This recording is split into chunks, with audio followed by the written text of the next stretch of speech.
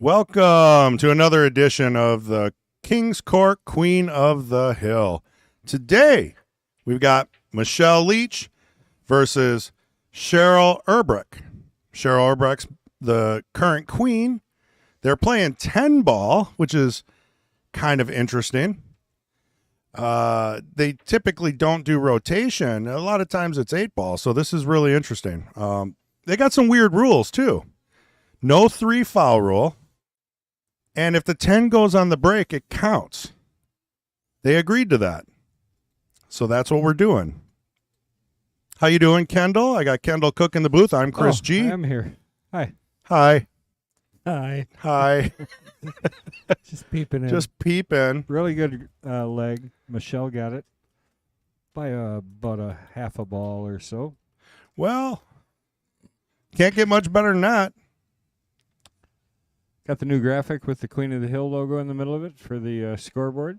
Yes. Much better than my hack job last week. Actually, I did see the square box. Yeah, well, I couldn't find a transparent image, so I did what I had you to sent do. me a message. Yeah. That's how you did. 4 of them. But Let's not go there. This will be a great match, says Mark Bell. Hey, Mark Bell, how you doing? Good morning Townsend. from Townsend. Wow, that's up there. I don't know. Isn't there like an actor named Townsend? Pete Townsend? No. Maybe a singer? Sounds like a country singer. Glad to see Michelle participate. She plays good pool. I don't think her rating fits her, though. Is she like a 355? Yeah, Michelle's a 355 and Cheryl's a 454. Kind of happens when you're playing in tournaments with a lot of really good players, and then I don't know if she's still playing in any Fargo rated tournaments, so it might have just paused. It's kind of how it works sometimes.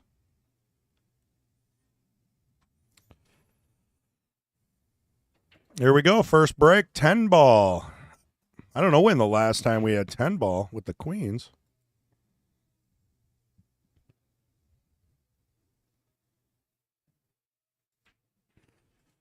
Dry break. Yeah, I like to see some rotation. It actually, I'm surprised sometimes how long it takes for the rotation. Like the intention, we shortened it up for 9 ball and 10 ball, but I think because the ladies don't play as much rotation, Right. it actually takes longer. It's quite possible. Which with the men, I think it's the other way around. So Yeah, I mean, if you're not playing a lot of safeties, you're both working on the same, rotation. You're working on the same set. So you'd think it would go faster. Jackie, do you still play pool? You must still play pool. You should get your butt over here and play this thing. I'd love to see you play. Yeah, that'd be a good match. Sign up. If you're interested in signing up for the Queen of the Hill, just get a hold of Patrick Glenn on Facebook or one of us, and we'll lead you in the right place. I don't know how much Cheryl plays rotation. Do you?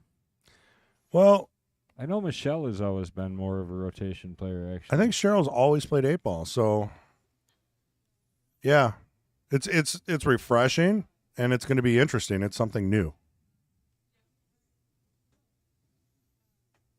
Tough shot on the 1. Really nothing too offensive, I think. I'm assuming Very early 10 callable balls shot. count. They didn't make any special rules for that. Well, you have to call it. Right. It's 10 ball. So the only weird rule that we're working with right now is a 10 on the break. I kind of pictured the 9 going, but I thought it was going to be off the 110. Well, watching that Predator tournament, everyone was going 2 rails on the side like it was easy. Well, it is when you hit that level. If the tables play right, I mean. Yeah, they just must have a been playing line. perfect. I've seen 3 or 4 of them in 2 matches. Yeah. 2 rail kicks, calling the side pocket. And those side pockets were no joke. What are you doing here? Safety, it looks like. Well, so she plays enough to know that that was probably a good opportunity for a safety, although she did not hit it very well. Doesn't leave a whole lot. Didn't sell the farm, as they Right. say. I mean, unless she's going to go for a combo or a bank. I think the bank is a little tough. Is it the farmers or the bankers that said that? about selling the farm? I don't know. That's a good question.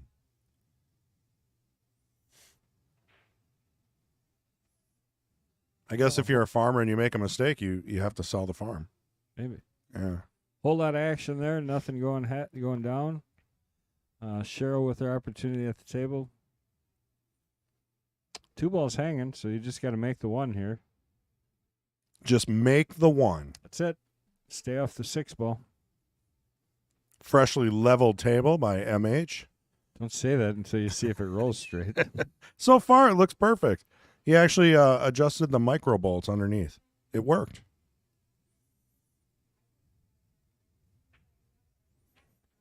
See, the 6 did get in the way just a little bit, but thankfully the 2 ball is hanging. 2 to the 3. You got the 4 going up the rail. It's really not a bad table to get out of. A little back and forth between the 3, the 4, and the 6. It's definitely not a simple stop shot road map.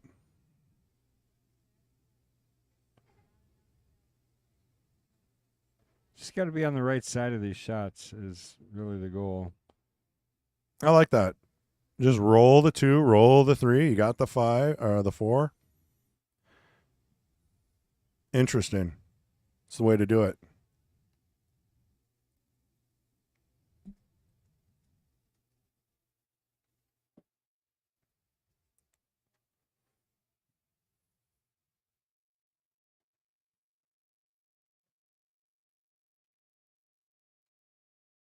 Nice smooth stroke. This is the tough transition here. You got to move the cue ball here. Yeah, the 5 really only goes in the bottom right. Well, unless you can draw it down to the 7. That could be fun. I actually think that's the shot I'd be playing if I was shooting this, but it's tough no matter what. She's going forward. It looks like her punching to the side rail. Be careful not to overcut it. Or you force a ball. Well, Yeah. She didn't overcut it. She knew better. Yeah, she tried the punch, as you said. Got pretty lucky on the leave, actually. Yeah, there's not much going on there. Maybe a possible early 10-ball attempt. I don't hate it just because you don't have much else. And the cue ball is going to hide. Kind of a two-way. Well, you're hitting. You got to hit this pretty hard, though. You think about how thin you're back cutting this 4 ball. Right. Cue ball's going to go Cue flying. ball's flying. Mm-hmm. There we go. Jackie, thank you. Would like to, but out of practice. My son and I came to the Mad Apple too. I know I was so upset that I missed you. Nice place you have Paul shot in the tournament, but I didn't. Well, I tell you, I wish you were in practice because I'd love to see you come and play, and I'm glad you made it out. And I was upset because I heard you were here and I did miss you. So would've been Next nice time. to see you next time is right. So, tricky shot on the 4. What are you thinking? Combo? Yeah, absolutely. Just pocket speed. You really don't want to roll this that hard. You can't really get in trouble if you get it just to the 6. You know what I mean? You can hit before the rail. You can overcut it. You can undercut it. I thought you were pointing to something. No, You're getting there was this a back off there the was an screen. extra diamond on the table. I had to clean it You up. got to hit it in, though. All right. Well, going to give Michelle the best look she's seen so far at this 4-6 combination.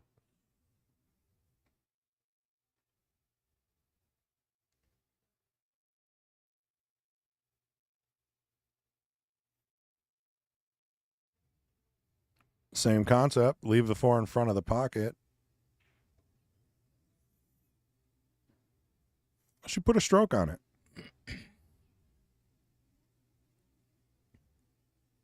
Tricky spot to be in. Oh, did you share? I didn't even share. No. We have everybody else share. Yeah, if you guys haven't yet, please get out there, share the stream. Should be a good match between these two ladies once they get themselves orientated a bit. It's good two-way. 4 is makeable. For some reason, they didn't get much practice on the table prior to match. I got about a 1.5-minute video. I should show you that. Well, let's be honest. Cheryl showed up right before the start time, and oh, darn ads. Why do I get these stupid pop-ups? I don't know. So this is transition from dart tournament, and Tom is not helping there, by the way. He's just moving around. He's just walking with me and talking to me. He's not actually doing anything if you look close.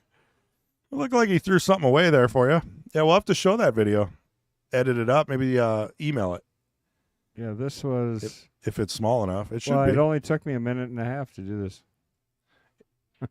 Yeah, that'd be cool to throw up on Facebook or something for everybody to see. It's a time lapse of taking down the dart arena and setting up for today's match. So I think you guys would like to see that.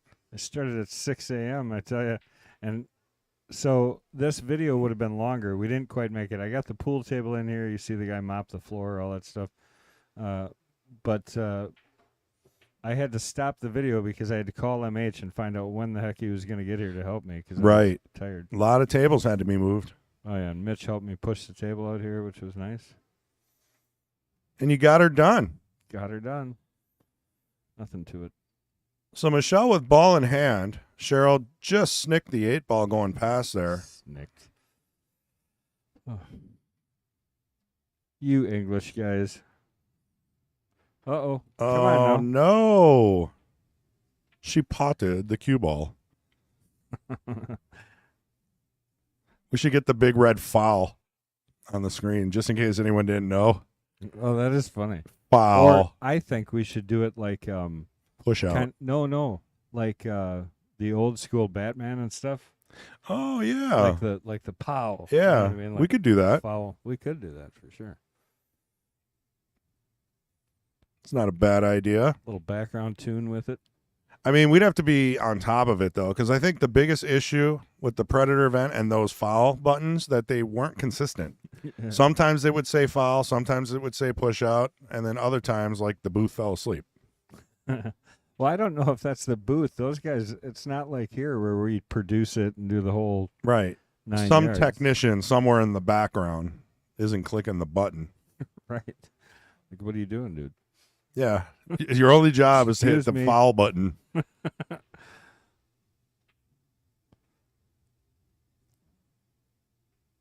Thank you, guys. You must be sharing, so we appreciate that. The numbers are going right up.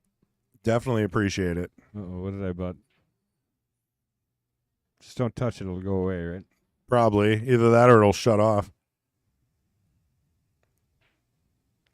Yeah, don't hit the big lit up button that says power.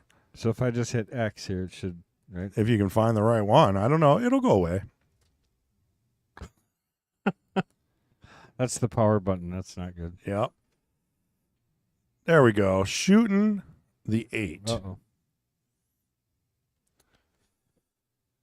Well, Michelle's going to drill this bank. I've seen it before. We're going to see it again. That's my prediction. the problem with this bank, though, is that the cue ball is not going towards the 10. Unless you really power draw it back. No, follow. I mean, the angle just doesn't seem to be High there. right. It's perfect. Yeah, I guess it does. It is closer to the cue ball side of it than the pocket side. Yeah, right. Pow, wham, bam. You got it. Patrick Glenn said he shared and liked. It Thank you, wasn't sir. broken, but yes, we fixed it. It was broken.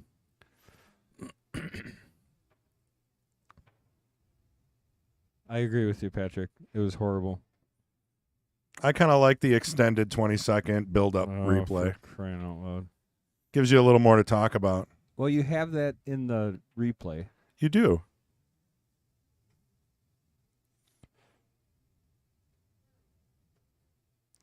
All right. Cheryl with the 8. I Ooh. don't know. Well, it stopped. No scratch. Tough shot on the 8. I can't believe we didn't bring up on Friday night that Cheryl was our queen. Cap was playing. Yeah. Didn't even. They're put pretty two much and two owning the together, show. How did Cap do? I didn't get a chance to watch the whole match. Was it J-Fed's a tough competitor. We know that. Oh, yeah. If you want to know the final of that match, just check out the channel, Friday's live video, King of the Hill, J-Fed versus Kaspersky.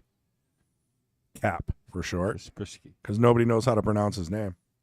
I do, because it used to be a virus scanner from Russia. Did it? Back in the 90s, early Probably his 2000s. uncle. Sounds right. He'd be a millionaire then, because it was one of the top 3.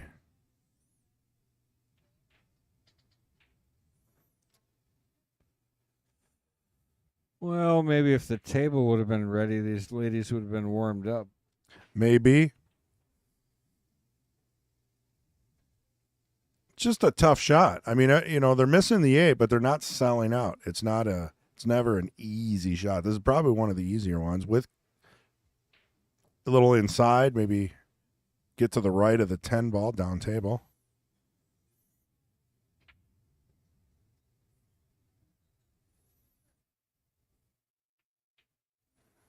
Great shot. Just left herself a little bit of a tester here on the 10. Not even quite sure if you can bank this ball. It's a tricky one. Well, she's going to try it, so you got to hold this. A lot of inside English. You got to hit her pretty stiff. She did. She didn't quite get it straightened out like she would have liked. And she's going to leave Michelle a shot down here to the corner. This is a tester, though. Yeah, this one you have a tendency because the rotation, the crossing over past the ball kind of throws it. Right. And it's kind of a blind cut, as they say. Yeah. If you're right-handed. You have to overcut this ball just a little bit. Otherwise, you end up being short. I guess this isn't a blind cut. I take that back. I'm flip-flopped. Depends on who's shooting it, probably. Right. Everything's a blind cut for me. Let's be honest. Ooh. She definitely overcut it. I think this is going to dress up nice for the side or all the way down. Definitely either side or. pocket. I'll say it. I've said it before. I'll say it again. On a valley, I'm shooting this in the corner. On a diamond, I'm shooting this in the side all day. Just tapping it in. Yeah. Roll it in. Don't overhit it. Tangent line's fine unless you put draw on it. Yeah, she's good. Just roll forward. And there it is. We got the first game down. First and last, toughest to get. So these ladies will pick it up here in the next couple games.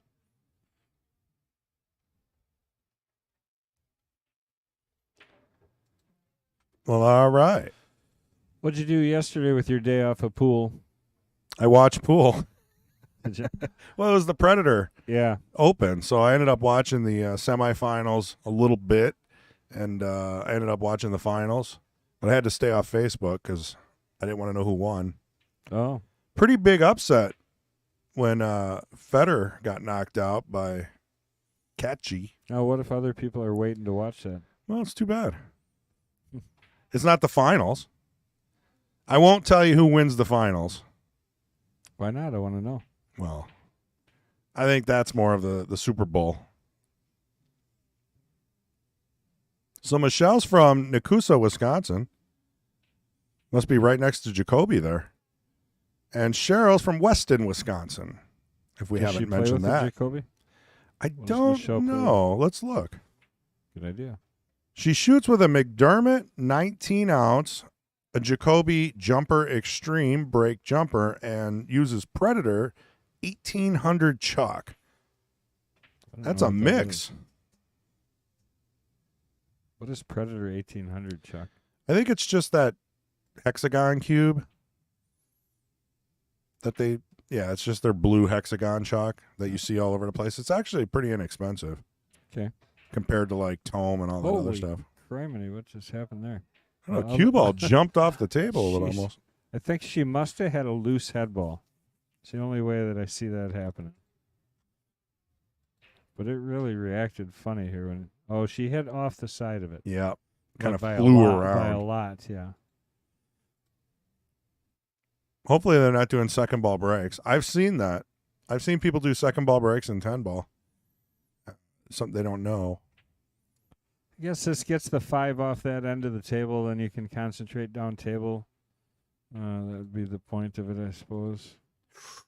Ooh. Left it for Cheryl. I think the carom seems easier on this, but positioning on the 1 afterwards, slightly tricky.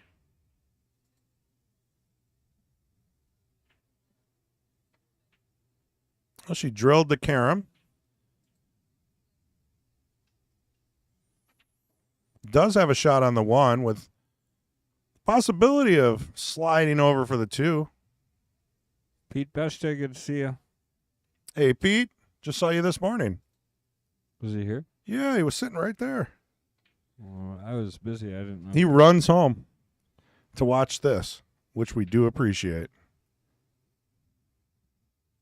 We can talk crap to you right to your face, though. You don't have to get on stream to do that. Yeah, no. Pete's a nice guy. I would never talk crap about Pete. Not about him. With him. Oh. Doesn't talk much when he plays pool. A lot of times he has earbuds in. Only when he plays you. Yeah, probably. Honestly, I've been working on just sitting there quietly. And honestly, I've been doing it for a few years. Unless they talk to me, I don't talk to them.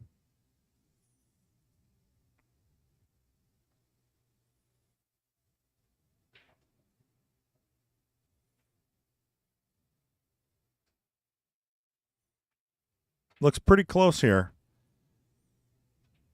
This might be something they possibly call a ref over to watch. I don't know if the overhead would be easier for a replay if there is a split, but this is going to be close. It's a good shot. Drilled it. No reward.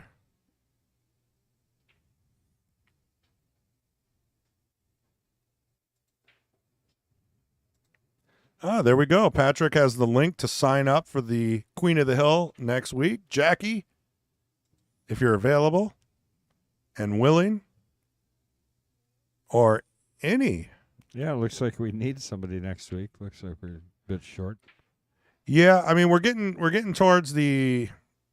There's some tournaments coming up. We got WSPA teams. Whammo. Yeah, that's what I was thinking. And I don't think we're shut down for Whammo. I'd have to look at the calendar. But for WSPA, definitely that weekend. We are done for Whammo. Okay, good. So the weekend of Whammo and WSPA, calendar-wise, you guys know the dates. We will be taking a vacation in Hawaii. Honolulu. Sounds good to me. I have a vacation planned to go to California. Oh, I'm sorry. All the way in June. Say hi to Skid Row. Yeah, we're not. We're going to go to San Francisco for a little bit, go check out Alcatraz, and then we're driving up Highway 1. That'll be cool. Up into the Northwoods. Yeah, actually, that drive along the coast, I hear, is Incredible. amazing. I've done it once, and I'm excited to do it again with my wife. Go south, go north, doesn't matter. She's got a good opportunity for this carom on the 10. She just said you got to set next to the 2 ball, glancing the 2 off, and then caroming the 10. But she's not going to play it. Shell getting her bravery on over there. Oh, yeah. It's like Fast Eddie over there.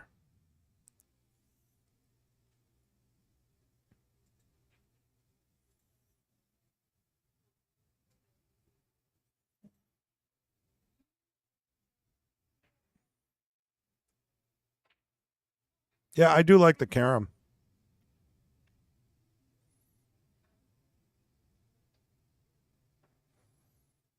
This is a little tricky. The carom would be a nice way to end the game early.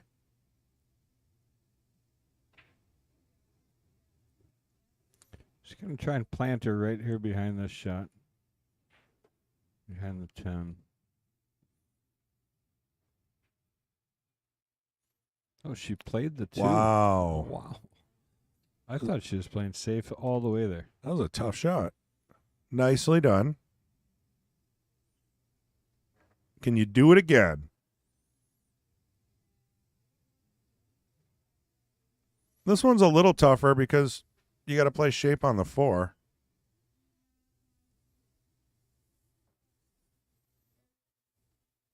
Unless you like the bank.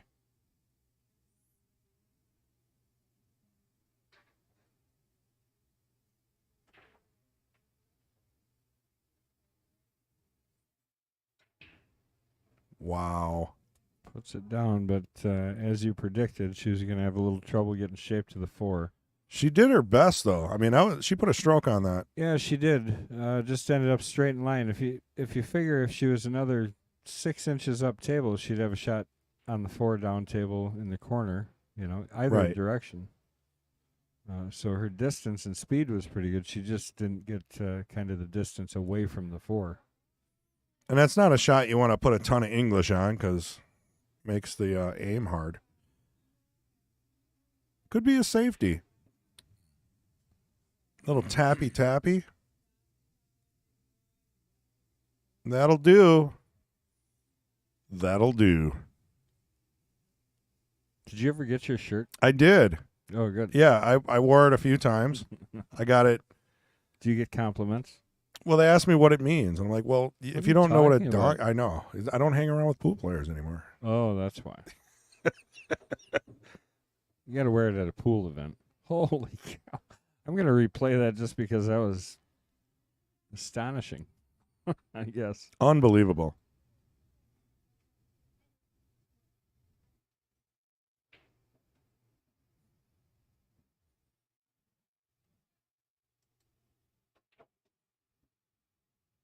Bing, bing, bing. Wow. It's like pinball. Well, ball in hand. Connect the dots. Stop shot 4 to the 7 to the 8. Fred Renner. What's going on, Fred? Fred. How you doing? Why did we do that? Fred. Fred. Because his salsa is so good. That's what does it. I don't even eat a salsa, and I still do it. I got 3 bottles of it. My wife eats. Definitely go for the spicy. So, it's kind of the wrong side of this thing. But I think you just tap it in. Yeah. Take your angle. I mean, but you see what I'm saying? I mean, you would have liked to have the angle to get up table for the 8-ball a little bit.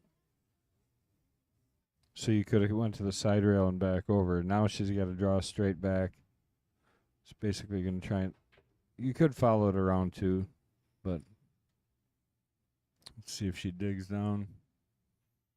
She did. I'm getting a kick out of the square shadow around the ball because of the arena light. It's kind of interesting. Nice stroke. Brought it down. Doable shot. Whether she chooses to go running English 2 rails for the 10 or... My brain is crazy when I read that. Jay Parker, what do you mean? What happened to the split screen? Looks perfect. Is there no delay? Oh, yeah, no, there isn't. That's our bad. I had it off for the darts. I'll fix that right now. Do it. Good call, Parker. Fine. You win.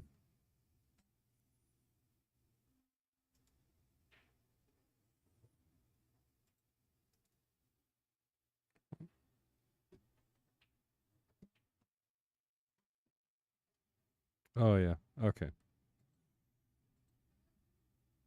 You just said it's just off, so it's there. You just get it there. Unhide it. Yeah, I like that. Use the eyeball instead of deleting it. That's a lot easier. And we missed 2 amazing shots with that, Jason Parker. Automatically, though, we ended up with the replay. So, here, let's take a look at the instant replay of the instantaneous replay. Fixed it. Fixed it. Now you have to wait. Thank you, though, for noticing. We had it set up for darts yesterday, and it was a little confusing if you watched the guy throw the dart and then throw the dart. And Yeah, that would be a pain. yeah, it didn't work. Yeah, not for darts. And probably not for foosball. No, they get rid of the delay too. They don't like that. Yeah, no, I get it. It only works for pool. Probably only pool. It's the only game you got to think about. We were talking about commentating for darts.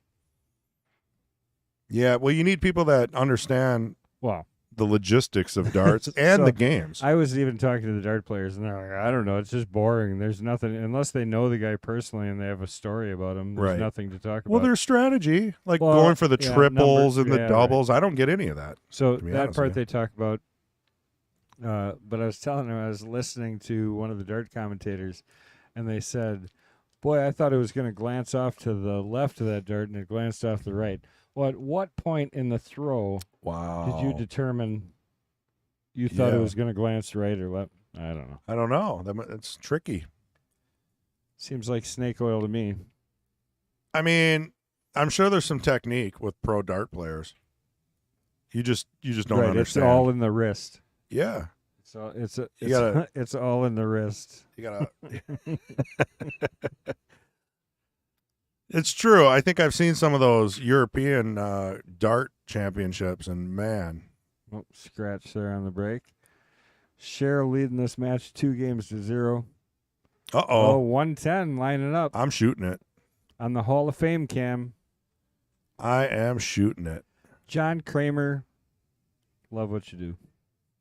And other people are excited too. I remember there was a Facebook post, some other state talking about how do we get all of our tournaments in one place? And I'm like, well, you can use Facebook groups, or what we've done is we've centralized all of our tournaments on our Wisconsin Billiard Hall of Fame page. And by we mean John. Yeah. Well, we have to send them stuff, otherwise it doesn't work. That's true. So it's really us. Do we send him stuff? Well, we do weeklies. We haven't had a really big tournament in a while. I guess Badger State. Did we send them Badger State? I don't know. Probably not. We're horrible. I leave that up to the marketing department. I don't have a marketing department. It's you. Oh. Yeah. Well, she did go for the 110. Cheryl with another opportunity here, trying to get to 3 games. Definitely got a little trickier.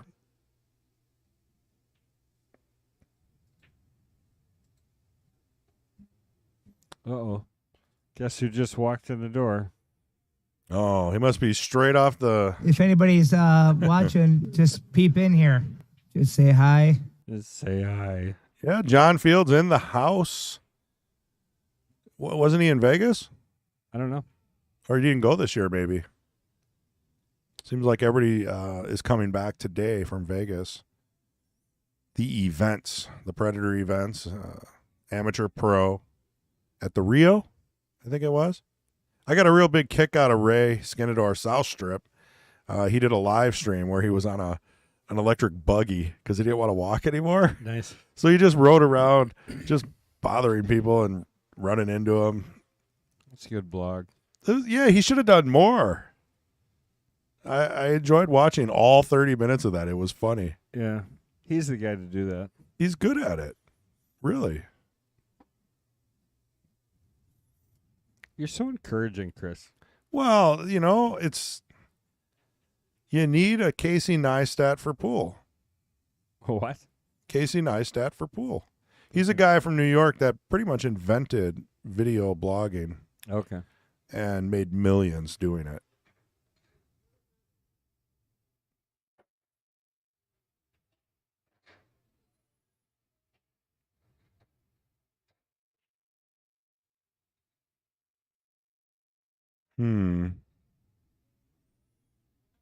Think I'm taking the 3 on the side. Oh. Line up for the quick shot.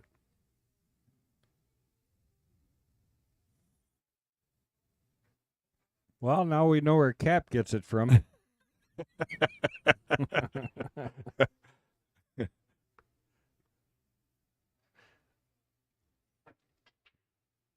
Cap struggled a little Friday.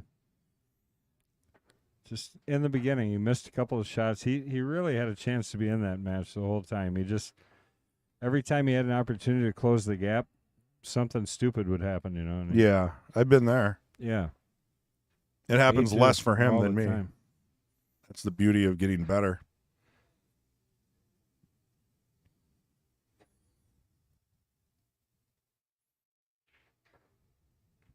Well, it's good effort, though.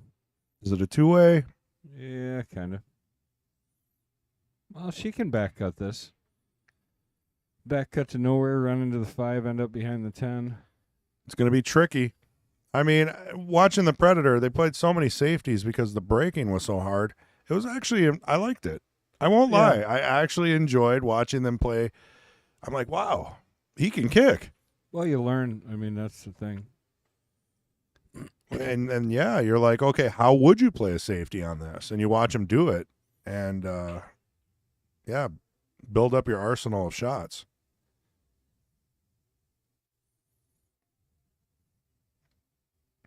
John Field said it best. I don't play that hope stuff. So if the percentage is low, he just doesn't go for it. Which is how you raise the percentage of your wins.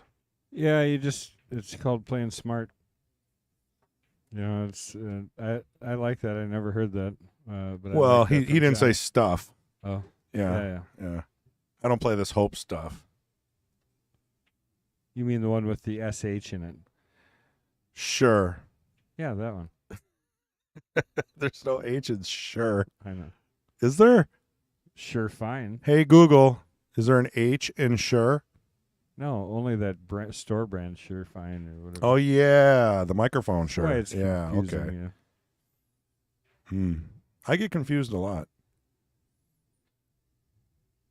When I'm not at work, my brain shuts off about 84%. And I just kind of like fumble around. Hey, what are you going to do? There's Michelle with some runnable balls here.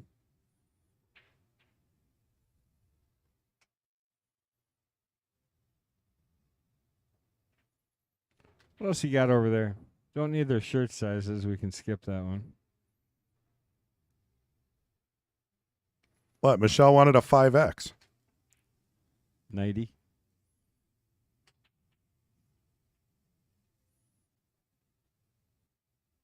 Oh, boy. Ooh, swing and a miss, ball in hand for Cheryl Erbrecht. So, She miscued on that ball? probably.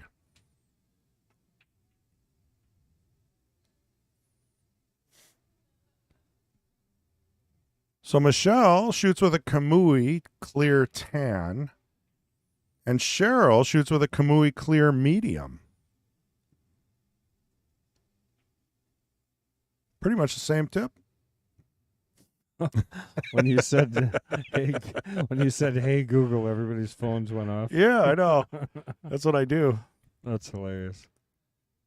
Red pulling for Michelle. She helped me get established with Fargo. Nice. She's running in minis in Wisconsin Rapids. Hey, Google, play Rick Astley, Never Gonna Give You Up.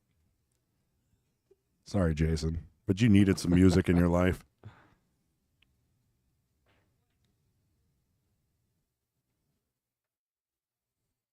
That's funny. It's like a very unique privilege that we have sitting here. Yeah.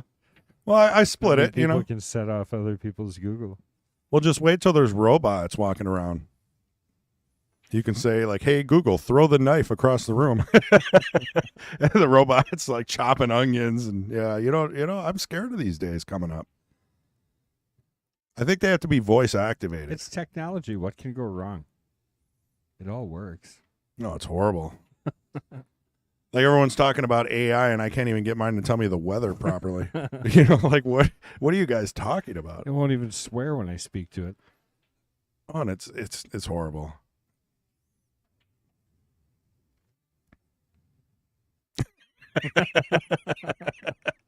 Well, I'm glad that worked. It's like with great power because Yeah. comes great responsibility, Chris. And what did I use it for? Yeah. A Rick roll. That's my maturity level. Nice shot there by Cheryl. Gets out nicely for the 8 ball.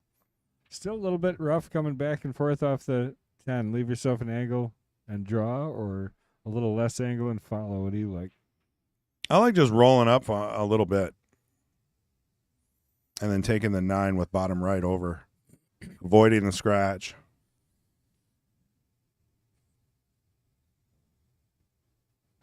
Right? You got to mess with the Apple people, too. You forgot Siri. Siri doesn't work because she doesn't have like a home base, but you can do Alexa. Oh. Alexa, order 200 bottles of shampoo. It works. It'll be like $342 delivered Thursday. Thank you. I better stop. Because it's tied into Amazon. You can't do that with Google. Yeah.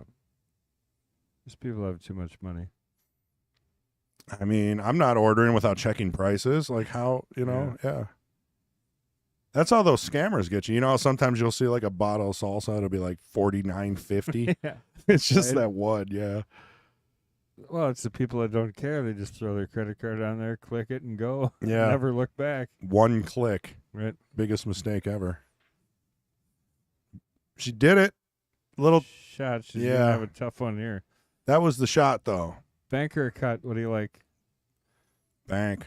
Because it looks easy on the overhead, but if you look at the left view, it really is tight. Before you make your decision, did I mention it is Sunday?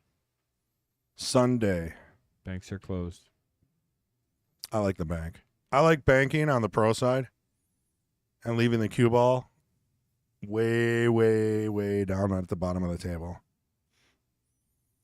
I don't think you can. I think you overcut that ball if you try and get the cue ball down to the other end. Yeah, you don't want to go crazy, but I think if you bank it and aim for, the inside knuckle, and if you miss, you're probably going to come out smelling like roses.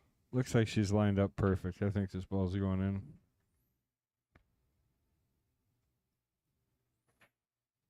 Ooh. No, just barely on the outside. Although 50-yard liner, this is another tester for Michelle. Is that Art over there, our Jester challenger today? Sitting in the bleacher? Could be. Yeah. Oh, we can try out the new end cam. Catch a picture of Art and Michelle shooting the ball. Yep. I don't know, Patrick, you watching? Is that Art?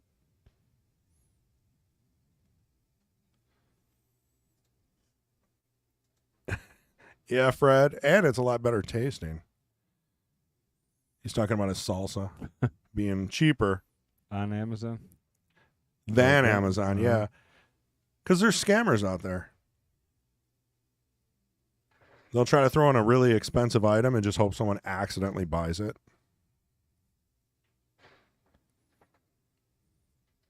Just smart marketing. I guess. I mean, it's not illegal. You shouldn't be able to mark things up more than whatever percentage. That's Amazon. And I'm a free market person, but Well, Amazon's losing a lot of market share. So is Facebook. well, when you have all of it, it's easy to lose a lot. Right. Well, I think and we're not going into any podcast type topics, but I think that the brick and mortar and the local stuff is kind of coming back a little bit, even if it's Walmart. It's because it's personal. Right. I mean, it really is. So it's kind of funny. I went to Sam's Club, and I was going there to get a TV. And first thing is I don't know where the carts are, so I find the TV I want. I go back out to the front. I walk into the lobby kind of area, and I just take one look, and the guy looks at me, and he says, they're outside. I don't say a word. He says, they're outside just either side of each door. And I look at him again, and he's like, yeah, the big appliance, or the big carts. I said, oh, okay, perfect. And then as I go walking by him, he's like, sorry, they don't staff enough for good service anymore. Yeah, but he knew what you wanted before something there. Well, they limited him. I mean, normally that kid would have probably ran, grabbed the cart, given it to you, and Yeah. let you go load the TV. Best Buy still does that. Yeah. It's pretty amazing. If you know what you want, you order it online. You don't even have to talk to anyone. But when you walk in, they treat you like king. Bring it right to your car, load it up and everything. There's still some service out there, is what I'm saying. Well, but that's why the brick and mortar would be coming back. Holy. I was hoping to get the whole thing there, not just a jump. Tough shot on the 1. Even tougher to get on the 2.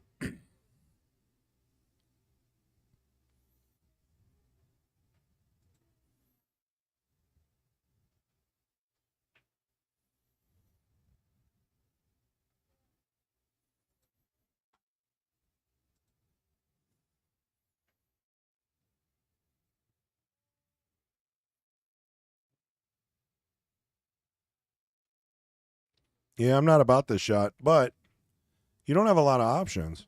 Yeah, I mean, you got to draw this so hard to get over for the 2. You can push out. Yeah, you could. That works. That'll work. Made the 1 tough. Very hard to hit unless you're jumping. That's another thing about the Predator tournament this past week. Everybody seems to jump perfectly. I don't know how they do it. I need to practice. They were making everything. I think between Fedor and Catchy, they were just going back and forth on jump shot, jump shot, jump shot. I think at one point he made 3 in a row and then scratched on a cross bank jump shot. Like, how is this even this accurate? Well, it's like anything. You just got to practice. Practice it enough. Yeah. Get a good jump cue and practice. When you start in the middle, that's what I try and tell everybody all the time. You got to start. If you're trying to learn masse, you start with a very base center masse. Right. You make that until you have control over it, and you know exactly what it's going to do every time you hit that spot. And then you start to make adjustments. Little angle here, little. It's just like learning any other shot. I feel like kicking and masses, kind of a lost It's a really art. nice shot through there like that. Ball in hand. Oh, jeez. Did she try and jump? I don't think so. Oh, that's really hard to see. That was Yeah. hard to get that ball through there. So Right. Whatever she did to miscue or what have you. I think it was either a miscue or she just tried to tie balls up, which is a good strategy in rotation. So Michelle needs to get an angle on this ball one way or another. She needs to move this off this line so that she can go to a rail and out. Even more than that, I think would be good. Oop. Yeah, I saw a chat from Patrick and then it disappeared, so I don't know. That's been happening a lot, actually. I think he deleted it. Oh. Did you delete it, Patrick? Sneaky. Well, not quite the way she was intending, but she still got a shot at this 310 and just overdoes it. Oh, player's option. We haven't seen this yet. You want to explain that to people who may not understand it? Yeah, if you slop in a ball in 10 ball, the opponent has the option to give it back to you. And that's only if you don't make the ball that you intended. So Right. if you make the ball you intend and slap something in, nothing happens. Correct. But if you miss the ball you're intending and slap something in. And another That's good where way to there's a explain choice. it, so a lot of 8-ball players will call a safety and make a ball. You can't do that here. You can't call a safety in 10-ball and make a ball because the opponent's going to give it right back to you, and you just played a safe on yourself.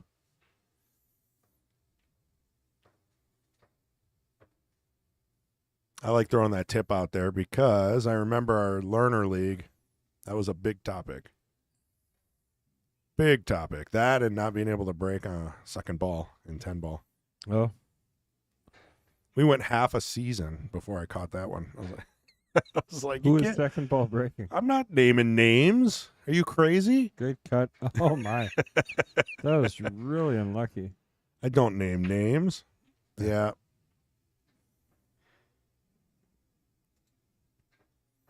Ah, there's Patrick's chat. It popped up again. See, I can't do that the way that it was set up. You can't? No. Okay, I don't know what you did. You have to show me later. Oh, you mean the old replays? So Patrick says, no, Fedor bought his cue from the same guy Jack bought his beanstalk beans from. Yeah. Nice. All of them. I'm telling Magic. you. I shouldn't have said catchy. I meant FSR. Between the two of them, they were jumping everything. Unbelievable. It was one of the best matches I've ever watched. I'll have to watch it. Yeah, I mean, I'm not trying to. I mean, Who it's good wins? cross. Just kidding. Well, I already mentioned it. I'm not doing I'm it not again. listening, yeah. I didn't On the hear fact that that I last said time. it was catchy, that really did throw things off. So nobody really knows who won. Right. It's a little catchy. It is catchy. The one thing I felt bad about was FSR having some kind of cold.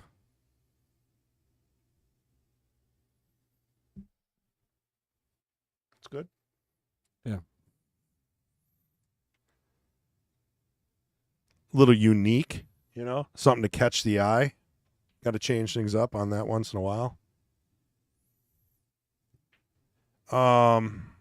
Yeah, he had a cold, so he was just coughing and coughing and coughing. I felt so bad for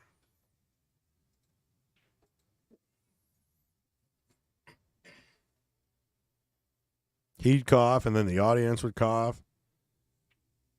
And Fedor would have to shoot a shot. You're saying there was sympathy coughing going on? I think everybody just got sick. So stay away from the people coming back from Vegas for at Right. least 2 weeks. At least they didn't shut it down again. Yeah, I don't know if they can afford to.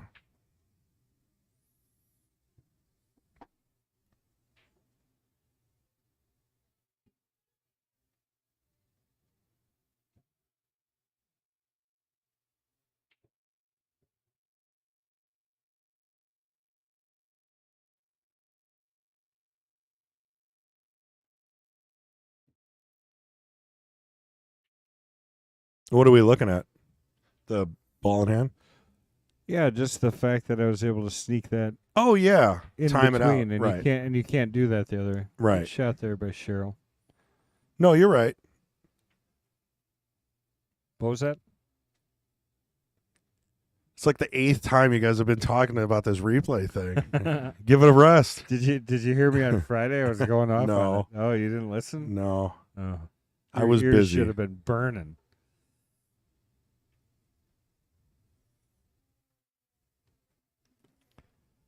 I don't know what it is. That guy was intense walking in the door. I feel like he's going to win the whole tournament. He must be here for Jesters. Can I bet on him?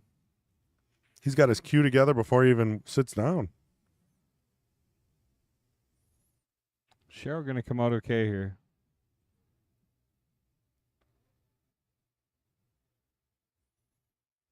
Well, Cheryl's been doing okay, being up 3-0 in this race to 8 this fine Sunday morning. It's afternoon now. Come on down to Matt Apple. Sign up for the weekly Sunday tournament and get a BLT. Yeah, catchy. That's what he was saying. We were making it catchy. Catchy. Yeah. Definitely not what Patrick typed. That's from 90s hip hop. Like as in cop. Yeah. Got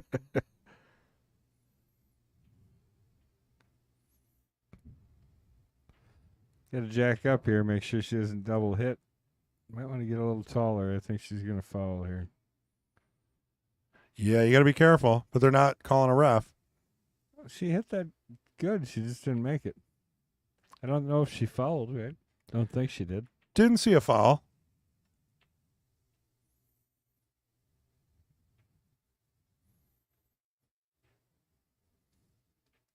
Is Patrick in later? Patrick, you coming in to commentate? I believe he is. I think we're going to have Kyle Drake and Patrick Glenn handling the Jesters, which I'm excited to watch Mike Flassig play. He's been waiting and waiting and waiting and waiting for like a year and a half. He's finally up. How exciting. It's his time to shine. Maybe. Could be. I mean, You never know. Nice cut on that 8. She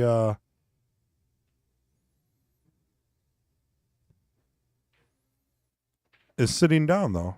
So I must have missed something. Giving Cheryl a good opportunity here to wrap up the fourth game.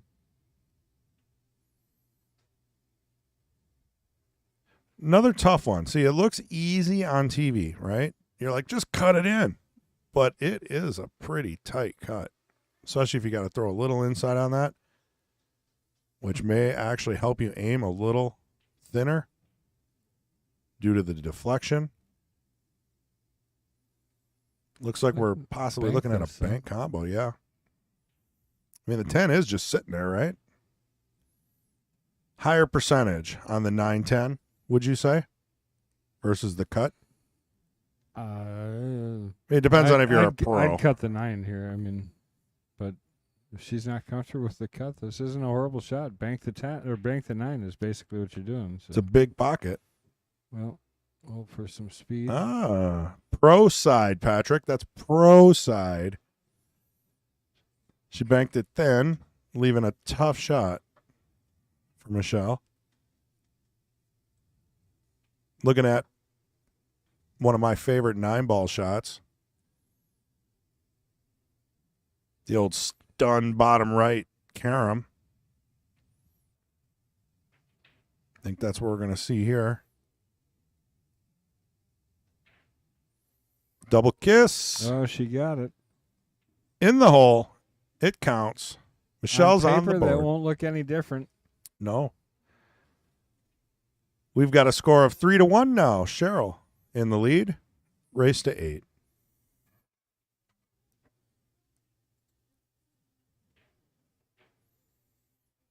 Got it. She actually hit that pretty good. Clean. She overdrew it just a little bit. She needed to catch a little more rail.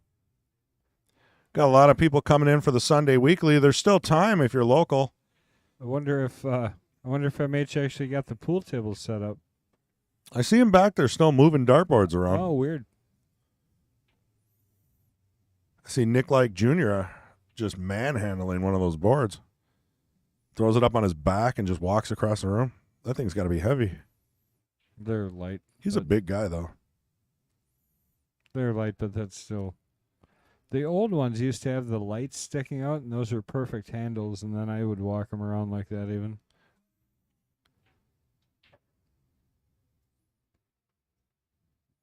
I know, I'm kind of like playing with this camera a little bit. Actually, it's kind of neat because you can kind of see the dominant eye and, you know, all kinds of neat stuff. 9 goes in the side.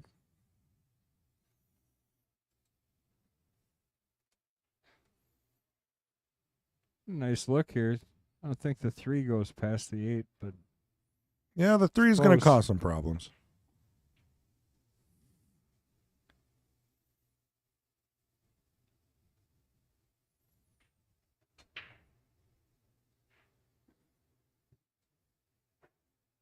Well.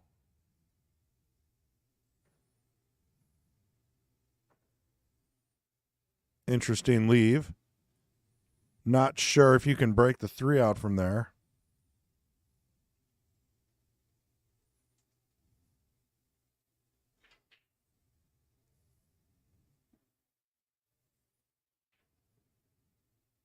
Ooh, 210 all day. I know it sounds bad, but it's only because I'm saying that only because the 3's tied. Now, you're right. That does look from the overhead. It looks like the 3 might slide by there. Close. And if that's the case, then I'd probably go for the run out. Well, you'll find out right here. If she goes 210, well, she might go 210 anyways. Ryan Harmon, this is the Mad Apple Burger and Billiard Company on West College Avenue in Appleton, and this is the Open Stream, which is our Kings Court division and our kind of open. We did darts yesterday. We Darts, foosball. You do high school, lifestyles, classes, all kinds of neat stuff. Yep. But this is the main event that we do every Sunday on the Open Stream. We need shuffleboard action. We could really set the cameras up for that. Shuffleboard? Yeah, think of a low panning camera. Yeah, that's the next one.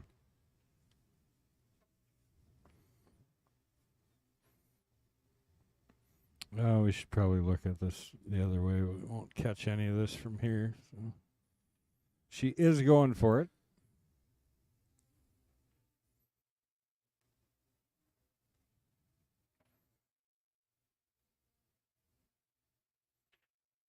Ooh! Wow, was that a beautiful shot? Nice. Nice job there. That's going to be 4-1. Cheryl's got the lead.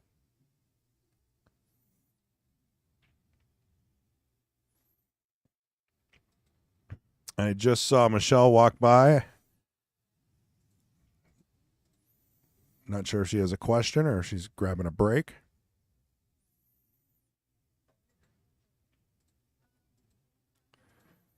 Oh, she's talking to Connie.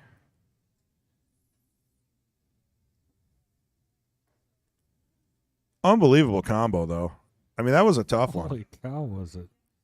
It was amazing. There's a lot of distance between the two, plus a huge angle. So we'll watch the break on this. Make sure she's hitting the head ball. Oh, you don't think she is? Well, I haven't been paying attention.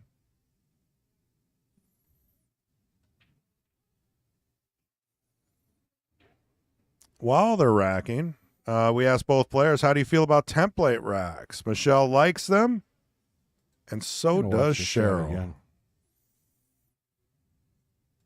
Beautiful. That was just a great shot. And a two-way, really. All right, here we go.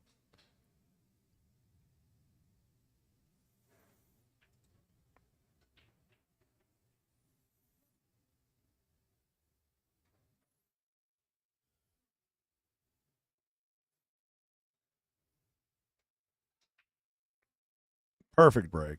Right on the head ball. Dry, Wasn't though. the second ball break? I think the reason why I thought that was earlier, there was maybe a little bit of miscue Oh, where I she see. skimmed off the front. Yeah. Still a good break. No fouls. I'm not saying anything like that. Just going to take a second and thank everybody for joining us here at the open stream. We do appreciate it. We also appreciate all the shares, the likes. Make sure you guys subscribe. All of that stuff is how we keep this stuff running for free. And also is how we support our juniors. Everything that we do generate for income or revenue off of the stream goes in one way or another to help our junior players. So please help us continue to do that. All you got to do is hit that subscribe button. So. Yeah, and if you're rich, you can super chat $1 million. Why not? I mean, you got it. Maybe you did good in Bitcoin, you know? Spread the wealth. There we go, making some balls. This is more of the Michelle I'm used to seeing. She finally shake out some nerves here.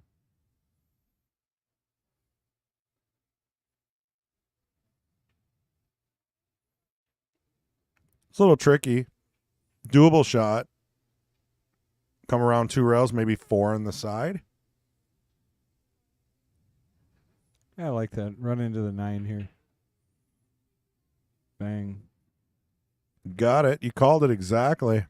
She put a little speed on it, but she's still got a shot. 6 ball does go in the upper left. I think she was just taking a peek at that. So you got to bear down, focus, and just roll this ball in. And the rest is fairly... Click, click. Boom.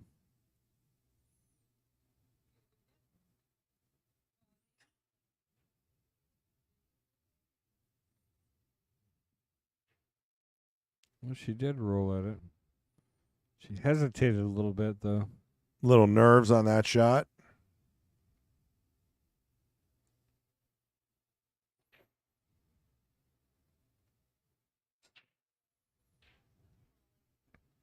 Let's see if Cheryl can take advantage of this rack. Everything's open.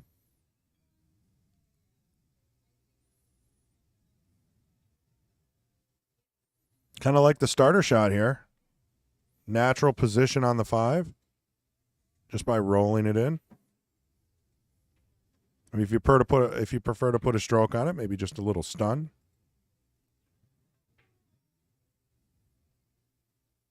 You just don't want to get behind the 7.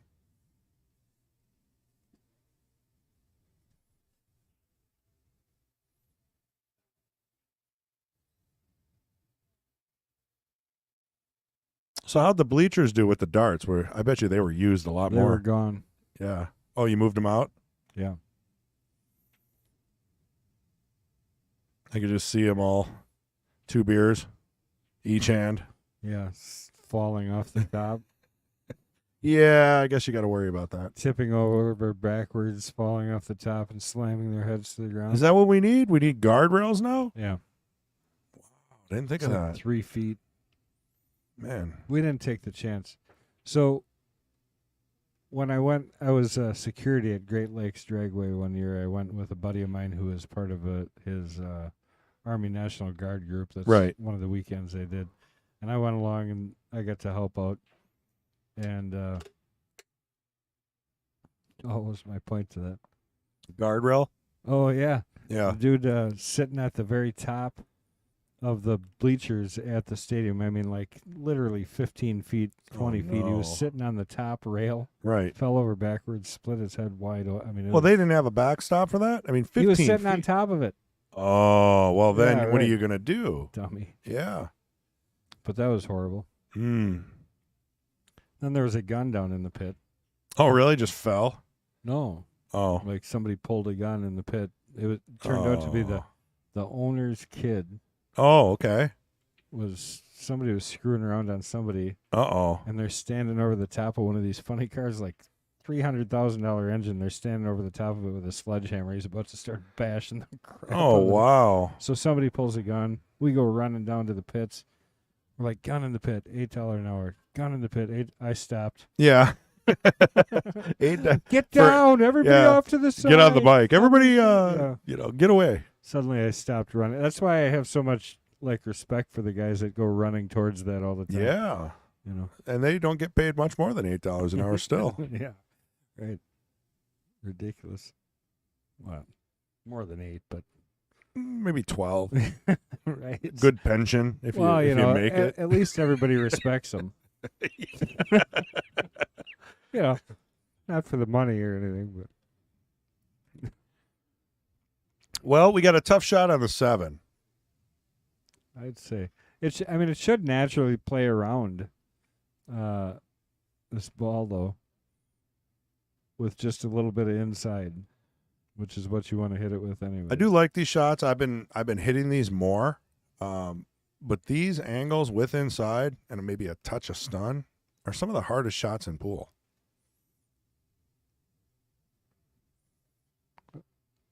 There comes Mike Flassig.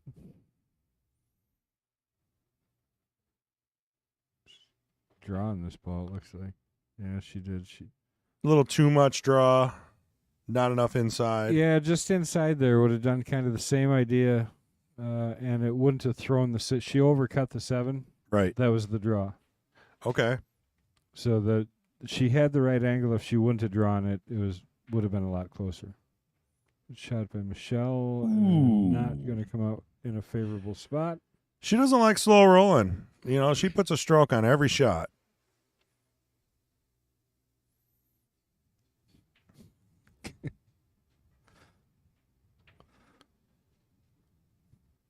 I like to keep it simple. That's my motto in life. Keep it simple. Isn't there another word that goes with that? Super simple? Oh, yeah, that's it. Yeah. Yeah, I've been talked to by HR about that. So I had to change it.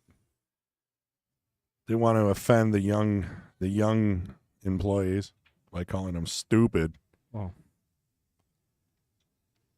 It ain't what they call you.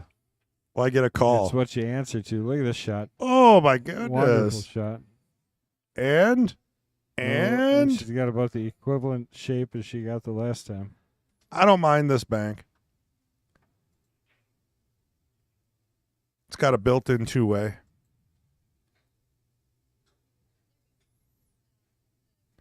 Unbelievable shot there.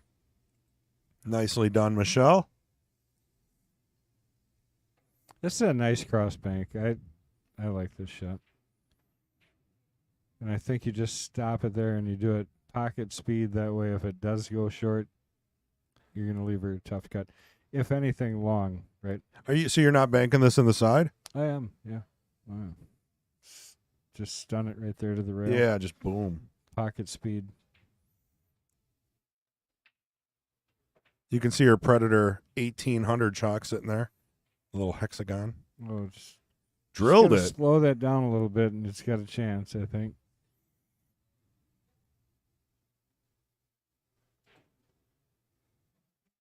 So we asked both players, how do you feel about jump cues? Michelle likes them. Cheryl dislikes them.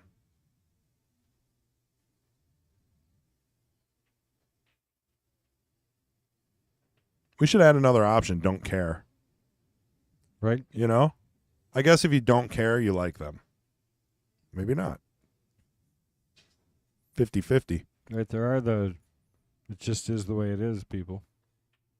The older you get. Oh!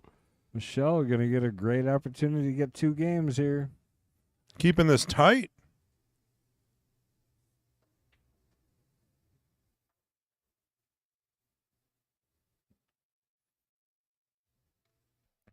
We can always do the 10:30. Raise it up a notch.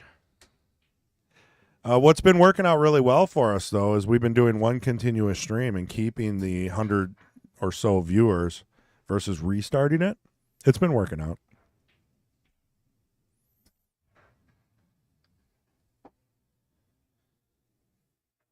Favorite table size? They both say 7 foot.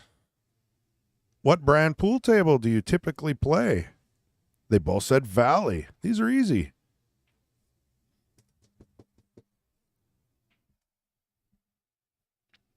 We said, what's your favorite game? Michelle said, all of them, but mainly play 8. And Cheryl said 8 ball. Interestingly enough, Michelle chose 10 ball, being the challenger. Maybe just wanted to shake things up a little bit.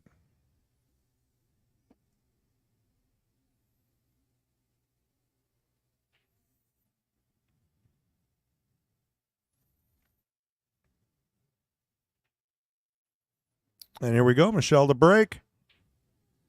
This is our 7th game. Cheryl's got 4, Michelle's got 2, and a race to 8.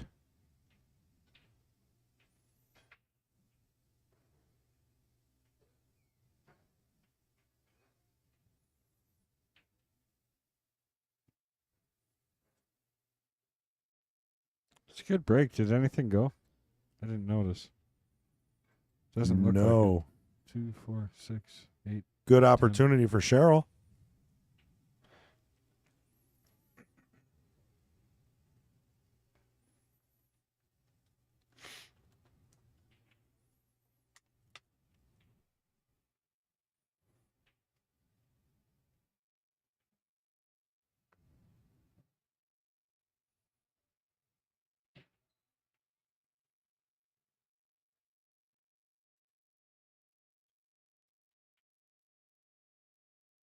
Nicely hit. See, she's starting to really kind of bear down. That's what it takes. Yeah, you got to get focused. It's funny how often you can get into a match, start shooting, play for an entire half of a match or more, or the entire match sometimes, and just never feel like you hit a ball. Yeah, I do that all the time. Well, no wonder you're not winning. Although you did just win you must not have done that Nobody all needs to during the know bees, anything huh? about anything. Oh, you didn't win anything. No, I didn't win anything. Well, it was only the bees, all right? Now you got to move up to the A's. Now Yeah, now I'm you gotta excited. Kill them all. I really am excited. You know, Well, you everyone's should like, be. You play yeah. that good. I mean, I want to move up. My goal was to be a AA yeah. someday. I think that's reasonable. I don't think I need to be a master. I'm definitely not going to be in the Moscone Cup. So let's just go with Wisconsin AA. You like that? It's a reasonable goal. Yeah, right. You can win a lot of matches.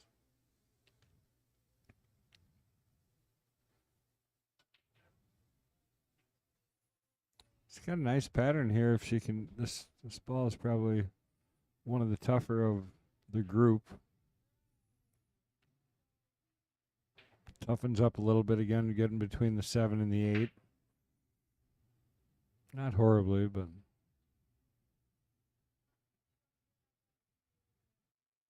oh, that's the other Michelle. Now I recognize her. The other Yeah, those two hung out together forever, Michelle and Michelle. It's a lot of Michelles.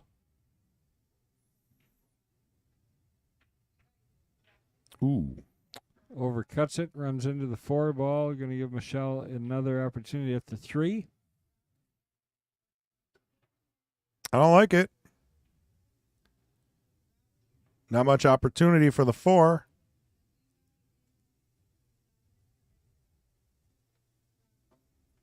Fong has arrived. He's got Fong a new Google notebook, so you don't have to lend him yours anymore. Oh, I was going to sell mine to him. Oh, I just bought a new one. That's all right. I was giving him like pretty much less than what I paid for it, so I'm glad I'm keeping it now.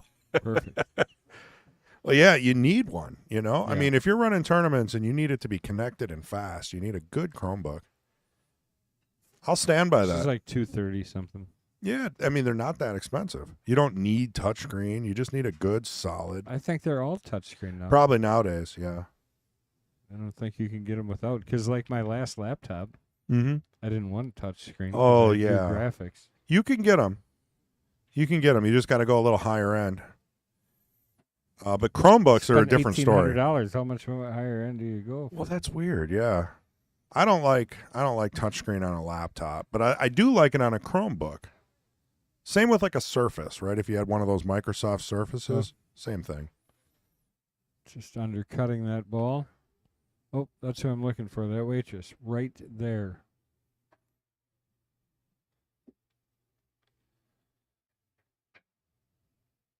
Let me guess. You need a little sugar, No, a little caffeine. no, I'm gonna get some Mott's logs, I think. Oh yeah, there's a rule: no eating in the booth. We're gonna reenact That's an that. old rule. Yeah, I'm standing by it. After listening to the finals, Predator, the guy was smacking his lips and Was he? swallowing. Oh my, I was physically getting In the angry. Predator one? Yeah. Christina was doing amazing, but the other guy, the older guy, I swear he just needed a glass of water. Yeah, man. I was physically upset. Well, they say good entertainment actually gets you involved. Well, that made me mute it.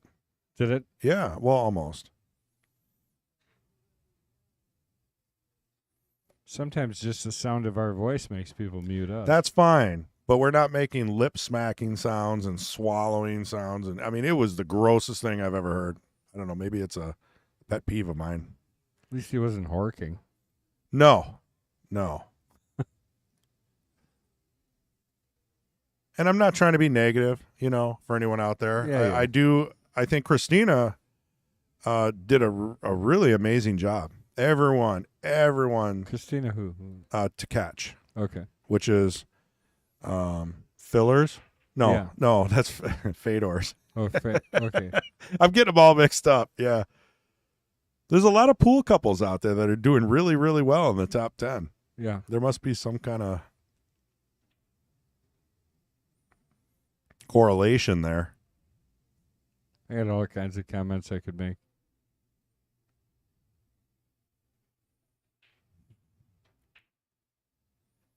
Should we tell Connie? We could get her What? to order you some matzo sticks. Oh, yeah.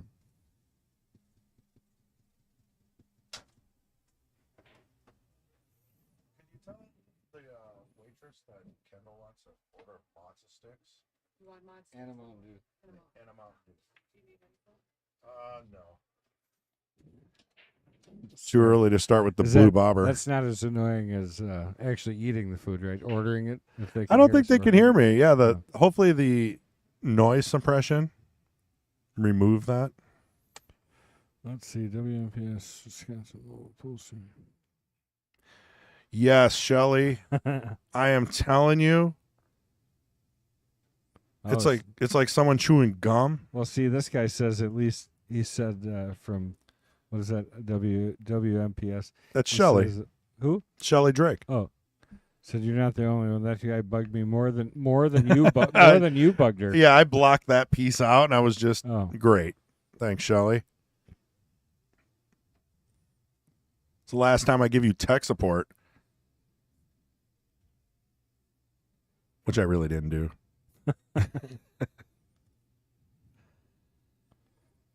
mean, all they had to do, the technicians, and I'm going to end it there, is that they could hear it. They knew it was happening. Get the guy a glass of water. How did they know it was happening? Because they can hear it. They're all listening, right? They're doing sound checks, audio Look at that checks, shot. video Great checks. shot. Beautiful bank. We don't pay attention. What makes you think they do? Well, they're a lot higher caliber crew. They got at least 50 people probably working. How about this? They get paid a lot more money to do it. Sure. They got a lot more backing between Predator and WPA. We and- got exciting stuff coming up. You know that, right? I'm excited. I'm always excited. I know. Can we talk about it? Nope. Not yet. Hmm. It's coming, though. Well, as soon as I find out, I'll let everyone know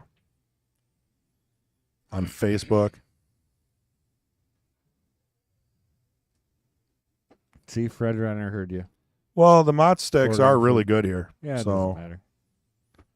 the burgers are good. The mott sticks are good. Who wouldn't order mod sticks? I like fung shirt. That's it. No, it isn't a reindeer or a goat. It's a it's a deer, it's a buck, and it says trophy husband. I really want to picture that and put it on the stream. You could probably make that happen. Yeah, I'll send it to Patrick later. good. Yeah, it's perfect. Oh boy, overcuts it. Well, good opportunity for Michelle. 5-ball sitting right there. I don't think I'm doing too much. Maybe drawing it back a couple inches. It's tough with that side. You get those. It's funny, too, because Christina actually, when she was talking about the knuckles, she went all out. They just started laughing. Tell you, that's what we need. We need more female pool commentators that I are agree. knowledgeable in pool. Well, I was going to ask Michelle because I think Michelle would be good at this. I think There's so. a lot of the ladies that are here that I think Connie's, would be good. Connie loves doing it, too. Yeah. Let's do it. Especially for the queens. I don't know if it matters, but maybe give Patrick a break one day. I don't think he wants a break, being that he's retired. He's always on break. Being retired at 40 has its perks. Hang on. She's going to end up banking this ball, Ooh. too. I like this bank. 3 rails around the 10, perfect on the 9. It's my signature shot. Because I'm always on the wrong side. Well, the sugar was in addition, Fred. It's not what got me looking for the waitress. I just thought about eating that salt, and then I'm thinking, all right, sugar, all right. Yeah. Need a little Mountain Dew to go alongside. There's always like a 12-pack of open Mountain Dews with 1 sip in the booth every week. Come on. Yeah. I clean that out. I don't know. An underrated job. I thought it was just magic. Well, there was $1 on the floor. Someone left me a tip. Oh, I'm lucky that was only $1. I wasn't sure what I dropped. That could have been 100. If it was 100, I wouldn't be mentioning it. Maybe it was. Nope, it was $1, and I gave it to the waitress. Oh, good job. Yeah. No, I wish it was 100. Well, then I don't know. I don't know if I would have found it.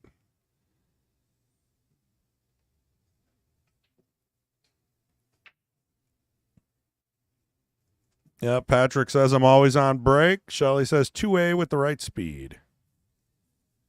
Yep, definitely a 2-way.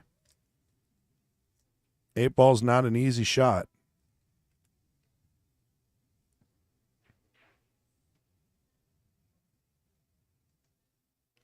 So when their backs to you and you can't see the ball, would that be a good time for the end Oh, cam? yeah. Just- Probably. I'm just trying to get I'm myself. just getting used to it. Yeah, there's a lot going on. Yeah. Yeah, instead of going to the side, you could go to the end, yeah. I'm still thinking we could get one of those touchpad scene changers and maybe label them. Yeah. And then anyone could just be like, Yeah, it's like going to McDonald's now. yeah, ordering You a have Big to be Mac. able to read. Yeah. Or you could have a little picture of the view. That might work Talking about too. the TV show The View. No. Hasn't that been canceled? By me a long time ago. Oh, yeah. They canceled that. Well, people with jobs don't usually watch that because they're working during the day. Unless you're Patrick. So we got the Wisconsin State Foosball Championships coming up here in 2 weeks. 2 weeks. 2 weeks away. I like that's the foosball. Best foosball player in the world, Tony Spreadman's going to be here. Spreadman, Does he still got the van I would guess. down by the river?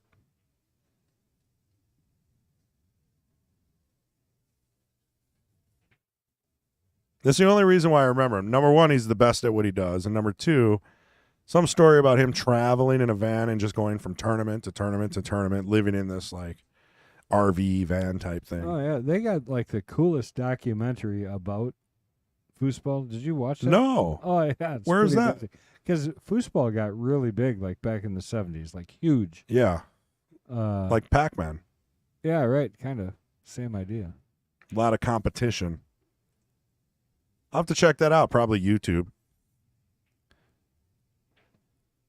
How do you cancel the cancelers? You cancel them. You just forget about them. You pretend they're not there. Like You they were block them on pretend everything else. Facebook, and they don't exist anymore. Right. Best I got for you, Patrick. Oh, Shelly's warning us. I'll be back in an hour. Here we go. 10 ball. Center pocket. Another one for Michelle. We're going to have a tie match here if 3 this games keeps. to 4. Yeah.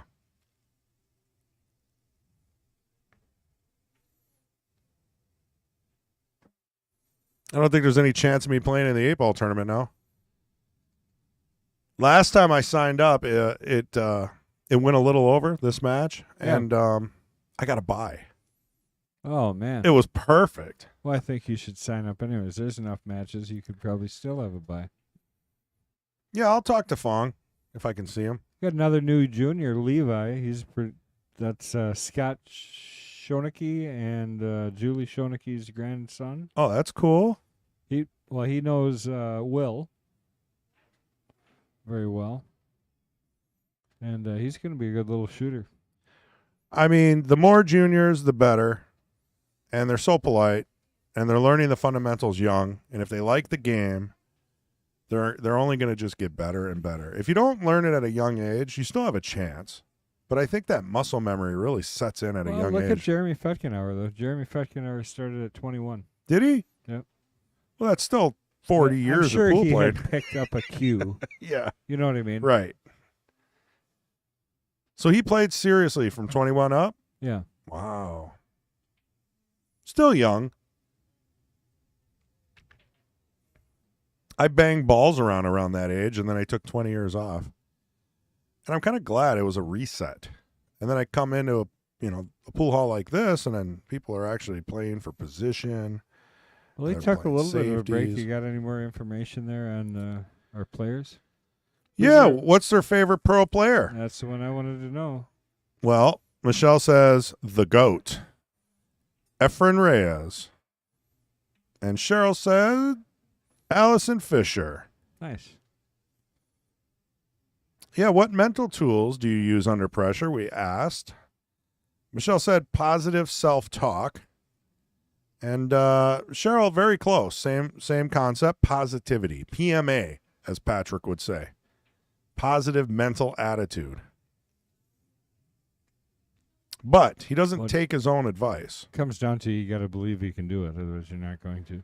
You got to believe you can do it, or you got to fall back on your fundamentals. They got to be that solid to just robotically continue the game without thinking too much.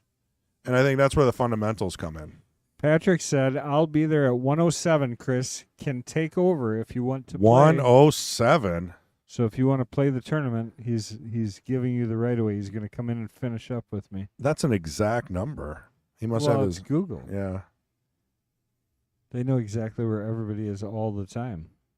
That's how they do all those cool little features, how they tell you how busy a place is at the moment. Oh, yeah. How they tell you whether or not there's a traffic jam up ahead. You know what the best one is? Hey, Google, count to 1,000. Oh, that one is the most annoying one ever. It will actually start from 1 and count all the way to 1,000. Unbelievable. Yeah. Sorry, So- Parker. Yeah. And about 20 other people. 1, 2, 3. How do we shut this off? Is it- Just pure mayhem going on in 5 or 6 households. The stream terrorist. That's what we're going to call you. Well, Oh, the extreme terrorist. Oh, my God. yeah, there we go. The extreme hacker. Terrible. It's not my fault.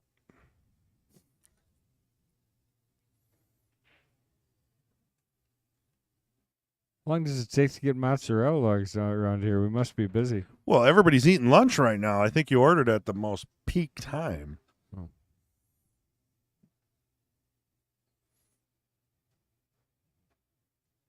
Watching everybody else eat good food. Just got a good salad there. Sweet potato fries. Cheeseburger. Another champion walking in the door. Nice. She held that for the 2. Clutch shot there. I think she's got to draw out, maybe even bump into the 7. She'll have a good shot on the 3. Or you could go forward on this if you like the cut. Yeah, I like that. Kyle. Just Like, enough. Kyle said, laugh out loud. My Google Home is going off now. I bet you didn't know it would do that.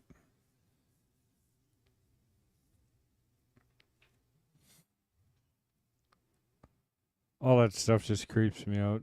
Well, you can change people's temperatures. I mean, it could get dangerous. Yeah. So I'm not going there. Yeah. I'm just having fun.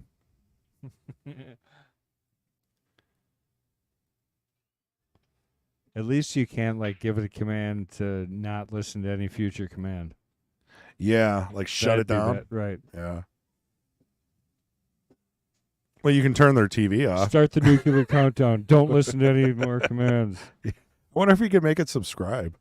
Oh, that'd be good. It probably can. If it's Google, because Google owns YouTube, Oh, you can probably say, like, subscribe to Mad Apple Extreme we'll try it. and send a message to all of your contacts in your phone about this. No, I don't think it does that. Can you tell Fawn to sign me up? Yep. Thank you. I'll pay later. Thank you. Oops. Dragging it through the wiring for you. Oh, that smells good. Homemade, scratch made, matzo sticks. Most importantly, with scratch-made marinara. Even There's your better. napkins. Thank you. Now I should come on. Yeah. Please no. Had enough of that last night. Yeah. That was very brutal for a professional stream. Well, that's just it. I mean, we consider ourselves professional, Ooh, she moved the 7 by accident. but we try and relax. The opponent can move it back. She already had ball in hand, so it's not another foul. She just has the option to move the 7 back to where she thought it was. And if she doesn't care, it just stays there. Okay, she's moving it back to where she thought it was. And has ball in hand. Not from that, but from the earlier shot, the previous shot.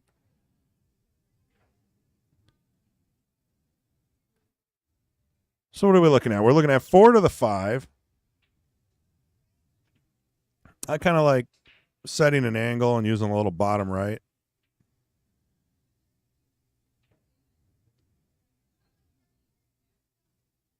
I don't like going around this way because the 8 and the 10 ball are blocking the 5 ball. So there's a lot more chance there to get snookered.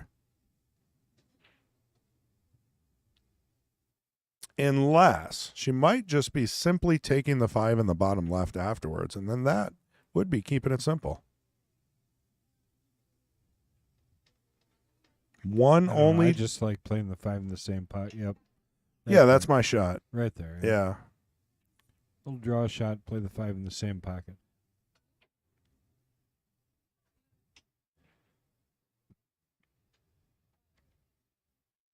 You need a little more angle for that, I think. She might. Wait, top. Let's see. This is interesting. Oh, maybe it goes on the side. Oh, I see what's going on now.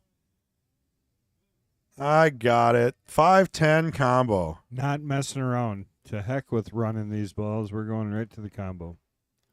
I mean, She why made not? a beautiful one earlier. And it might be a two-way if the 5 caroms behind the 8. Cue ball stays put.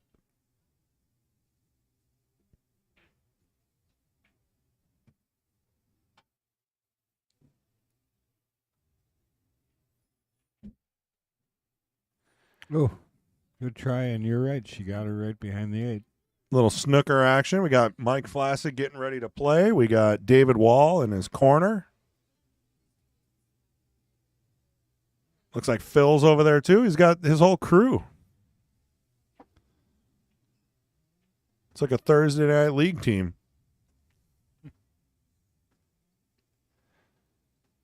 It's going to be a good match. I hope Mike loosens up and plays his normal game.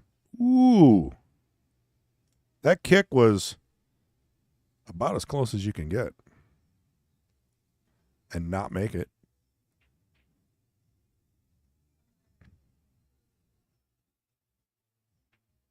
Two-way. Tough shot.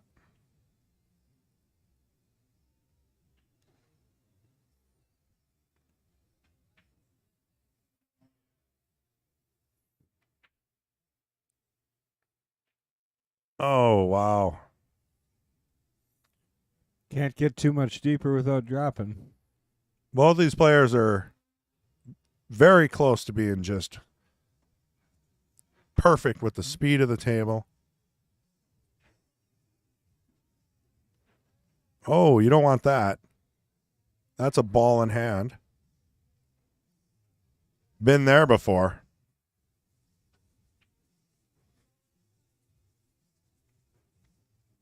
Ball in hand for Cheryl.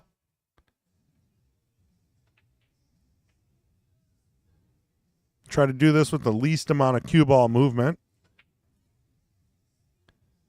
Looks like she's going to draw this back a little bit, take the 8 in the upper left.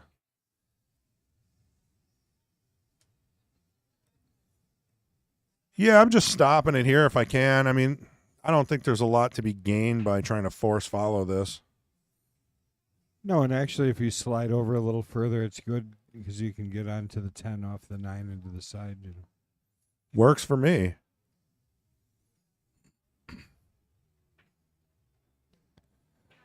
Yeah, that's perfect. It's not bridging off a rail, nothing like that.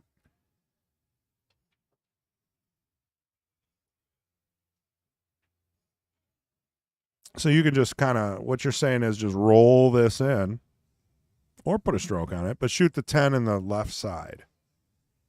She's looking at it. You got it. She likes it. Just tap it in.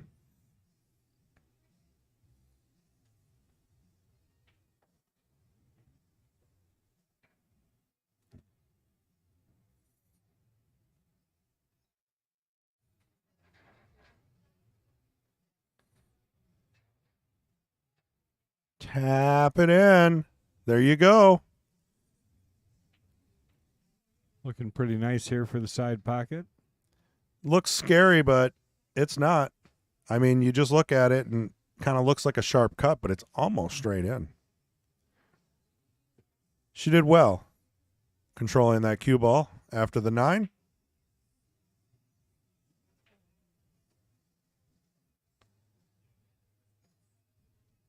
She had a few late errors the last few racks, so she wants to make sure to put this down.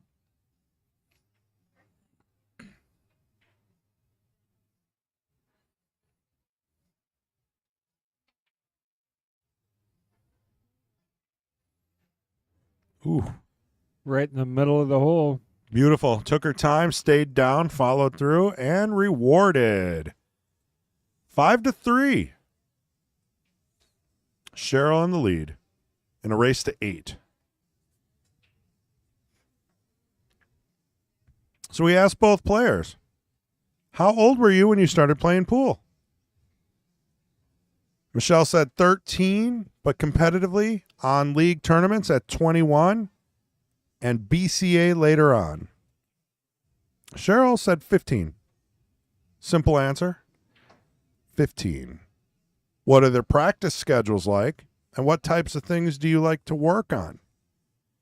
Michelle, I shoot when I have time or on league. I really don't work on anything but staying focused.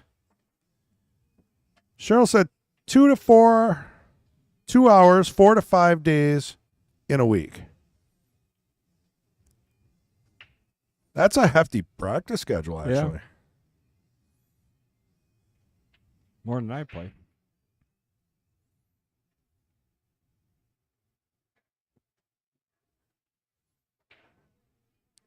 Dry break.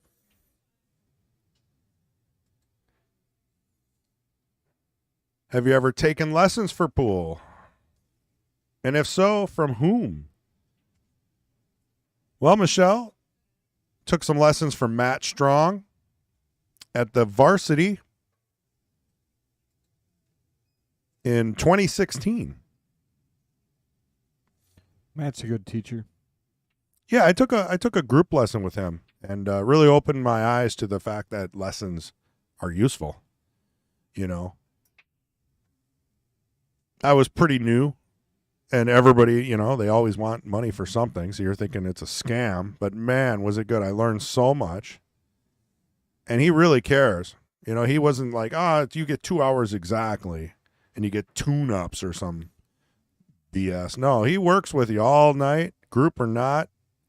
He wasn't leaving the pool hall early until you were done with questions. Well, he wants you to learn. Right. That's what's important.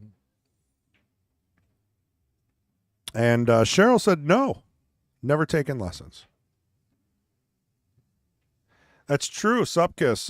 You know, back in my day, all we had was that one pool book with the guy in the glove, and you know, we've all seen it. It's like the fundamentals of pool. And now you've got YouTube. Exactly 107.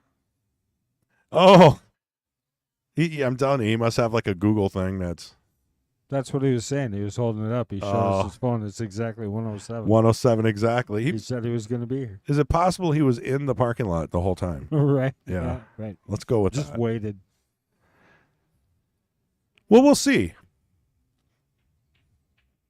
I don't like leaving an early match, and there's plenty of players, and there's minimal tables. I don't know if the back room's open, and there's always a chance I'll get a bye. So we'll let it ride. Are you in? I am. I talked to Connie, so we'll see. I don't have my phone with me, but I do have a computer. You do.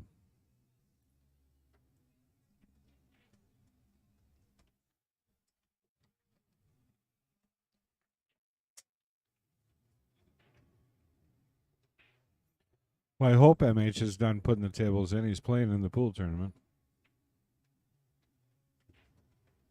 Oh, then I quit.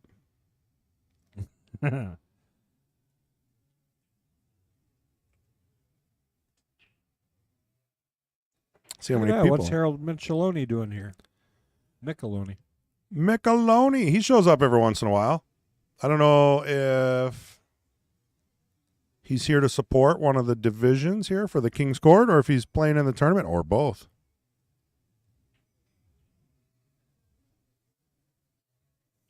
If you're going to do one, you might as well do both.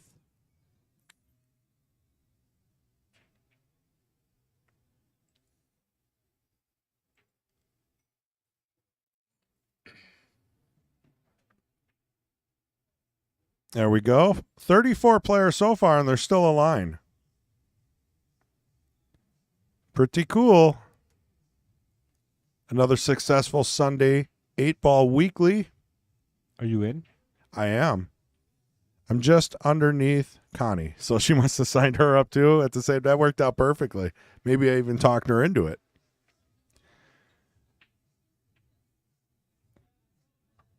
Got a good range of Fargo ratings. Mike Lemire's playing. John Lewis. Look at Dominic Ballesteri, -90. Calls my match, and he can just hold off. You know, like if they're running out of tables or something, and just have him call my match last. That cool?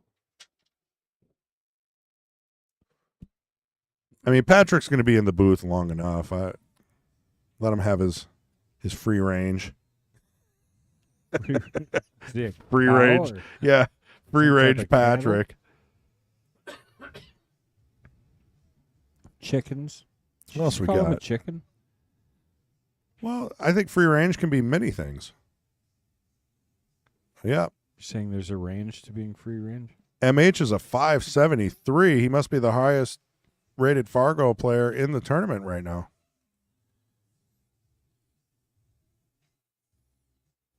Nope, John Lewis at 620. Yeah, I was going to say, I think John's better. Oh, Mitch Williams is working on his game. Well, Wow. Lemire. What's Lemire play at? I'm surprised he's playing. Normally I ask him to play and he doesn't want to. He's a 561. Have to keep a close eye on that.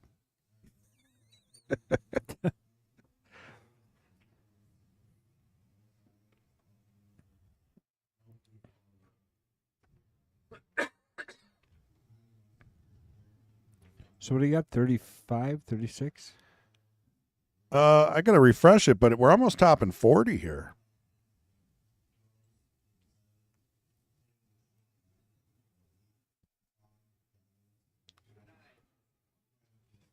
Well, an attempt at a safety there. She kind of left her a shot at the 5 on the side.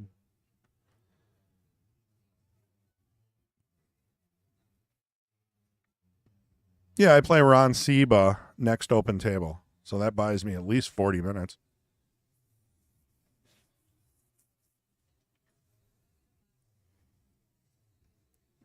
A little tough on the 6.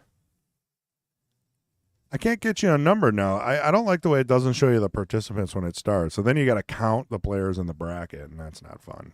Yeah, that's messed up.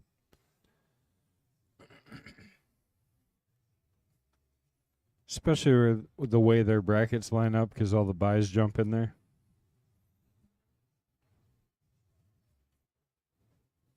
Yeah, let's say 40. I'm going with 40. It's a good round number.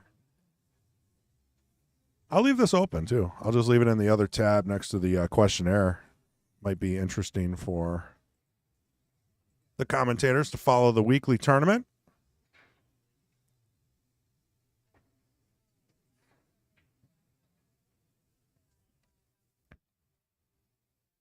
Was that Tay Steelman? Hey, let's go, Michelle.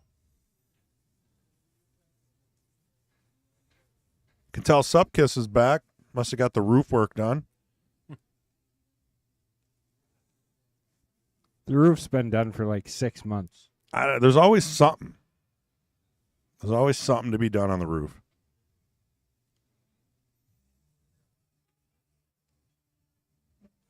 Patrick Need Glenn. Roof work here. Yeah, you got the flat roof. Those are tough. Well, fairly flat.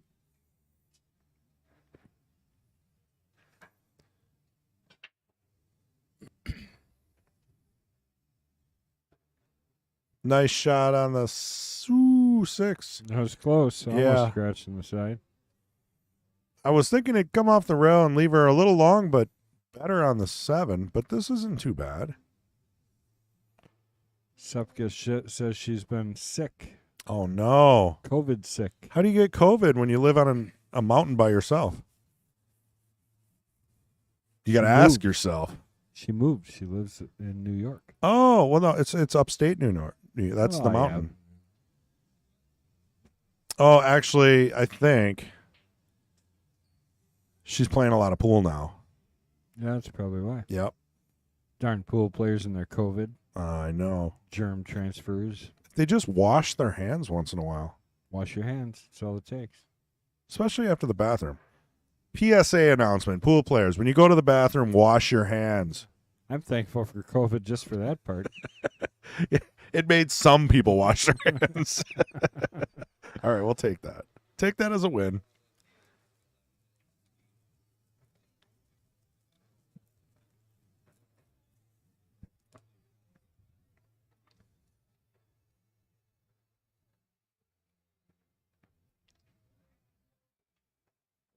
Pretty good shot on the 8.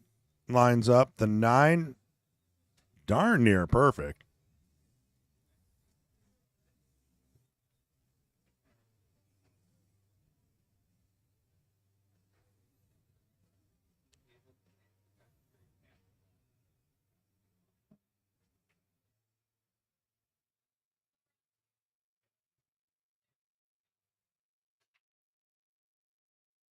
Just got to roll this in. Beautiful. Can't get much better than that.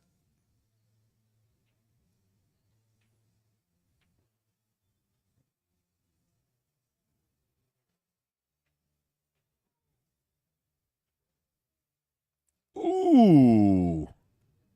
She kind of moved a little bit on that stroke.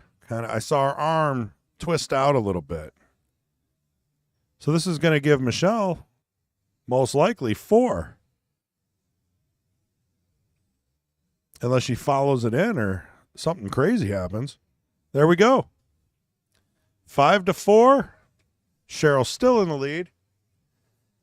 There's Harold there walking by, giving us a wave.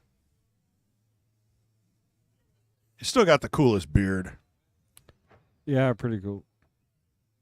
He used to do the handlebar mustache. Yeah, it used to be better. His hipster phase has ended. He's now just going into Santa mode. Chopped it is right. Yeah. Yep, long bridge, unstable, and the follow through wasn't very good. You know, we all pop up, and no matter how many times people tell you to stop popping up, you still keep popping up. You know, I mean, that's why Earl Strickland wears, weights, keeps them down on the table. Or floating up to the UFOs. I don't know. He said something once. I forgot what it was. Keeps them on the Falling ground. off the edge of the earth. Yeah. Otherwise, he'd float away. You know? Well, I mean, we're keeping this close here in this race to 8. Decent break. Dry.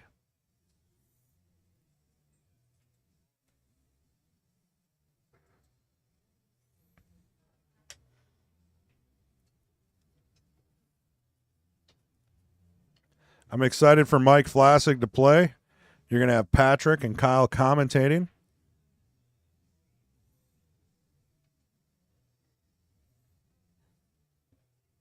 And I'm at a loss for who won last week. I do not have Between the flyer. Who's the current Jester?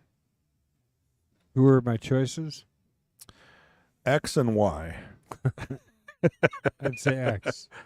Yeah, the downside about not commentating all day, every Sunday, is you do lose track of some of the stats. Sometimes, yeah. Here, let me find out for you. I think I purposely leave my phone away from me.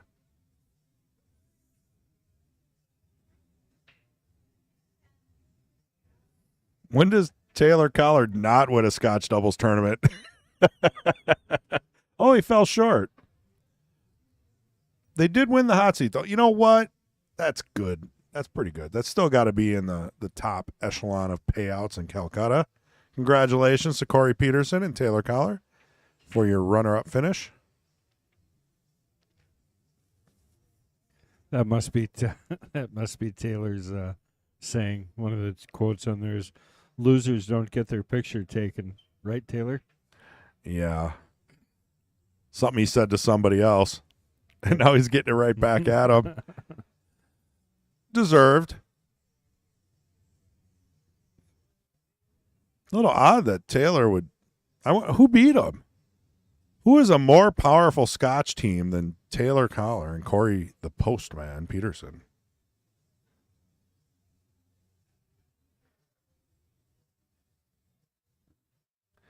Yeah, Supkiss, there's been a lot of attempts at the early 10 ball, only one of which has been successful. Well, look at that. Malcolm Bowe's birthday today, 91 years old. Hey, happy birthday, Malcolm. Mr. Bowe. Whoa. We're going to have to hit the orange button on that one. Absolutely. Kick shot in the corner with shape on the 5. Not an easy shot, but shape. A good shot. Wow. I think Michelle got her second wind. Now you just got to slow roll these in. Pop it in, get angles, wrap it up. I don't think she's much of a slow roller. I mean, that's about as slow as it gets. And see, you're right, though. If she doesn't like slow rolling, that is quite possibly what can happen. Well, here, let's go back, take a quick look at this kick shot she had. He Straight drilled in it. the hole. Yeah. Full speed, no spin on the cue ball. Good eye for the angle. Got quite the little group watching here today. Yeah, you got Peter Hibbelink. You got Craig Fowler without a Hawaiian shirt, which disappoints me immensely. Yeah, it is a little disappointing. Well, I sold them all. I don't know if you knew this, but he left his phone unlocked during league. Yeah. So I put a post on Facebook about selling all his Hawaiian shirts. He got like 300 people commenting and liking and thumbs upping and offering money for him. And I think he sold them all. No, he didn't. Except for one. He said he has one left. There's no way to explain the disappointment that he only has one Hawaiian shirt left. Yeah, what the hell? I don't get it. You did it. Well, he kind That's of like wasn't these wearing them people before that. That hate the politics in their state, and they move from their state to our state. And change Yeah. the politics in our state to match it. It is a little crazy. What are you talking? You did it. I did it. I wanted Hawaiian shirts, You and then got I rid of sold his them. Hawaiian, so you ruined the whole Hawaiian I shirt did. thing for But Craig he made Fowler. some money, though. He doesn't need money. Well, he's got to pay for the tournament fees now that he's not winning because He he's worked not for wearing his Mercury Hawaiian his shirts entire anymore. life. Well, I'll get him a new one. I think what he told me is that they don't fit anymore. So, yeah. It happens when you get older. They say you gain 5 pounds a year.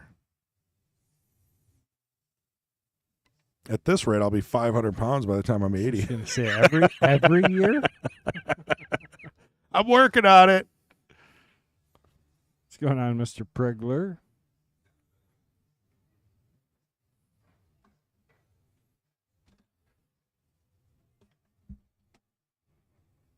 Oh yeah, beauty. Right, the camera view. Yeah, perfect. I'll get the stat That's set our up for this that's Friday. our sponsorship Yeah. platform. We can Should. put sponsor products there. Yeah, I supported the Blue Bobber, and then he got rid of it for a month. Everybody came in asking for him, and he didn't have them. I didn't get rid of it. I know, it's back now. We made a stink.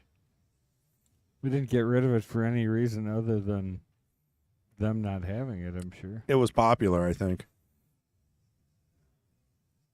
It's a very good beverage, the Blue Bobber. With the blueberries in it.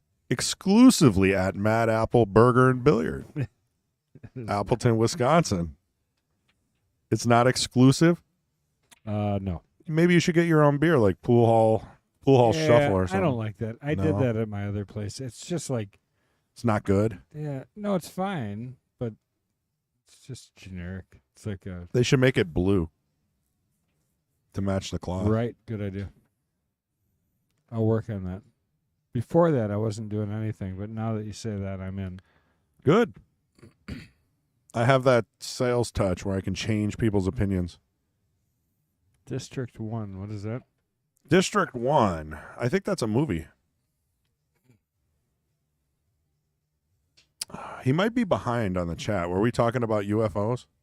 Yeah, probably. That's District 1. It's a good movie. Hit the live button. Well, it's going to take him 30 minutes to get there. He's not that far behind. I don't know. Yeah, but eventually he'll get there. Michelle putting that one Wow. in. Careful with the cue ball. She stayed down on that. One shot away from a tied match. Oh, brewery. No. Blue Bobber is from Fox River Brewing Company. Yeah. Is that out of the mall? Or is that Yeah. somewhere else? No, Okay. out of the mall. They've Well- eaten there.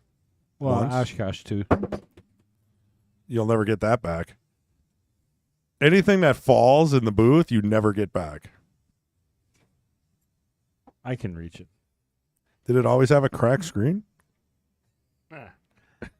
It's got a big scratch on it, though. I couldn't believe it. So when I go to trade it in for my new S23, He drops his phone. Now he drops his keys. well, if I'm going to go down there, I better have a good reason. I don't recommend, because it looks weird on camera, you bending over my lap. I'm just saying, you might want to wait till this match is done to get your stuff. Yeah, I'm telling you. I'll move over if you'd like. See? What, you put the camera on just for that? That was my phone. I got it with my feet. What about your keys? Oh. Lost cause. A better question is, how is everything falling out of your pockets, including money? I set it on the seat, really. So Michelle gets another chance at this 10 ball. Goes for the bank, scratches. Oh, no. Ball in hand. That's Ball in hand for Cheryl. That's going to make it 6-4, Cheryl, in a race to 8. She's not on the hill yet. There's still time for Michelle before the heavy pressure of the opponent being on the hill kicks in.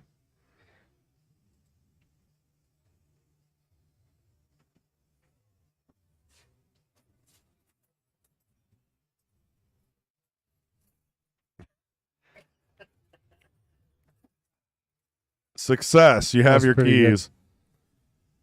Oh, All right, ball in hand. Elects for the bridge.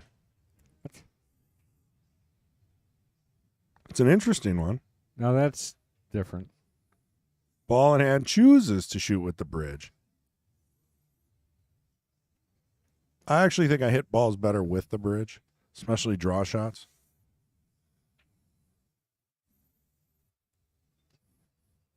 In the hole. There we go. Do you hold your bridge stick in the air like that? No, it should be on the table. Yeah, you should lay your hand on it on the Right. table, yeah. I mean, if you can. It's just because yeah, right, if there's room. It's just because you're balancing it in the air, and it's one more thing that you have to focus on balancing. It's a good lesson. Bridge on the table, held with one hand, and then you do the old pokey poke. Upper elbow down is usually how I've been taught. And open, V open, There you go. so not underneath itself, typically. So we asked both players, do you compete at anything else? And if so, what? Michelle said just the daily rat race. And Cheryl said no. If you could compete at a high level in any other sport, what would it be? Michelle says jousting on dragons. I would assume flying dragons. Dragons, wait a minute. And Cheryl said cards. Oh. Just the general cards. Poker, I would have to guess. Poker, hold'em, maybe even cribbage. Yeah, I mean, poker, though. Poker is a skill. I don't care what anybody says. It is. Otherwise, so they always argue that it's not a skill. Well, there's a lot of luck to it. Well, you would just have random people winning the Series of Poker. Every Well, that's single Hold'em, though. That's a Does lot that of. matter? Well, Texas Hold'em. Well, I'm thinking when you say poker, I'm just thinking Oh. like 5 card. Hold'em is a lot about bluffing. and going all in, and I think the bigger the player, it's like you playing Shane Van Boning. Aren't you a little nervous I'd be excited. I don't know if I get nervous. for $1 million? I got to play Johnny Archer, which was like that's who inspired me when I was a kid to watch. And Yeah, for sure. His break, Johnny and Archer I was. wasn't nervous. I was excited. I get it. What the heck is that a picture of? Oh, I think the dragon. better the player or the person is and what they do, they automatically, people kind of fold a little around them. So it's like, isn't it weird? Absolutely. You know, like if you play somebody that's really good, like Efren, you get a little nervous and you don't make your shots like you would, and it's Well- easier and easier for him. How's that even It possible? was funny because Johnny said when we had Boosty here and he played him, he said, "Now I know how other people feel when they play me." Yeah. Because he was missing stuff that normally He you'd would never yeah, miss. right. Just confidence. I mean, when I played my best pool, I was not the best pool player. You know what I mean? I played better when my skill level was lower because I truthfully in my brain believed that I was the best person in that room. Misguided or not, that's how I felt. You got to have confidence. Yeah.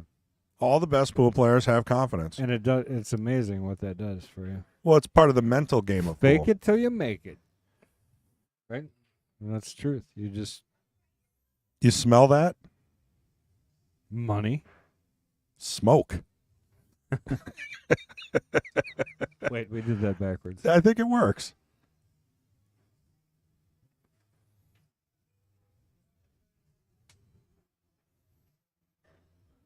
Sure, what's she doing here? Looks like maybe safety. Should be drawn a little bit more if she is playing safe. Might poke down as she goes. Ooh, my Did she call that goodness. shot? Everybody's applauding. That was an amazing shot. Well, I'm going to hit the replay button. We're gonna have Holy to. Cow. That's going to put Cheryl on the hill. That little trick shot there. Oh, and she did. She shot it straight away at the bank. Yeah, I mean, it was. It went clean. That was a beautiful shot. I didn't even notice it. But yeah, the 7-10 She were got the kind of cue ball wired. out of the way. Boom. Perfect shot. Holy cow. Man, that'd have been a shame to scratch. The cue ball was tracking, but good to go. Cheryl 7, Michelle 4, and it's race to 8. Cheryl is on the hill. This could be the last break. This could be the last game of the match. So we asked both players, do you have a specific reward for yourself after a good performance? Michelle said no, and Cheryl said no, not really. Riveting stuff.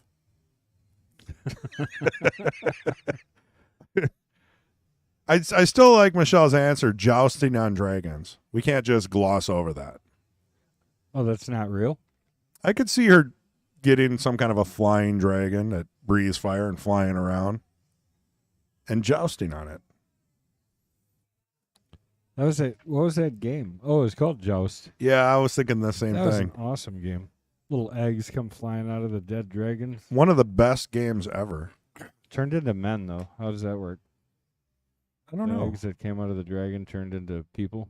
Did they? Yeah, they turned into little guys that rode new dragons. I don't know. I must not have got that far in the Kind level. of weird crossbreeding going on there. We asked both players' favorite song. What kind of music helps you focus? Michelle says, any song that I know. And Cheryl says, Aerosmith. Oh, nice. Funny. Paul says, hope you're paying attention, Cap. Yeah. Learn how that 10 ball went. Clean. Oh, he knows that shot. Trust me. I've seen it. I mean, if it's wired, which it wasn't, it was a tricky shot. And to get the cue ball out of the way. It's a very nice shot there by Cheryl. It'll be on the highlight reel. Don't worry. All right, let's see. Michelle had a nice kick earlier. Maybe she can kick this in, get things rolling.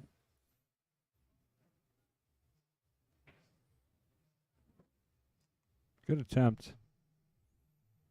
Set Cheryl up, though. Oh, Cheryl's got a 210 coming up here if she can get the cue ball off the rail.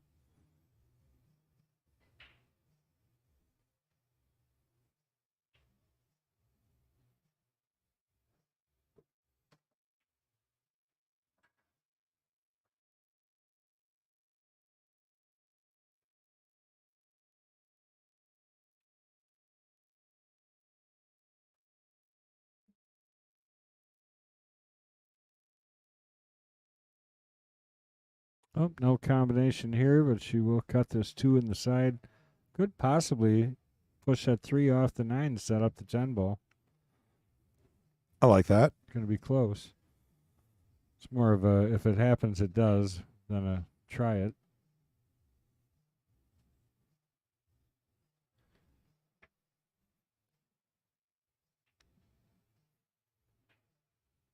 Tons of matches before my match. I am good for this match to go hill. Nice. Yeah. No time Well, constraints. when you have 40 players, what do you... 40 players. Well, table 2 is open, and Ron's over there. But there's about 6 matches that can be called right now. Maybe you could run the tournament from here. Give me the mic. I don't think anybody wants to play on table 2. Why? It's a red label. Oh, Coin op. I like it because the cloth, I think it's like 760. It's really, It's really fast. fast. Yeah. I enjoy it. I think it's the fastness of the rails. Yeah, between the red, the bouncy rails, yep.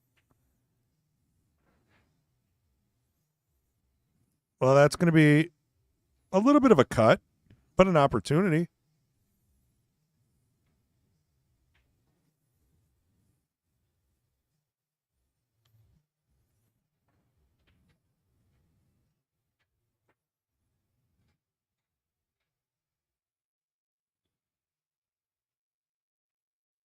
Overcut it. They get it rail first. There's another shot that I was impressed with the pros. That one of the pros did that exact same shot really soft. The cue ball hit the rail, then the ball, and he just moved the cue ball with his stick, said ball in hand. Mm. He didn't wait for the ref. They didn't wait for a review. There was no arguments. Honest pool player.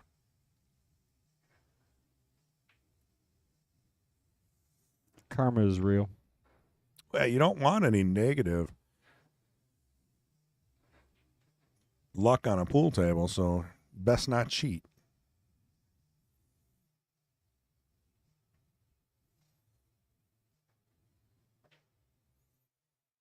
Not too bad of a safety there. Yeah, she held the cue ball out of the pocket. I think Michelle's still got a back cut at this if she'd like.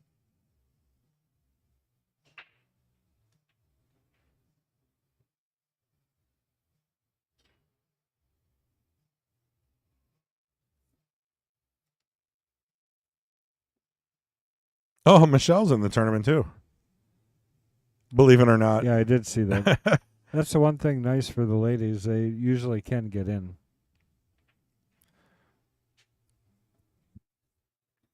All right, here's another example of that slop rule. So basically, Michelle's going to get another shot at this.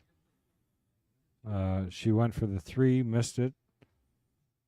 Put down, what was that, the 7, possibly? Either way, whatever she knocked in, that allows Cheryl to let her shoot again if she would like. Does Cheryl know this rule? I don't think so. I'm looking at what she's lining up here. I mean, this is an instant give back. Yeah, I think she gave it back. Maybe. I don't think she knows. Cap. You're going to have to teach her the option rule in 10 ball.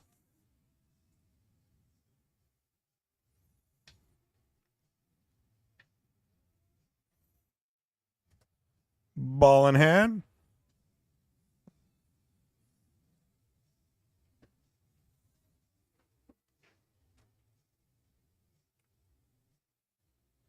And if she does know the rule and she was just confident on the kick, that is also a possibility.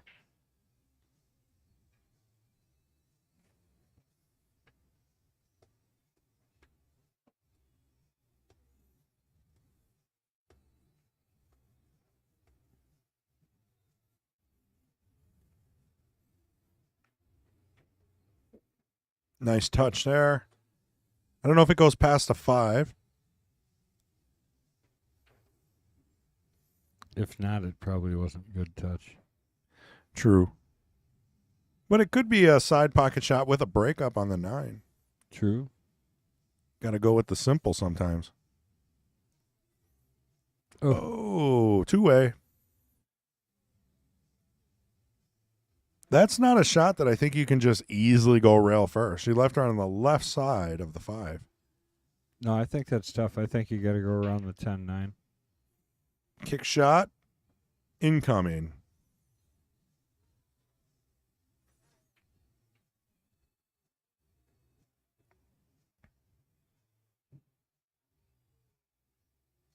Oh, she's going long rail. I actually like that shot. It's a little more open.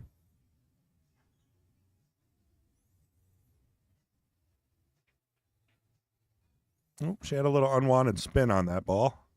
Yeah, it definitely spun over there. Ball in hand for Michelle. I don't think Cheryl's too worried. When you play rotation, sometimes it's best to just let the other player make 4 or 5, 6 balls and then just give you the last 2. That's what I do in the B tournaments. Is that how you won? I didn't shoot a ball in until it was the 8 or the 9. That's the secret. Right. Just wait. Yeah, just wait. Stop trying to be a hero. Let them do all the work. You ain't no hero, Yeah. son. There is a little bit of strategy to that, especially in 8-ball. If you're not playing a super good player and they're very offensive, you just let them do all the work. Very true. You clean up after.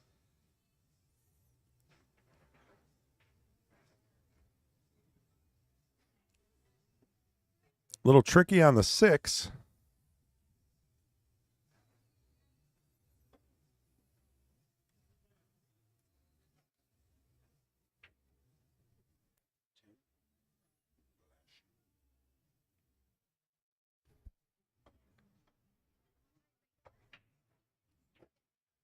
I don't know what she's going to do here. Single rail kick. I mean, you get a good hit on the 6. You're probably going to leave it behind the 8. Maybe use the 8 as a split. But you got to have a pretty good touch for that. See Kyle Drake come in here anywhere? He's here somewhere. Oh, there he is. Yep. All you got to do is look around for the guy with dreads. Dreads. Isn't it? No. Oh. It's just that oily? What do you mean? No, I'm just kidding. Just play it, Kyle. If you watch this later, he won't. He's freshly showered, smelling good, ready for the booth.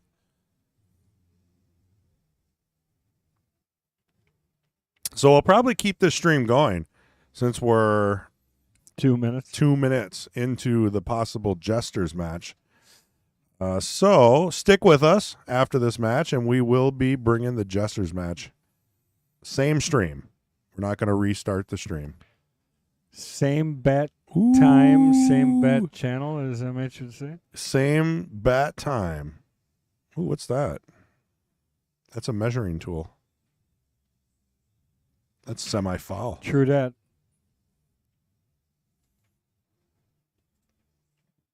Oh, I just missed it. I called the 9. I called the 9. I called the 9. They called the 9. What are you talking about?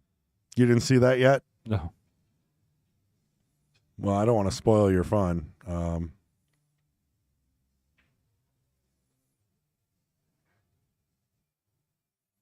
hit this with a lot of low. We got Patrick stepping in with the slow motion ref.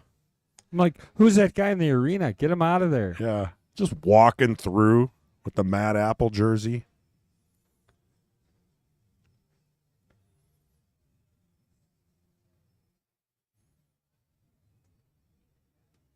Oh, Wow. Look at that shot. beautiful. So the shot where he called the 9 was Mika Immonen versus Jeffrey DeLuna. Oh, It's all over Facebook. You catch it when you catch it. yeah, I got it now.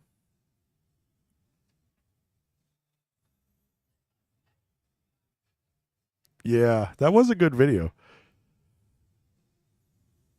Whoa! I thought it went in. So did I. This isn't a great opportunity, but it is an opportunity for Cheryl to finish this match. She can either elect to play a safe, which is probably the smart shot, or just go for it and win. This bank on a 7-foot table has a pretty good percentage, though, right? You got to weigh it out. If you're not good at safes, do you just go for it? I like the shot. I think it just center ball hit. Center ball, give it a little cut, and send her home. Not much.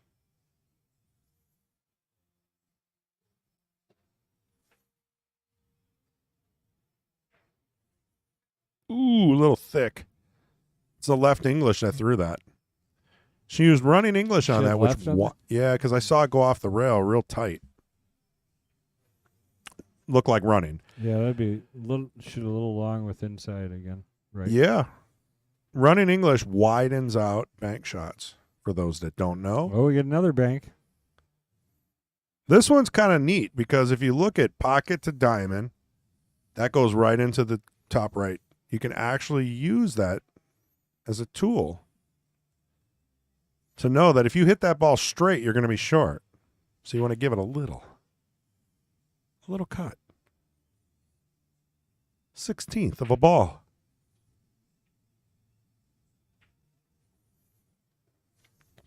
I've been trying to stay alive.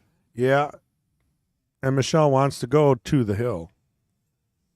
Guaranteed.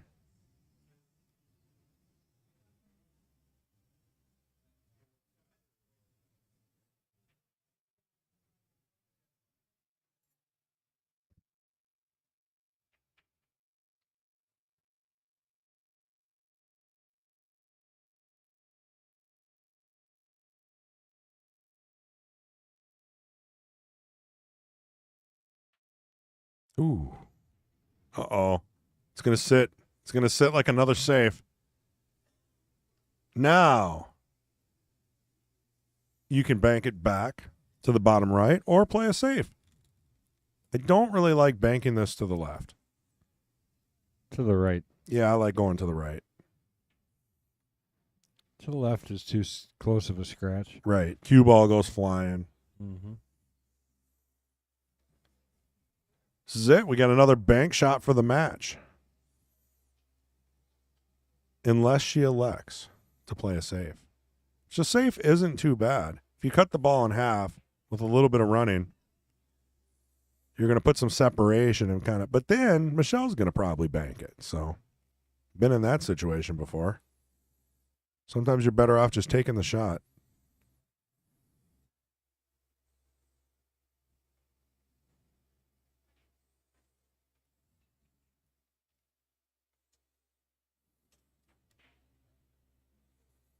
No, didn't quite hold it.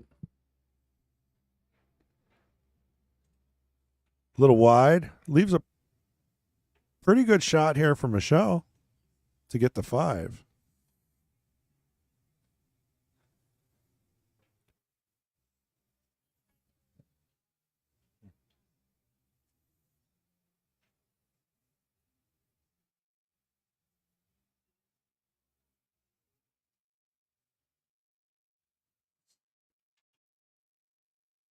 Just to get Michelle within 2.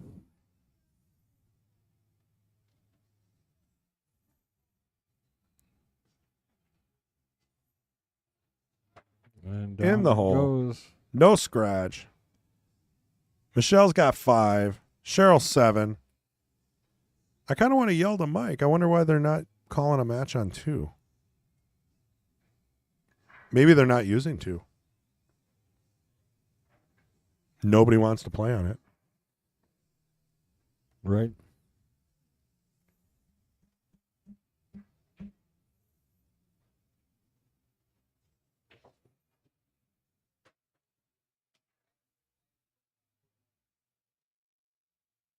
Except for me. I like 2. Like I said, I like that fast cloth. It's like Simonis 760. It's got to be. Either that or it's 860. Really, really stretched thin. But if I was to guess, that's got to be like a 760. Kind of a snooker cloth. Or, I'm sorry, billiards. I actually got the definition. 760 on a big table is good for 1 pocket, straight pool, and banks.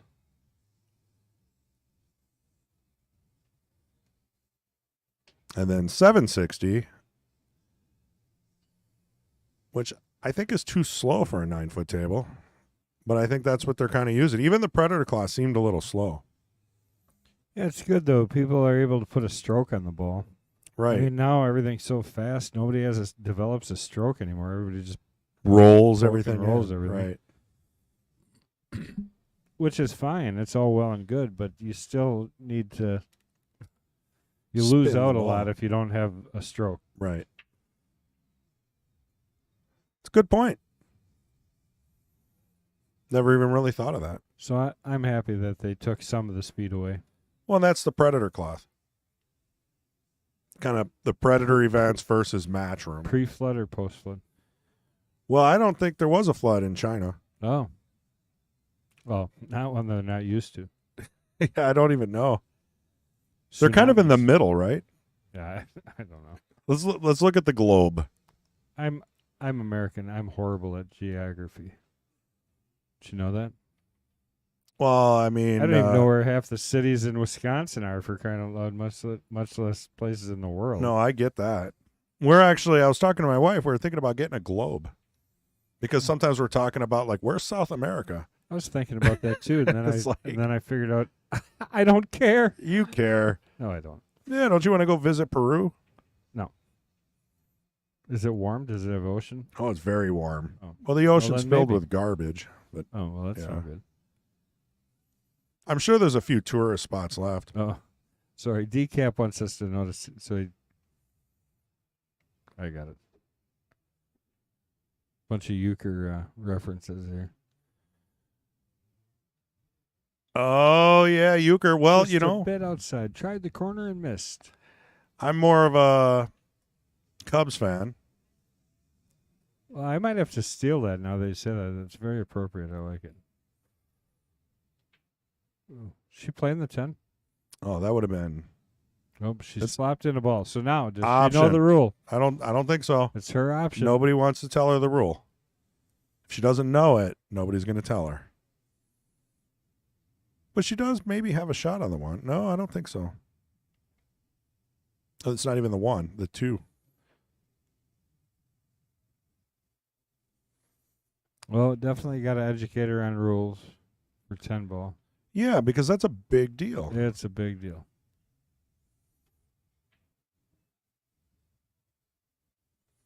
And it's not Michelle's responsibility, so Right, you should be prepared to play any of the 3 games that your challenger might bring to you.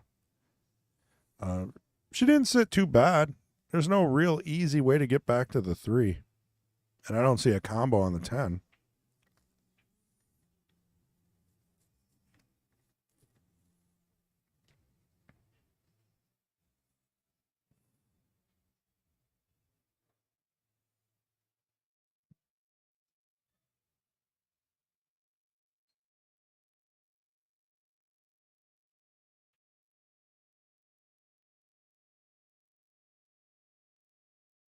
What do you think about the Karaman of the 10? right now, I mean, why not? For fun. are you talking off the rail? So you're shooting the 2 to the 4 and then coming off the side Yeah, I mean, rail you're and doing back kind of a across? draw shot. That shot. Right Oh, there. that? Yeah. No, that. Well, you know what? She got perfect on the 3. If she would have made the 2, can't always bang at the 10, right? It's not 9 ball. No 2-way allowed. Ooh.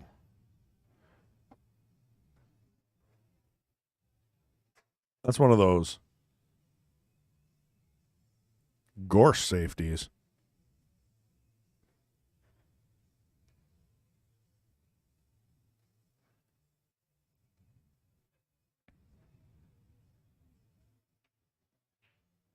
Yeah, decap. The only saying we had was from Harry Carey. And I forgot what that was. Holy cow. Yeah. Holy cow. And I don't know what beer he drank, but he was always drunk.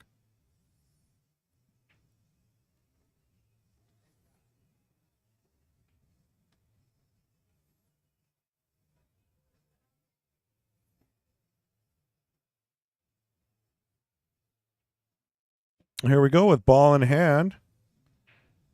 Starting with the 3 ball.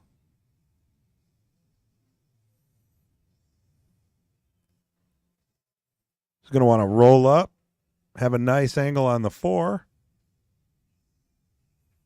That 8 ball is trouble, though. I don't think it goes in the upper right past the 10, but it could. It's tough to see on camera. Very close.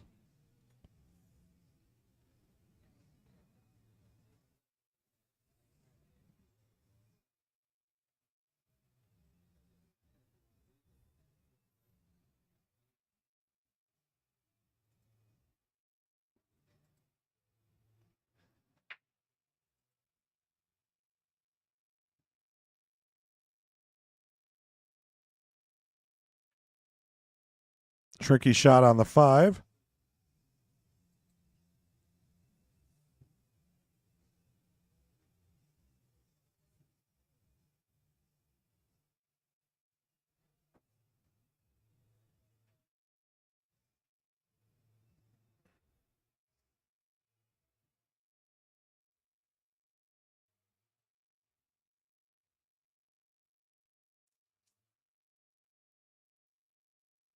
It's a thin cut, or it's a, yep, she went for the bank.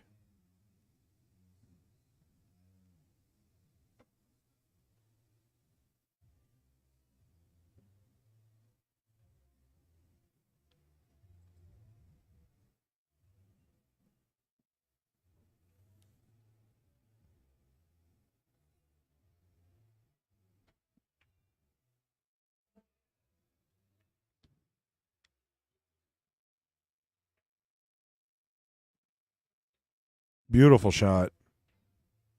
Just rolls it in.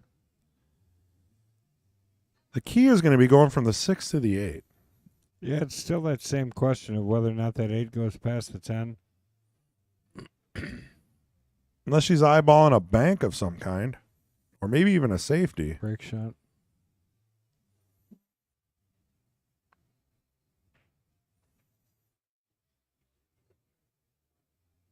Well, if 10 it ball. goes, that's perfect. 10 ball. Safety around the 10 ball. I like the safety. If the 8 doesn't go, even if it does, I think it's a little tough to get on the 9 from here. I might just play a safety. But you don't want to leave the 8 in front of the side. Because that's an easy kick. Right. Been there before.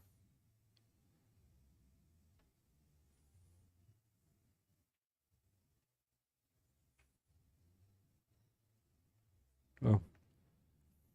Ooh, opportunity for Cheryl to finish the match. It's not that easy. Going from the 8 to the 9, I don't believe the 9 simply goes in the side pocket. So you're going to have to go down table and shoot the 9 in the upper left. It might go on the side from that angle. It's tricky.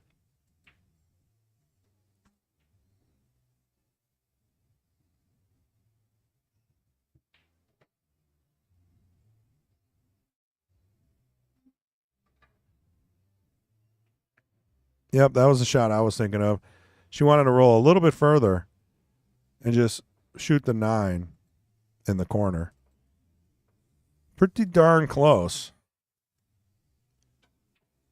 This bank is tough. She better be careful here. She's going to get Michelle to 6 if she doesn't get out here. It's very possible Michelle will only be 1 game back. So Cheryl's really got to bear down if she wants to keep this.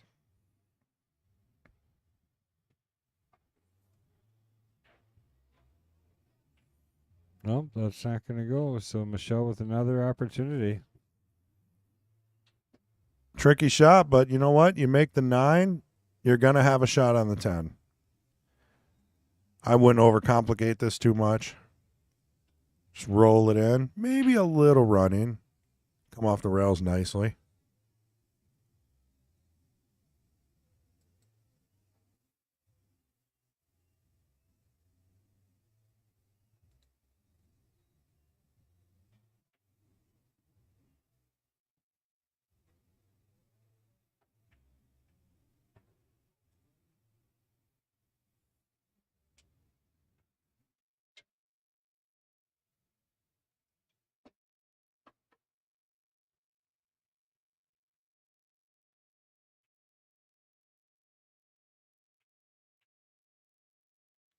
Right in the middle of the hole.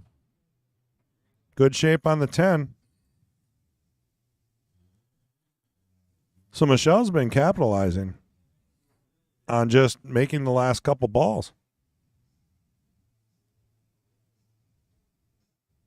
And that's what you get with rotation.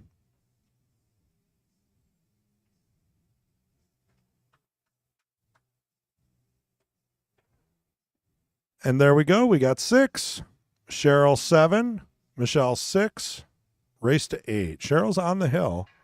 Michelle's 1 game from being on the hill. So Michelle's got to win 2 games here to win this match. We asked both players, what's your favorite movie? Pool movie. Michelle said Pool Hall Junkies. And Cheryl said, can anyone guess? The Color of Money. The Color of Money. I mean, other than More Cowbell, I don't understand why anyone would pick Pool Hall Junkies. I mean, I'm not knocking anyone. I just don't know if it's the best. But it's her favorite. Yeah, to me, I think what bothers it for me is it's just too far out there with the violent side of it. Yeah. It's like, that's not what I want my sport to be Right. represented as.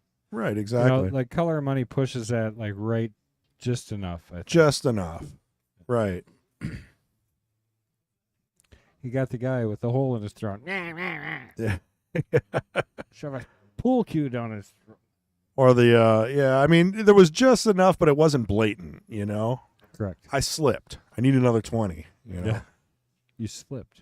He slipped. He slipped. I got him. There's just so many subtle classic lines in that movie, I think. That's why I like it. Hustler is in there too. Color of Money is basically the continuation of The Hustler. It is, and that's why I watched it. I ended up watching The Hustler on like Disney Channel or something when I was a kid. And I was like, this is an amazing movie. And then my dad goes, you know, there's a part 2 to that.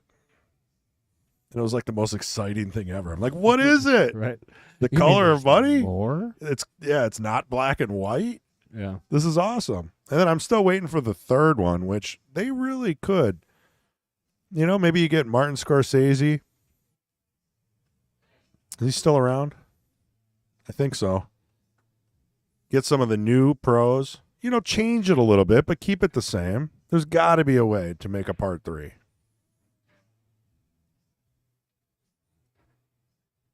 It's good for pool. Yeah, I mean, I don't think it has to go directly in line.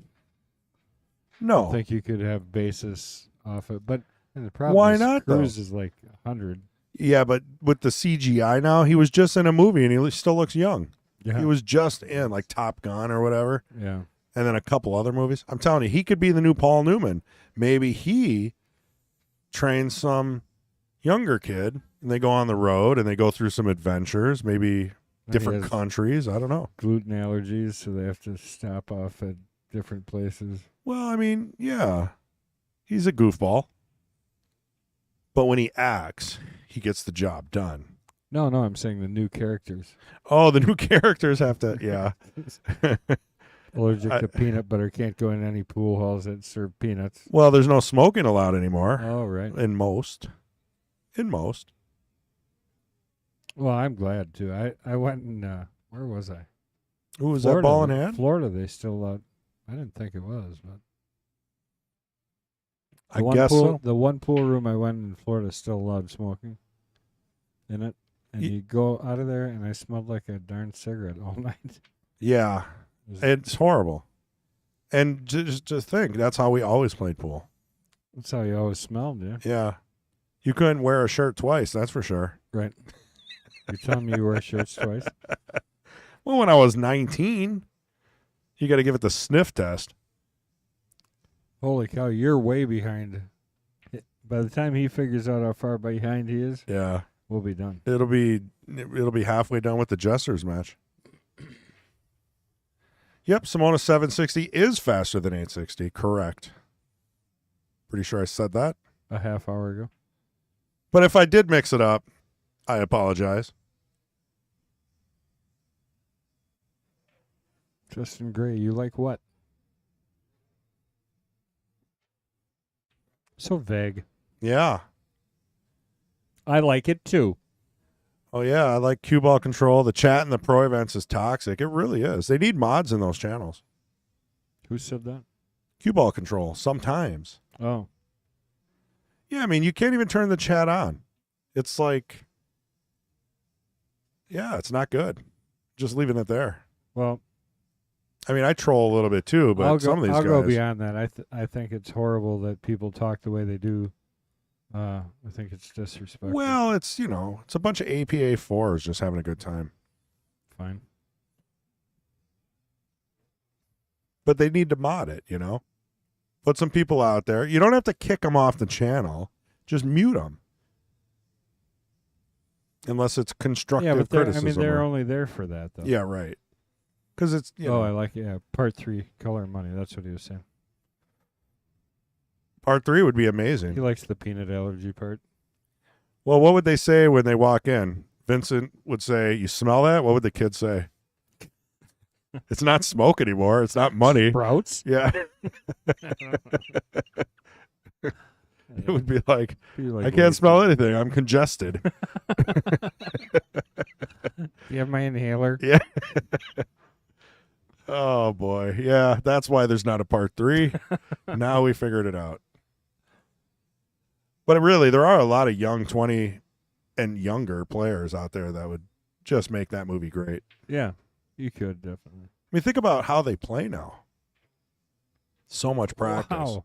I mean, that shot, there's something to be said about that That shot. was a tough shot.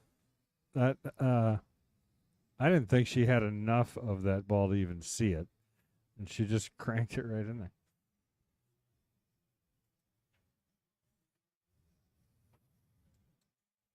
Just disappeared like nothing.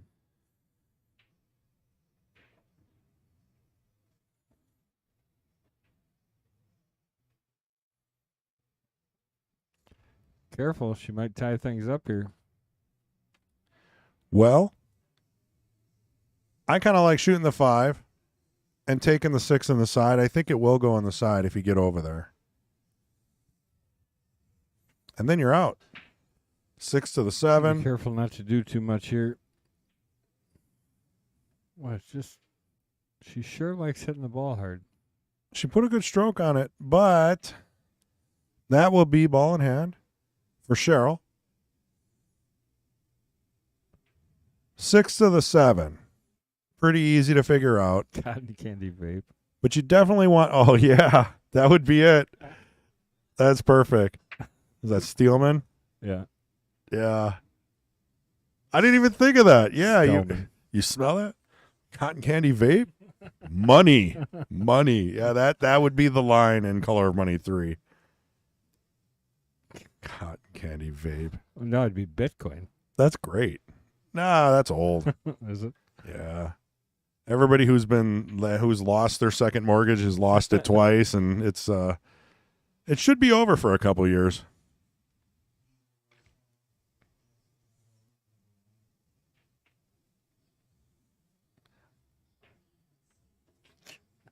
Candy babe. Oh, That is perfect. Good sense of humor there. Got to get Steelman in the booth. well, now it makes me want to do like a, like a, what do they call that? A spoof. Well, isn't that what they all are now? I mean, because they can't make them right, so they Yeah. keep trying to, and they're just Well, corny. Everybody just redoes everything. Yeah. Well, there were a few, right? People name off pool movies all the time, but they're all horrible. Like some kid gets in some stranger's car and they go play for money somewhere, and it's just odd. It's very weird.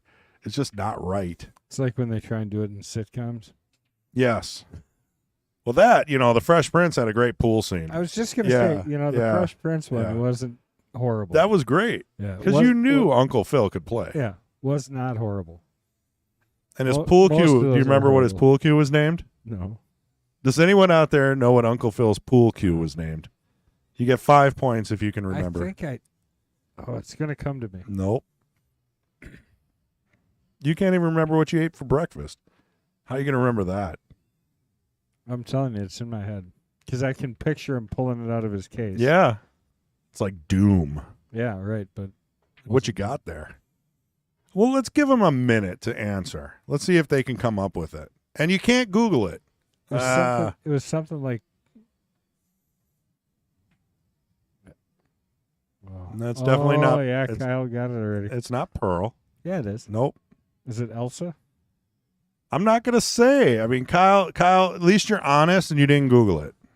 And to be honest with you, Google might not help because this is pretty old. There you go. Lucille. Yep, Ben got it. Nice. Oh yeah, Kyle just came Yeah. in Lucille afterwards. Yeah. Yeah, the butler comes back and he's like, go get Lucille out of the car or something like that. Then he's like, how about 100 a ball? Yeah. Go get Lucille. Oh, the 10 ball's Did she in. play it? It's high fives all around. Oh, she did. That was for the match. Unbelievable. We're going to have to replay that. Let's take a look at that winner. Unbelievable. Maybe have her mark that score. Look at that. Karam off the 8. Beautiful. Great shot. All right. So Well- that's going to end things for now. We're going to keep the stream going, though. So We are, stick with us. The Jesters are starting. We got Patrick and Kyle going to hop in the booth. I want to thank Kendall Cook, the owner and proprietor of this joint, for having me, Chris G, in the booth. And thank everyone out there for watching. Thanks, guys.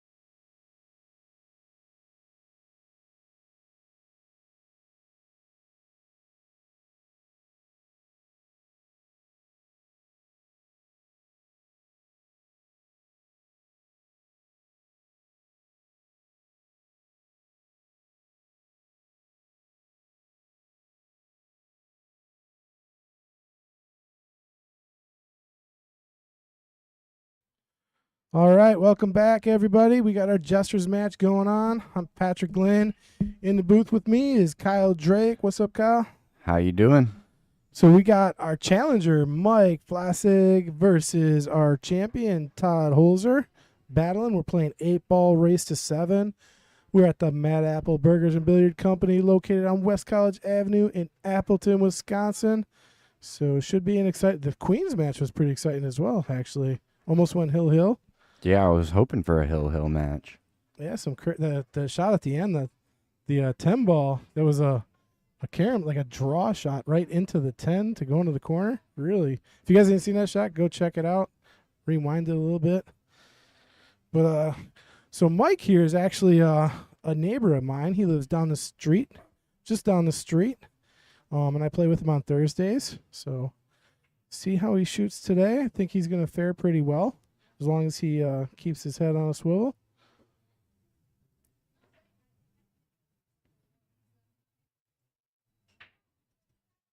So Mike won a lag, and he's going to be set to break here.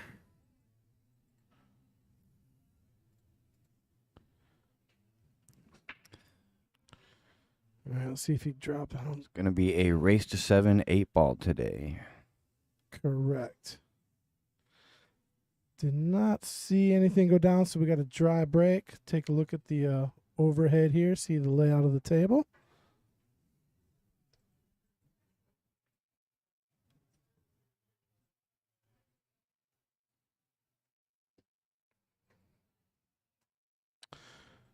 So Nathaniel is asking about 400 to 40 Fargo ratings, or APA 4 or 5s. I'm not really familiar with the APA rating system. Out here we just go strictly by Fargo, and then we also have the what would you call it, the WSPA ranking system, which is like you got your masters, you got your AAs, your AA division, double A, your single A, your Bs, and your Cs. Yeah, your casuals. Yeah. So I would say right now these guys are like B players, Or I mean, if you were comparing, but you never know. Like a 400 could be playing in the A, in the A division. It all kind of depends on how they do in their league. Yeah, so the closest I can think of is like your 4 to 450 is probably about, like, your 400 to 450 Fargo would translate to about a 4. And then every 50 points would probably give you another score on your APA. So if you're like 450 to 5, you're probably about a 5. 500 to 550, you're probably about a 6. 550 to 600, you're getting into the 7 and 8s. So Mike got stripes. Looking at the 11 ball, stripes look good minus the was it the 12 tied up by the 8, but he could come into that right now. As long as he puts the proper English on the ball here. I don't know if he can get into it or not. We'll see. No, he was not able to get in. But he's still sitting good. Solids is going to have some work to do with the 3 ball. But once that 6 is down, maybe he can find a way to play that 5 through the 11 or get that 11 to go down. Yeah, and he's got a little trouble with the 8-ball as well, or as far as solids go. Yeah, stripes, I would say, is controlling the 8 ball right now. That's a good point. But very manageable if you can kind of solve that 3-5. Yeah. I think that 8-ball will go in the bottom right. Yeah, rough position here for solids, I think. I really don't like where the 11's at. It's kind of tying things up for him a lot. You might even see him play a safety off and just make the 11. You might see it right here, play that 5 right through the 11. Yeah, or exactly that. Play it right through. I like that shot. Even if you miss it, you're going to be sitting okay. Yep, even if he misses it, he's going to be sitting okay. He might have just played safe. Yeah, I think he just played safe there. Mike does have the 12 down, though. Yep, that's all he's got for offense. Think you got to take it. Not the easiest of shots. He's 3 balls kind of like a gnat in his ear right now. Same with the rail.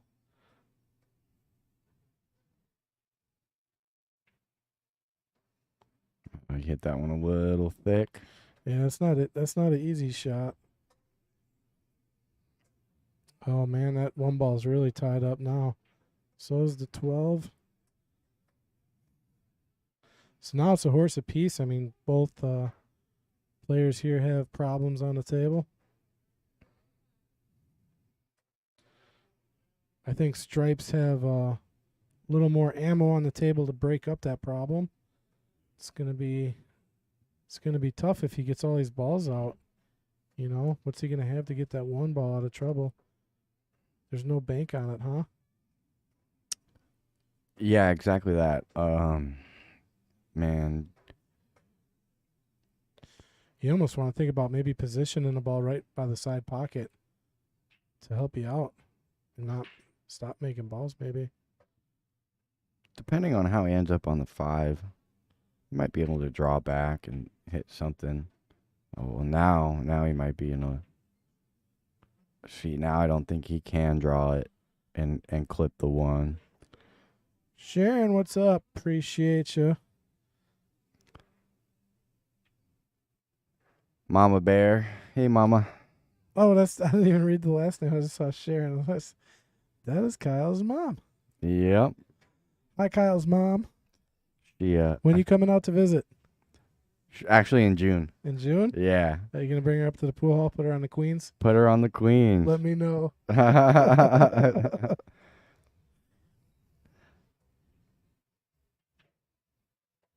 Ooh, rattles it.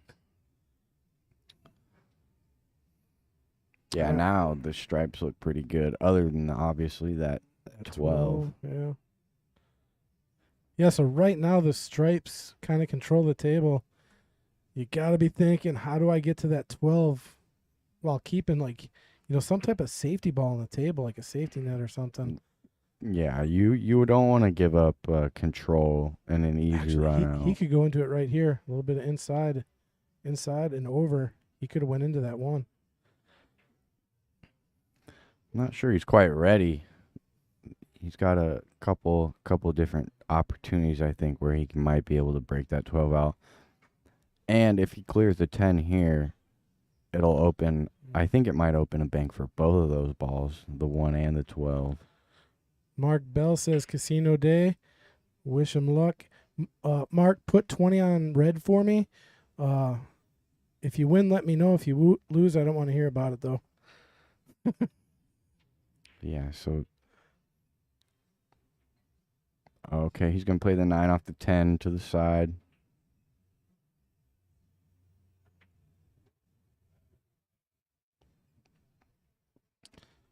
Oh, man, a lot of inside, and you could probably I don't know. It'd be really hard to go into the 1 from this angle, huh? Maybe come around 2 rails. Yeah, it's possible, but it's a low probability of making the shot and getting the break. I think the 10's in the way. I don't think he's got it to cut it, so safe it is. Safe he got. Using the 8 ball there really well. It was a nice touch.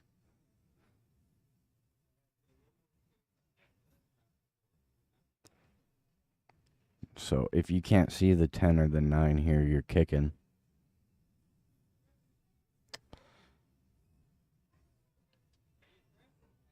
There is kind of a risky shot here. Nope, I'm not even going to say that shot because I don't think I would do it. Well, now you got to say it, Patrick. You can't leave us hanging like that. I was saying coming off the bottom rail and kicking that 1 out and kind of locking the cue ball on the 12, but I don't think he's got the angle for it. I think that 1 would squirt out and so would the cue, and he'd be kind of selling out at that point. Yeah, unless you really just hit it with light enough pace to where you're not really getting the 1 ball out anyway. Yeah. Todd's got ball in hand. He might be able to find a way into the 1, or do you dare bank this 1 ball? I'm not sure it does bank anywhere. Maybe like a Z bank, but It banks in the lower right. yeah. Not easy. He's gonna try to go into it right here though. See what he gets. See what he gets. Oh, he got a piece, but not enough. Yeah, I think he was trying to hit the one ball and just missed it. 'Cause if he clips that one ball at all, it should come out towards the middle of the table a little bit, at least to where it's shootable. So now I think we'll probably see safety off the 1, and he'll probably try to play another safety behind the 8. Yeah, using that 8 as a blocker. It's all touch and speed now, though. Tell you what, this first game has been a little bit of a battle here. No easy out for either player. Oh, okay, he's gonna kick into it. We might be leaving the 9 ball or. Well, he is gonna leave the 9-10, but realistically, he just doesn't. I feel like he almost wants to tie that one ball up See now, even more. I think the shot here now is to push the 1 up, and lock the cue ball right on the 12. That opens up your 12, and then, you know what I mean? Yeah, absolutely. You lock your opponent up, and then they got to make a tough shot on the 1, and you're probably going to get ball in hand again with your balls open. This shot right here, Mike could be. I think he's trying to go into it right now. He's going to come off that bottom rail into the 12. It's the angle he's lining up. It's a gamble. Yeah, it looks like he's gonna try to put heavy follow. Yeah, see. That's why the safe shot, I think, there is you just use the 12, push the 1 up, and lock the 1 right on the 12. Yeah, I think you're right. That really opens up the rest of the rack, the rest of the run for when you get back to the table. Yeah, and it leaves Todd with not much at all. And Todd's got to figure out a place for this 1 ball. I think you just got to go for the bank here. Well, I think he's hooked on the 8, right? He can't even see the 1 ball, can he? Oh, I'm thinking for some reason he has ball hand. What am I thinking? Yeah, you're right. He's tough here. So this is not easy. You almost got to play the same shot he did last time and just try to softly kick at the 1 and keep those balls tied. Or take an intentional. Well, at this point, if I'm Todd, I'm going to keep them balls locked because Mike already missed the 1 opportunity to push it forward, Right. Let your opponent, like right now, I guess, you want your opponent to take care of the mess because It's not clear. yeah, there's no clear way. Todd could get a hit on the ball here. Problem is he's probably going to open it up for Mike. Oh, he's going to take a soldier away. He's going to take a foul. Yep. I like this play. Oh, he didn't. Thinking he would have shot that in. So now we'll see if he wants to go off that 10 into the 12-1, because that's a pretty good ball to use. I still like using that push shot. Push that 1 up to the top of the table. Yeah, he just doesn't see it.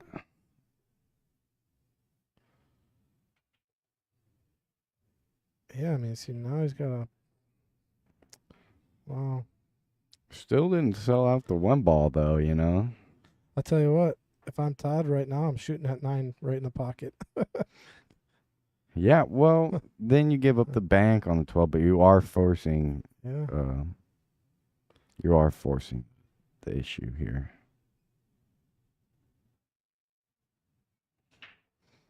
Okay, so they're opened up a little bit.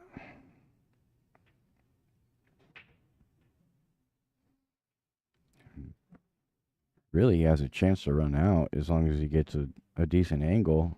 Middle of the table is going to work here Yeah. if you can get there. I think it's pretty easy to get middle table here.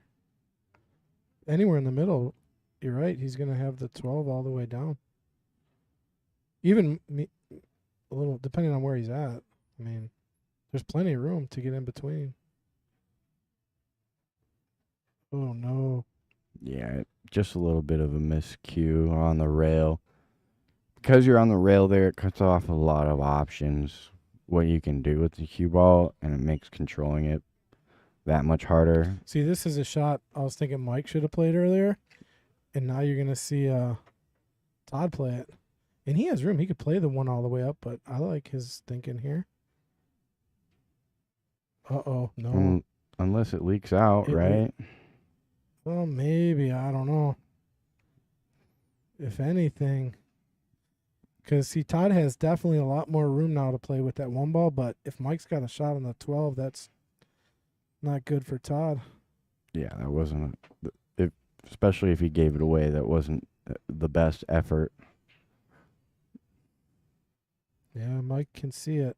He's might play a little bit of a swerve or just try to throw it in with some inside. No. Interesting here Right. for Todd. I mean, Once again, he kind of made a mistake there and didn't sell out the rack. So I think he can just touch this one ball, keep the cue ball on the side rail, play the cue off the one into the side. Just move that one ball as little as possible. See what he decides to do here. He's going to try to take the pocket, and he took it. That's an excellent shot. yeah, it was. So now we're probably going to see a bank. Because really, I don't think you have a safety unless you want to try to cut the 12. He's back banking this. He's calling it in the upper right corner. I actually wouldn't mind cutting the 12 at the 1 either. Oh, he took away the one.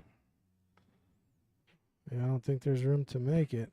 Yeah, and there's definitely no bank there because of the double kiss. He's on the kiss line. That's a nice shot by Mike. Well thought out.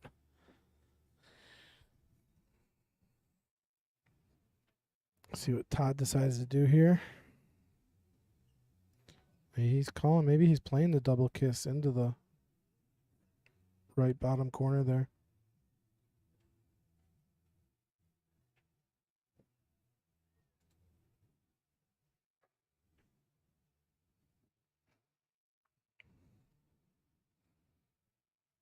Not a bad shot. It's still, neither of these guys are really sold out to the opposing player, even though they both made some early mistakes. So, a little bit of careful rack here to start it off, and both guys are feeling like they're just gonna try and settle in and get comfortable. I mean, there's not a whole lot you can do here, but with where the one ball sits, it's pretty easy to not leave a shot Yeah. on the one. What do you think? And just get that cue ball up table as much as possible here? Absolutely. Yeah. And He hit it good. he hit it good, and he really opened up that 12 ball as well. So we're more than likely going to see a bank shot here. Yeah, this is a make or break shot, probably. I mean, if he misses, he's going to want to get that cue ball back up towards where the 8 is if he can.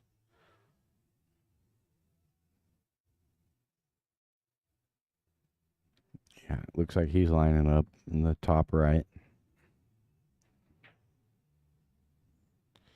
All right, so oh no, it's going to hit the 10. If that one wouldn't have hit 12, he'd have been okay. Yeah. Yeah.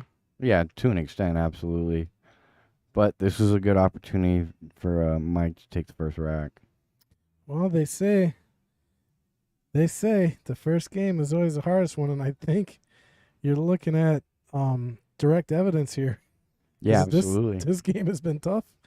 I mean, both players, no easy way out. Both come in with safeties and no real path out here. Oh, and look, Mike's on the 50-yard line here. Yeah, I don't want to say timid, but like I said, I think both these guys are going to take their time in getting comfortable. They don't want to take too much risk early on and give their opponent an easy opportunity to settle into the match. I think whoever settles in first here, because of how close that first rack was, is really going to have a big advantage in the match. So Mike getting the first one, and Joyce, if you're out there watching, rooting for Mike. He just took the first game down, so go ahead, give him a round of applause.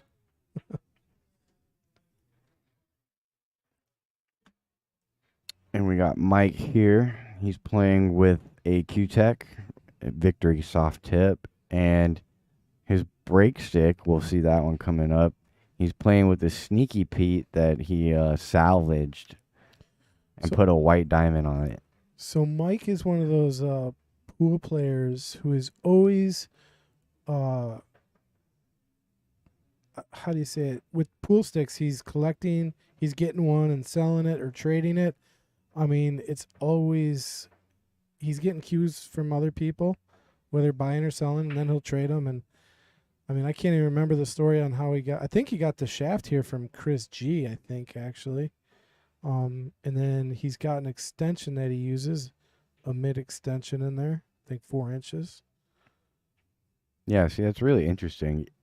I definitely know what you mean. People are like kind of going through cues. Yeah, I'm one of those guys. I get a cue. That's it for 20 years. Yeah. I think that's my cue. I'm not switching, whether it's working or not. I'm gonna make it work. Absolutely. I think it's because like I'm not gonna say afraid to switch, but I'm just like, man, I don't want to start over with learning How his cue how the plays. cue plays, and that could be maybe that's not a good thing. I don't know. Yeah, it's personal preference for sure. I don't necessarily like switching up cues if I don't feel like I have to. But the other side of that is you never know until you kind of jump into that Yeah, 'cause side of it. there could be something better out there that I'm not even aware of. Right, something that you like Or- better. Yeah, something that I could play better with, or And like it's hard to get a feel for a cue in one rack of pool, you know. If somebody's like, "Hey, shoot this cue." You don't really know how it plays because you don't have an opportunity to see what it does in certain situations. and it's really hard to get a feel for a cue if you don't try it. Yeah, You know, yeah. So that's probably, maybe I should start trying some other cues. So we got Todd here to the table. I think we had a dry break. Yeah, it's going to be open for Todd. Like solids here. Yeah. He's got an easy starter on the 1. The 6-ball controls the 9. The 4-7 sit good for that breakout. And the 6 goes as long as you can get on it, but there's no ball to get on that 6. Short side. You can get Yeah. short side if you want to kind of get cute with the 4-7. Maybe, yeah. Not going to be easy. But it looks like he'll take the 4 now. Run into the 7. Yeah, this could be dangerous here. See what happens. Oh, And there I think he just wanted to control the cue ball a little bit more than focus on solely making the 4. that's the hard part of this game, right? I mean, that's a lot. You see, even pros do this sometimes, where they're focusing on that cue ball control so much that they're gonna rattle the shot. They sacrifice the pot. Exactly that. Yeah, it's a hard thing to get over. A little mental tool you can use every time you're trying to control, really control the speed of the cue or where it's going with your English. Just say right before you shoot, make the shot, make the shot, make the shot. Yeah, absolutely. That's actually a really good point is Yeah. if your last point of focus is not on making the ball, Yeah. a lot of the times you end up missing it. Yeah, absolutely. Because, I mean, you could control the cue ball and great and perfect all day, but if you don't make the shot, it's. And I see myself doing it sometimes. I'm like, oh man, I played that leave perfect. Well, you missed a shot. It doesn't matter. Yep, that's exactly what I was just going to say. A lot of the Yeah. times you hear people say that. Well, I got the leave. Yeah, I love when I hear it too. Unfortunately, it doesn't matter if you can't make the ball. Yeah, Right? I do it all the time. Yeah, I think we're all pretty guilty of that around the 500, 550 speed. Trying to get too perfect. But Todd did get away with that last miss and really didn't give much to Mike. So he's back at the table. So how about the World Predator 10 ball, man? Holy cow. Had some fireworks out there this year. Some crazy matches. Some controversial matches. Yeah, did you see the Mika? Oh, yeah. Everybody, I think, saw the Mika and Jeff Lunda. De Luna. Yeah, the Luna. It was such a weird thing, too. And, you know, I hear and I see on Facebook everyone, you know, saying, oh, the ref called the foul. Well, there was no foul on the shot. There was no foul. Mika simply played a combo, and the controversy was that he didn't call it. The ref was basically saying he didn't call it.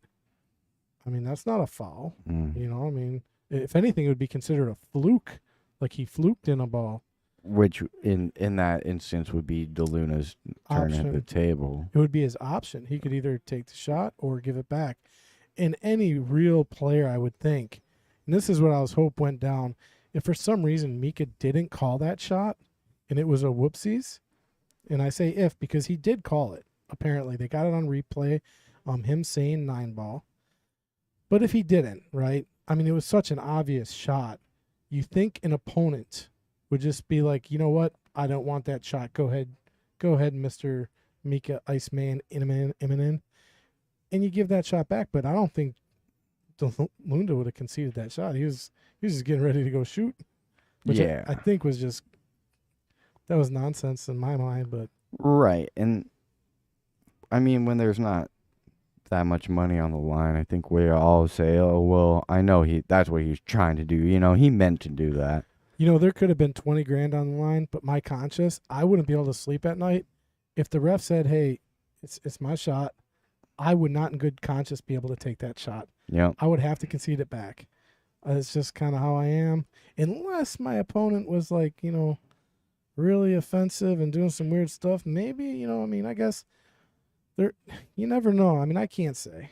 Dog eat yeah. dog out there, man. Professional pool world. Yeah, you got to look at it from both sides, I guess. So it's one of those. It's just a controversial thing that happened. Yeah, and it was quite interesting to watch too. Yeah. You know, Chris G coming to the booth. Well, Mike is looking pretty good on this rack. Those 2 balls next to the 8, I think it's a 10-12 or something. Those 2 are going to pass the 4 ball if you can get good shape. But he actually ended up a little thin on this 9 ball. What was that? You got to play the 10 first, huh? Well, now he might have to play that ball between in the side. Just like this. That was a beautiful shot.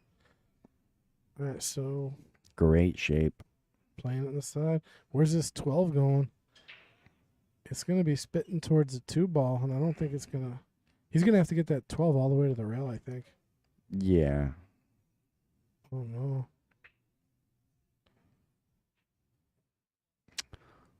All right, so this is a good chance for Todd to tie it up. Got to worry about that 6-7 though. It's not a, you know, Mickey Mouse out as they would call it. Yep, there's some work to be done there. We almost got to play the combo up there. He's going to take these bottom ball.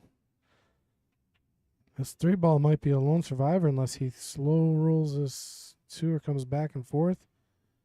If he goes up, then the 3 is going to be stuck down here with. He'll go up here. Think so? Yeah. Yes, he does. Uh-oh. And really, I thought he had a decent angle to maybe draw off of that 2 ball and go right between the 6-7. Kind of mess that problem up right there. All right, Mike's got a pretty good 3 ball out here. He's got to play the right path. I mean, that 8 ball goes almost in every pocket, even past the 4 if he needs it. Yeah, it will go in every pocket. Absolutely. Yeah, so just focus on getting these 2 balls. The good angle to get on the 8. Yep. And this is what I was kind of alluding to in the first rack, is that this is a good opportunity for Mike to settle into the match, start to feel the speed of the table, control your cue ball. You know, obviously you have ball in hand with 3 left. You shouldn't make any mistakes. See, But if you do, that's when you got to start worrying about what do I have to adjust. yeah, he's just on the wrong side of that ball. You'd want to float up to the 8, but he's good here. He's just got a longer shot than he would have liked.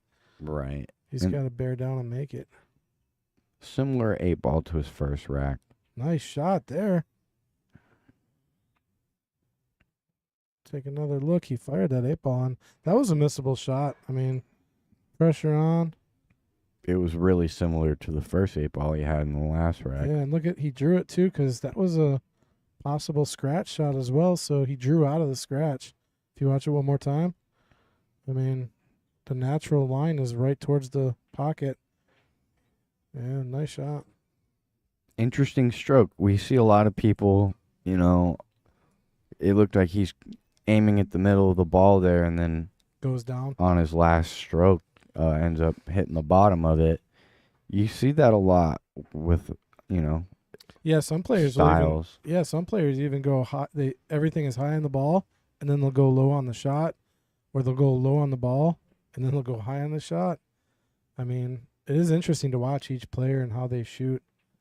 Yeah, that's where like the style and, you know, how they like to cue the ball and aim the ball. It's just an interesting thing. You know, one thing I've been paying attention to a lot is when players get down on their shot and they got that direct line looking right at them. I like looking to see where their eye is. Do they got their the cue right in between both eyes? Right. Do they got their dominant eye over the cue, or their not that we know which one of their eyes is dominant, but like if they're left-handed, do they got their left eye over the cue or their right eye, right? Yeah. And I just started experimenting with it lately because I am right eye dominant. I know that for a fact. And there's a test that you can do. You know, everybody knows how to do what dominant eye are you test. But I prefer now shooting with my left eye, my non-dominant eye over the cue on certain shots. There's certain shots where I'm like, and I'm not going to really describe them over the stream here, but for some reason when I do it, I mean, my accuracy is just going through the roof with it. It's really bizarre, just making that one little change. And the reason I did it is because I saw somebody doing it, a pro player, and I thought it was interesting that they would kind of switch their eye Their line of sight for a certain shot. based on the shot. And I was like, well, I'm going to experiment and see what that does. And I was just like, it's weird because you can actually see the shot better. It doesn't feel natural for me yet, but for some reason it works. I don't feel comfortable with it. It makes me think like I'm going to miss. Yeah. You know, it's because it's just not natural yet. Yeah. But I'm going to fight it through because it's working. That is an interesting point. I don't think I've ever heard of that. Which pro did that? I don't even know their name actually. I just thought they were on one of the. It wasn't a player I'm familiar with really. I just thought it was interesting and I just gave it a go.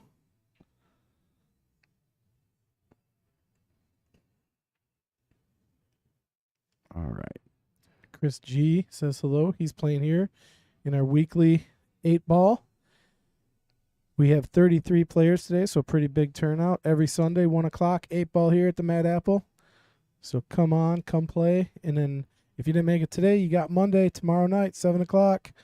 I'm sure Kyle will probably be here playing some rotation. We got 9-ball every week. And then Friday, 10-ball every Friday at 10 o'clock or 7 o'clock. Yeah, I did play the 10-ball on Friday.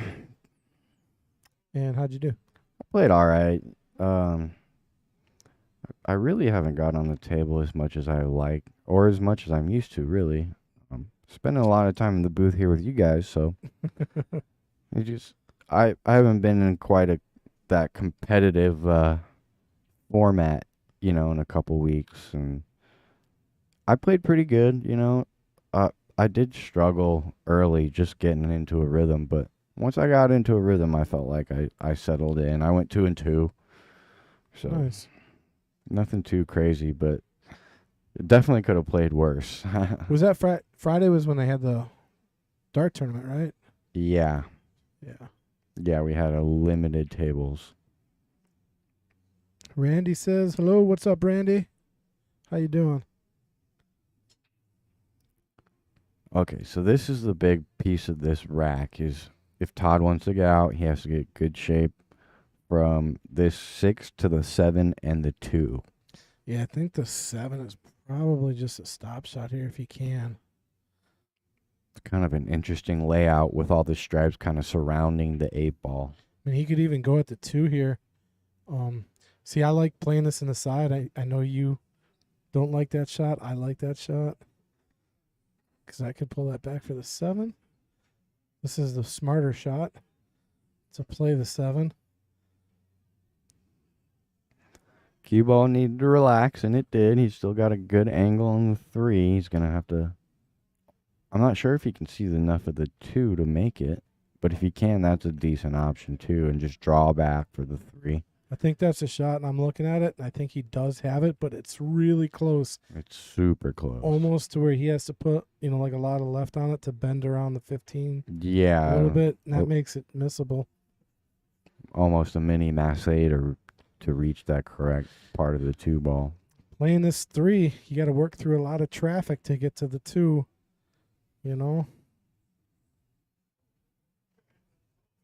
Yeah, this is a big shot here.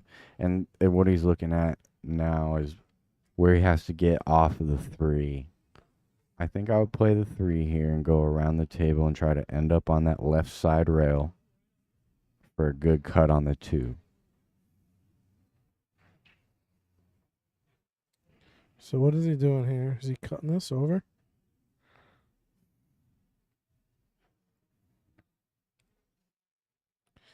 If he cuts this 3 even with draw,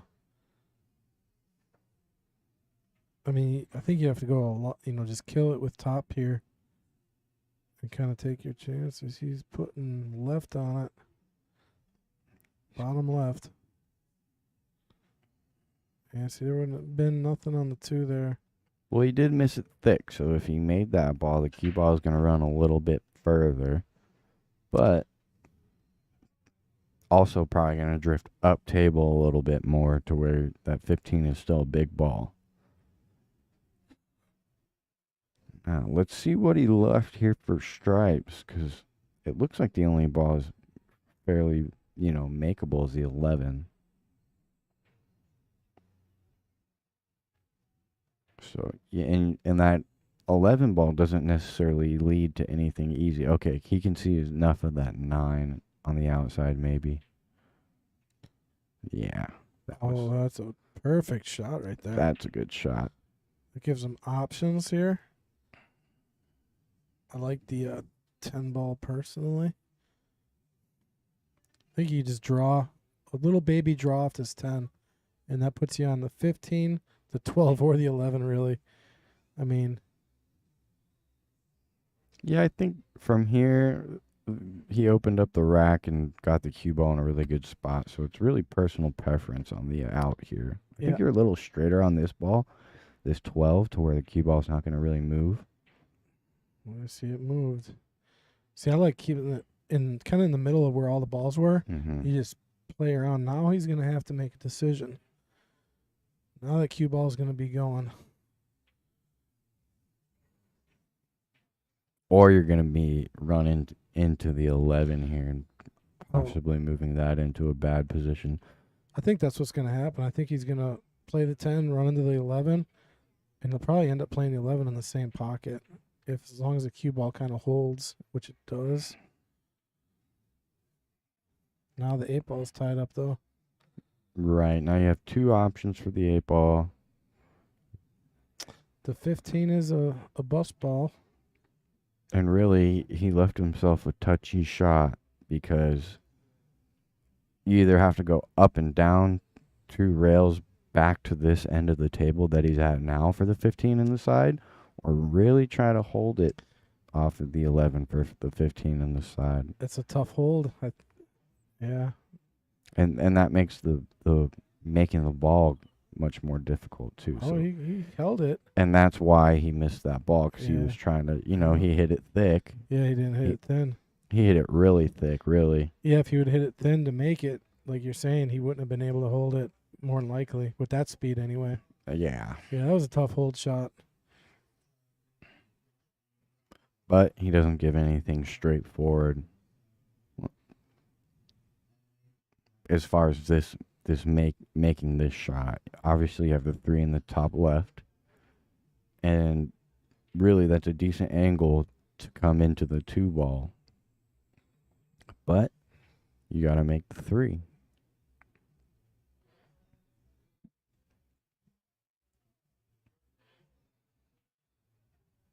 Where are you playing it? You cutting the 3? Yeah, I'm gonna play the 3 in the top left, and the cue ball can come into the 2. Okay. Maybe with a touch of outside left spin. It's a tough shot. But I think it is the right shot.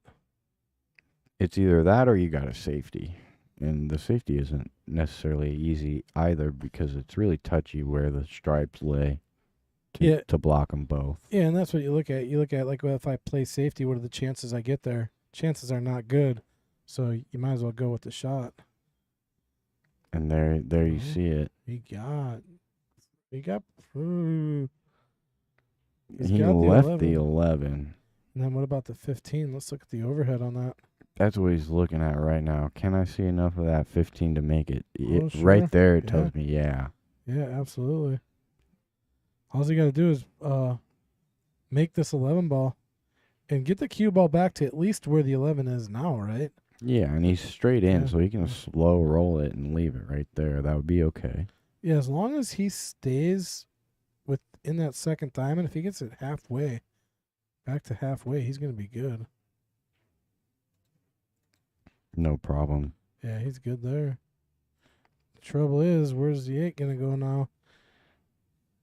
Is that 8 past the 2 on the side? No, I don't think so. Yeah, he's going to have to find some more. Oh, my. Is there a bank shot? Now No. I don't even see a bank shot, honestly. Oh, 3 rails. It doesn't even go 3 rails. You can't see enough of it. nope. Oh, boy. I'll tell you what, it's not too bad of an idea to just clip the 8 ball and move it out and double them up on the 3-2. Make him play a combo. Well, not necessarily make him play a combo, but nothing straight in, because he'll have a back cut on the 3. I'm talking about leave the cue ball on the top end rail between the diamond and the pocket. So that way, if you're on the rail, you have a back cut on the 3, your 8 ball's free, and you're not really giving your opponent an easy shot to get out. You're leaving them as tough as you can. I pick up what you're putting it down. Just leave your opponent as tough as you can. And that's, Not sure you can really make this 8 ball anywhere. I mean, the only shot I see is the miracle kick and bank. So you'd have to kick the 8 and then have to bank in the upper left corner. That's the only shot I see. That's even really has any chance of going in. Right. I don't know what he's calling. I think he's just playing safe, like you said. Leave his opponent tough here. Oh, that is not going to work. I think you're going to see Todd get on the board here. Yeah, and really, that was close to a foul. He might have clipped the 2 ball first. I don't think you can hit that 8 ball like that without hitting the 2 first. I'll take a look at the replay. But either way, it sold out to Oh, yeah. Todd, so not a big deal either way. I think Todd is going to get out.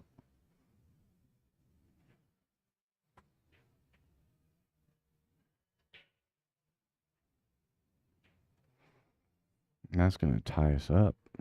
Oh no, it's a 2-1. It'll be 2-1. It'll bring him within 1. So get off the board. Get to move your coin. Get to move your coin, Todd. There's a big step in the match. All right, so Todd on the board. I'll take a look at that hit really quick. So I don't know. Oh, you're right. It's close, huh? And really, I feel like watch the reaction of the cue ball here. I think it was a foul just because the way you clip the 2 ball first is going to send that cue ball up table towards that top rail. If you hit the 8 ball first and then go into the 2 ball, your cue ball dies off of that contact with the 2 instead of really having that forward motion like that. So it might have been like a tie goes to the runner thing. Yeah.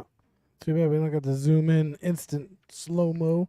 And luckily I feel like it didn't sway the rack, you know, Yeah. the turnout either way. Yeah, even with I mean, I don't think Todd needed ball in hand there to get out. Right. So And it was a close hit, but I think it was a foul. Just my personal opinion.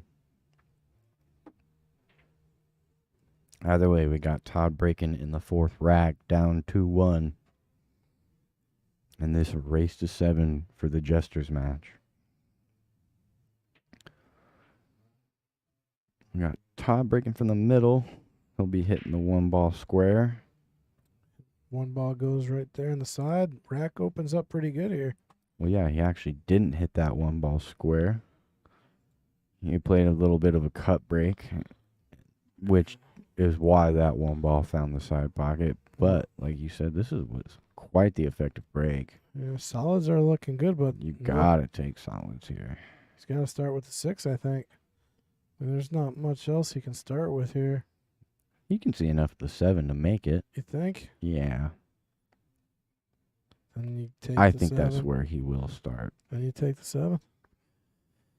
He'll play the 7, and really, as long as you don't hit the 5 ball here, you can get the cue ball back to the middle of the table.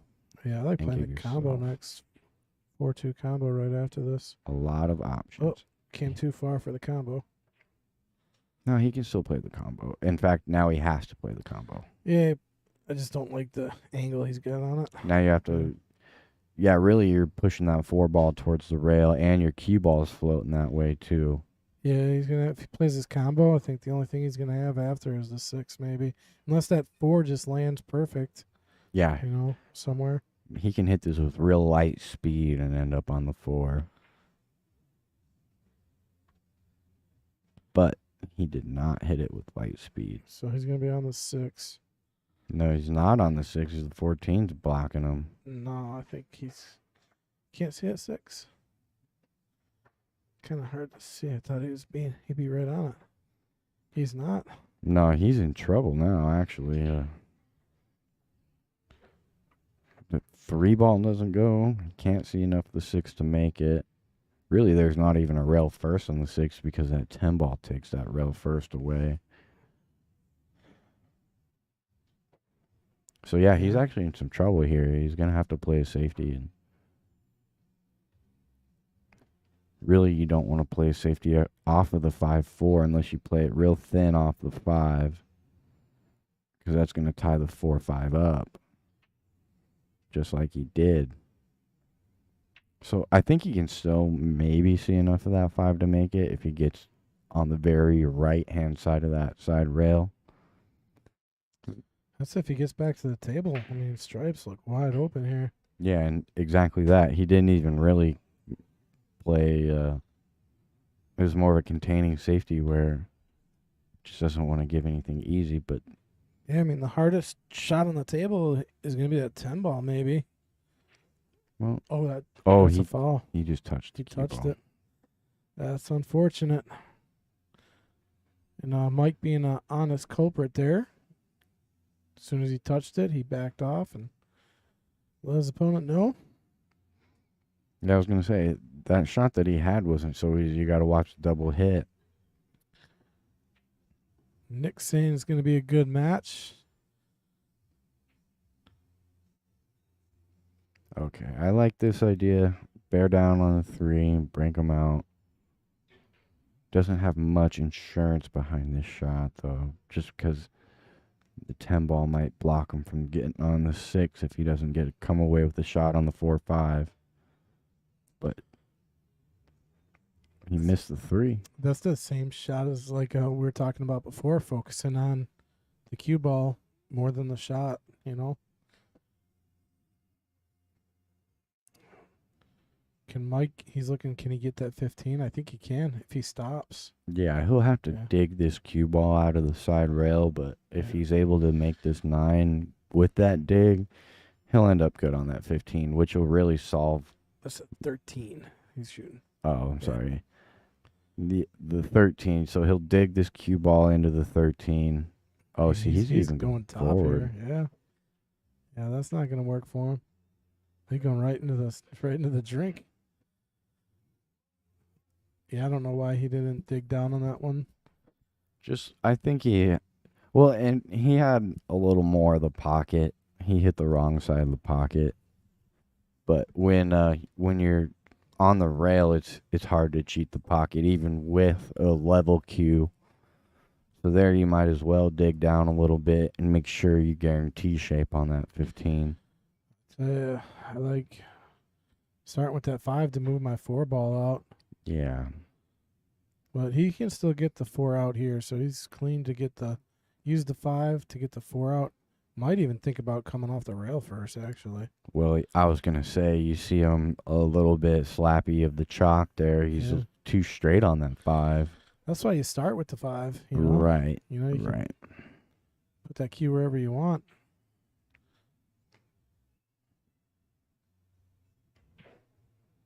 Oh. Tried to cheat the pocket, but he was pretty straight to really get into that 15. Yeah, I think that's why coming off the rail that makes the shot a lot tougher, but coming off the rail would have gave him the angle to go into the 4 like he wanted or move the 15. I think you can see a edge of this 3 ball, so he's not going to give up ball in hand here. I don't believe so. I'm pretty sure you can see enough of an edge of that 3 to hit it.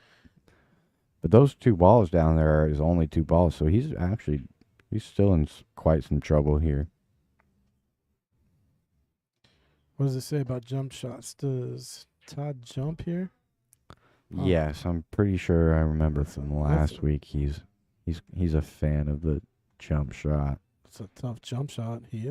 Looks like he is jumping. Wow. He got up and over quick, got a good hit, and put his balls both in a good position.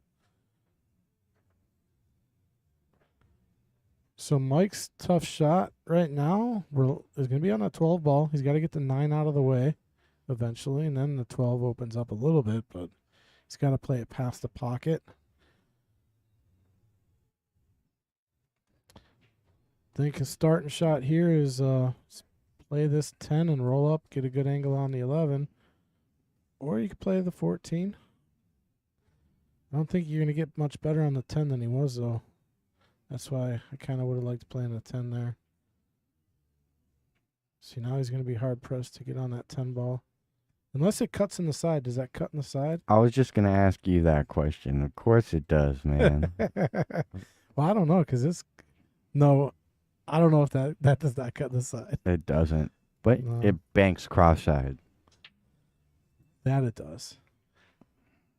So if you can get somewhere in the middle of the table, that's not too hard of a bank shot. Wow, that's interesting. Look at the 10 ball. See how close it is to the pocket there in the overhead? Yeah, And then when I transition, it looks like but 10 there's no way. there's 10 inches there. Full diamond.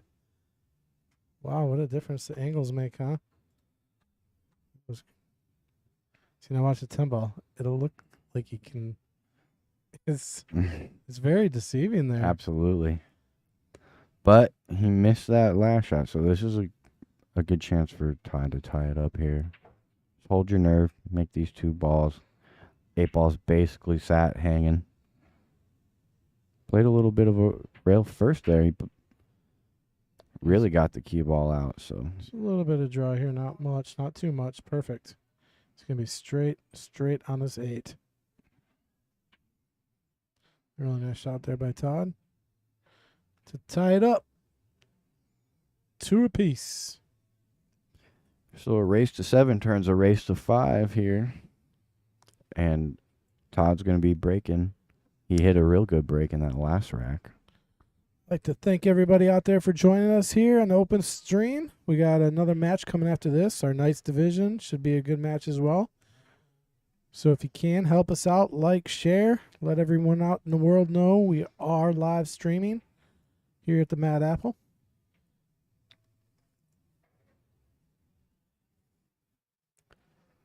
All right. I would like to see him hit the same break he did last time, which was a little bit of a cut on that one ball from the middle of the table, because it was just so successful that there's no reason to back away from it now. It doesn't look like he is. So here's an interesting fact about Todd is his partner for the Nationals, Scotch Doubles, is our current Queen of the Hill. Oh, okay. Cheryl.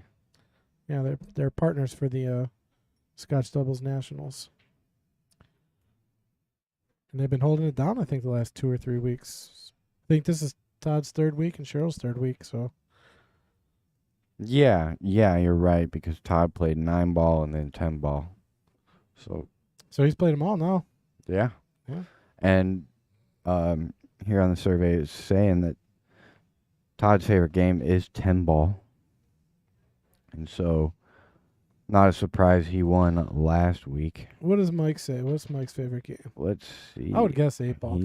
You are guessing correct. Yeah, he said he did used to play a lot of straight pool back in the day. Straight pool's a great game. Yeah. In his table, he's got a valley at his house. But I'm telling you, played on a lot of tables. He has the tightest pockets on any pool table I've ever played on. Yeah. I think they're 4 inches. I mean, he's got the spacers in there to make them. They don't play like valley pockets at all. They are super tight. Oh, so it's not even just the rails. He's got the spacers in there too. Yeah, he's got nice rails. I think he's got the AccuFast rails. He's got the I mean, the table's set up really nice.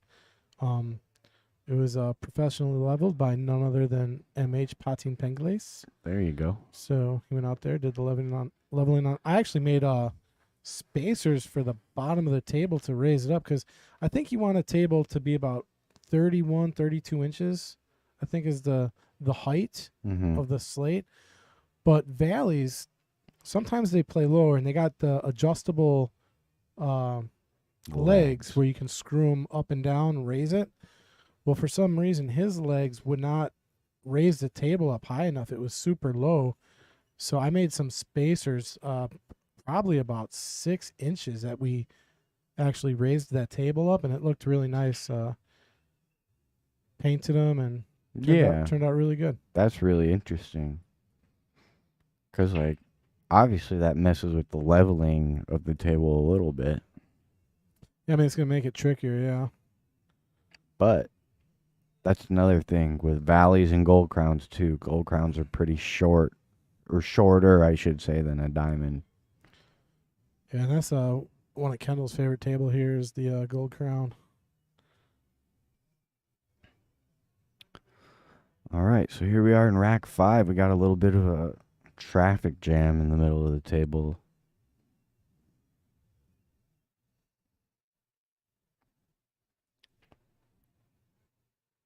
Yeah, I don't really like either group. Not when they're yeah. I think I'm liking stripes maybe, just because they're kind of on the outside.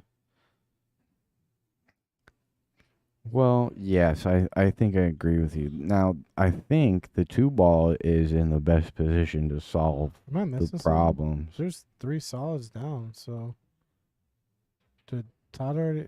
Is this off the break? No, Todd broke the balls. So he already took solids on, or did he drop 3 solids on the break? I'm lagging behind. I fell into my story for some reason. I missed something. Oh no! Don't want to be missing that shot. But it's going to end up in a good spot, because now that's cutting off the 2-ball. Where even if you can't make that 2-ball, it's so tight that you really can't do a whole lot with that cluster anymore. It'll be interesting. Nothing got to a rail. That's going to be ball in hand.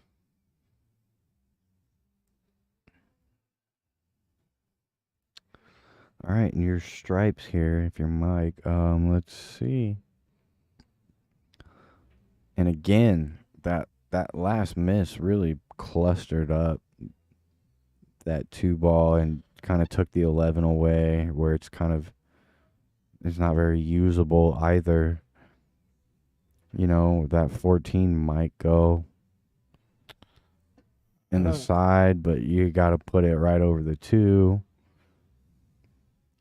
And I'm saying you can use this 9, but running into the 14 and the 13, so you're really going to have to put some power to get separation in that cluster. So probably see a little bit more of a chess match in this rack as well, unless you power him up like that. He hit that really well. Well, there's Joyce. How you doing? Hope you're feeling okay. Your hubby is in. Well, no, he was in the lead. He's tied now. He's trying to battle his way through stripes right now. Oh, okay. Oh, So he did get around that time. I thought that 10 was going to hold up for a second. So Mike got it to the rail. Decent shot. Doesn't leave. Call the 5 off the 11 in the side. No. Oh, yeah. Yeah. Nice shot. Yeah, he did. I'll tell you what.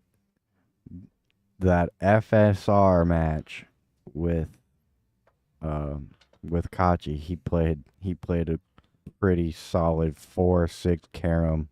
He played the 4 into the 6 into the corner, and then didn't get anything coming away with it, and then had a crazy combo cut, and he got out of a rack I didn't see him getting out of. And so that's one reason I saw that shot right away, just because that ball off of another ball was insane. And that one that Todd hit, it looked pretty good. Obviously, he hit it good because those shots are never a guarantee. Those are harder than combos. But it was there, and he took it. He's got a chance. Bill Jensen, thank you. Appreciate it. He just played here last week, I think, against Todd. And wishing he was here playing Mike right now. Yeah, he'll have another shot at it, no doubt, though. Now, does that 3 ball go between the 8-9 and the side? It looks like it does to me. Because I think if it does, you got to get on it now. Well, it goes in the corner. Oh, that was beautifully executed. That was a nice shot. Yeah, I'd rather play this shot. I mean, I think it does go on the side, like you were saying. I probably would have played it because I like the side shots. But I think this is a much better play here. It's going to be tough to get on the 2 here, though. And that's the only reason I Yeah. like the 3 in the side. Yeah, I think, yeah, you're right. You're kind of bleeding the cue ball out towards the middle of the table versus trying to force it. Yeah, he really picked his stick up on that shot. He put so much top on it. Like, well, look at the replay on it. Drop the shoulder maybe a Yeah. little bit. Watch the stick go up. See? Yeah, that's an elbow shoulder drop a little bit. I'm You gotta guilty of doing that myself. Yeah, you gotta follow through. That I tell you, that follow through helps improve so much on every shot.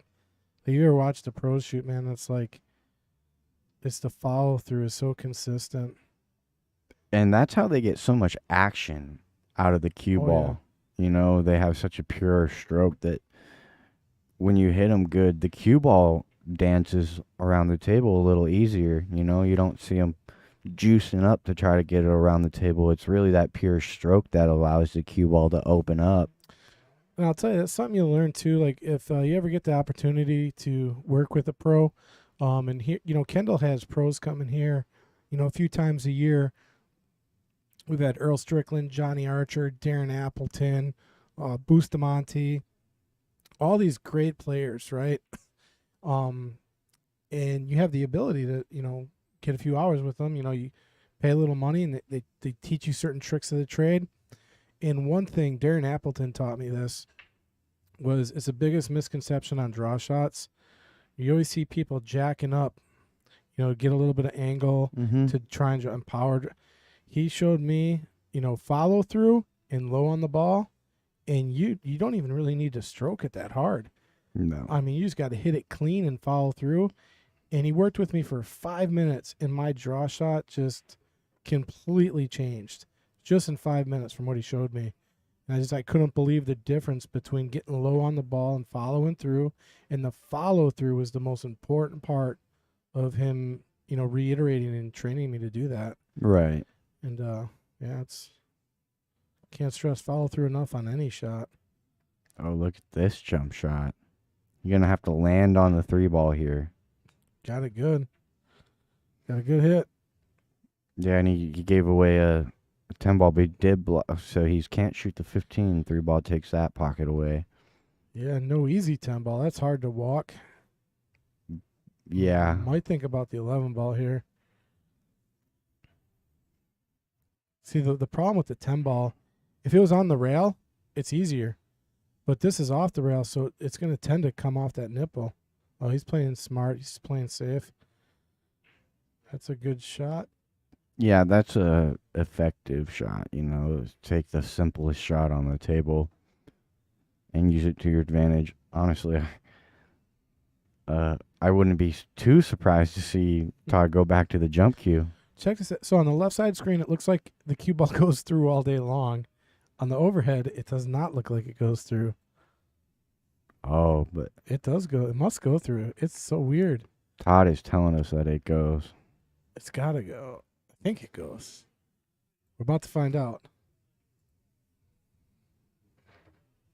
Might even be able. If it goes, he might be able to make it. Yeah, if it goes through, he will be able to make it. Oh wow! Look at that shot. Oh. No love. He needed to avoid that 12. He hit it really well, just clipping that 12, killing the cue ball. So now he's quite in. He needed about 3 more newtons of energy into that shot. And then that ball would have been on the 3.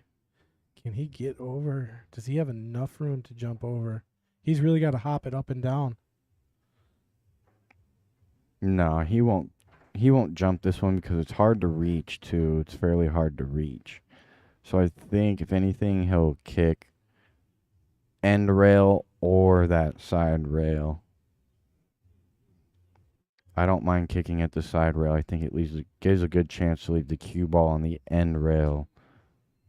Whereas if you're kicking off of that end rail, the cue ball is coming back towards the middle of the table.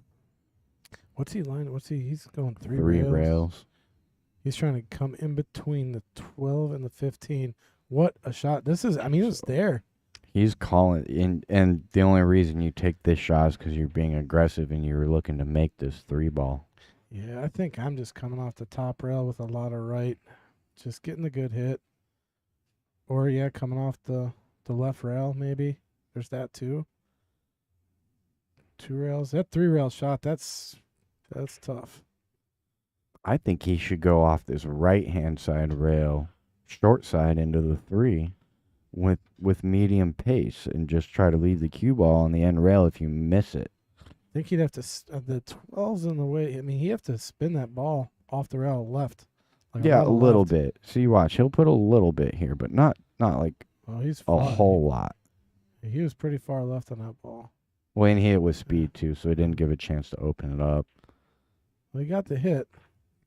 And he did sell out this 15 in the side. I think we'll see Mike take this 15 in the side. Yeah. Yeah, I mean, right now Mike's toughest shot will be the 10, as long as he plays the out.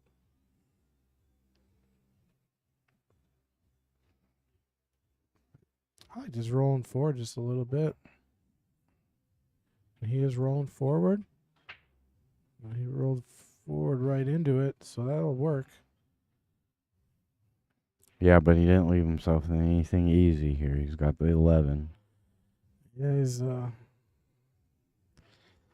Not a fun shot to take with your opponent having one ball left on the table. He's got to make this. I mean, if he misses, he could sell it out here. Unless you play it real light. Okay, there's the opportunity for Todd. But how do you like getting on the 8 ball? Well, he's got to avoid running into the 12. I mean, that's, I think, his problem. So I like putting in. I don't like putting inside, but I think he's going to have to put inside on this ball to come back, and he's really going to have to pound it. Yeah, so he hit the 12, but he got a good hit on the 12. Look at that. I thought the 12 was going to stop the ball. He rolled past it. Very fortunate. Yeah. Because he could have run into the and he just kind of.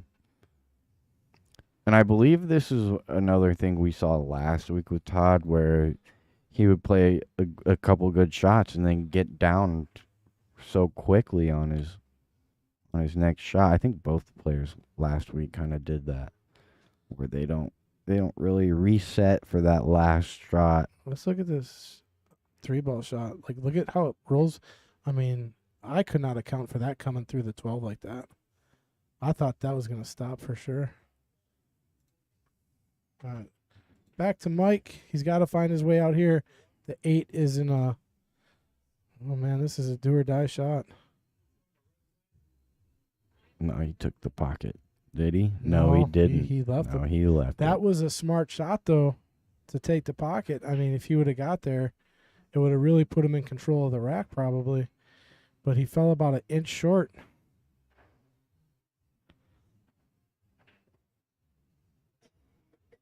Oh, man.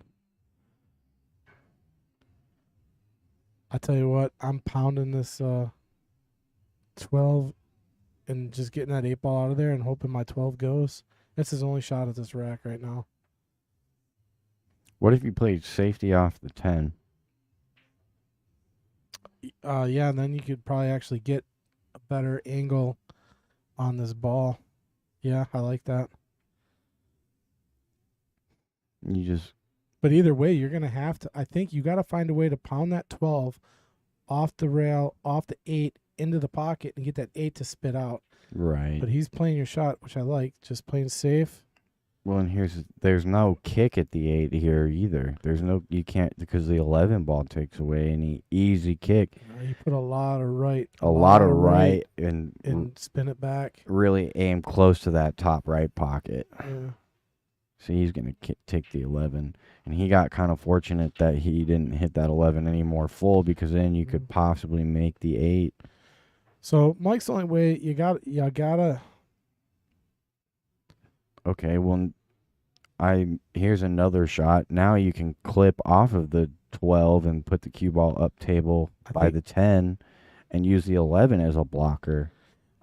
Yeah, I mean, you can play safe a million, keep playing safe, but you got to open it up. Move the 12. Yeah. And that's what I'm saying. You move the 12 now. I think he's going to bank this ball, though.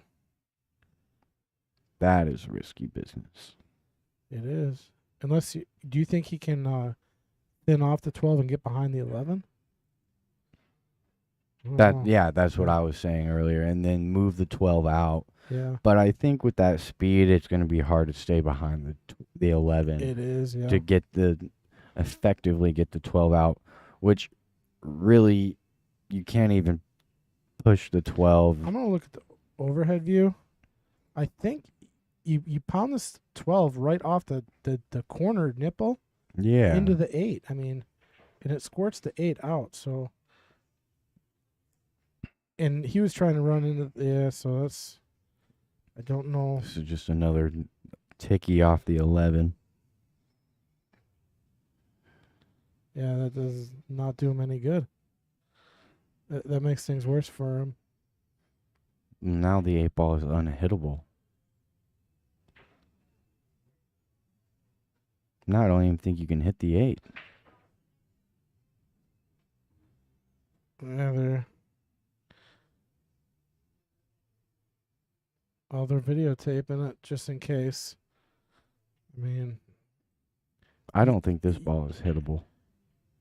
I mean, if the 12 moves, it's no good. That's right. I mean, You'd have to hit the 8 without the 12 moving. I don't see why they need a ref here, but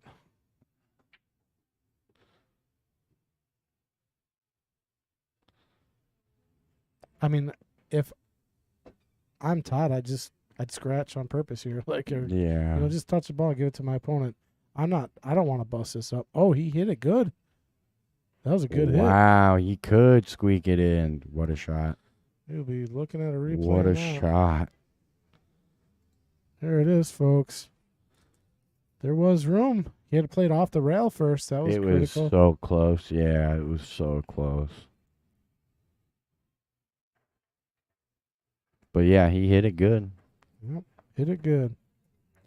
Really good. I wasn't sure if that 12 ball was taking that edge off of the 8, but it obviously was not. He had just enough room. He had a ball plus 3 atoms, so to get through. And he pulled it off. That was a great shot. Yep. That's really good touch and kick awareness, knowing that you don't want to hit it too hard to affect the angle. No spin, so he hit it real square. It was really good kick. Definitely harder than it looks. All right, so we got a dry break. Mike coming to the table. Let's take a look at the overhead camera here real quick. Kind of a mess down there at the bottom left side of the table. Yeah, it does look like everything's kind of on the left side of the table here. Mike opting for solids. So, yeah, we got Todd going 3 straight here. Mike started off hot, taking the first 2 games, and now it's Todd on top, 3-2. And he left a good angle on this 2 ball if Todd did want to take solids to kind of run into the 6-7.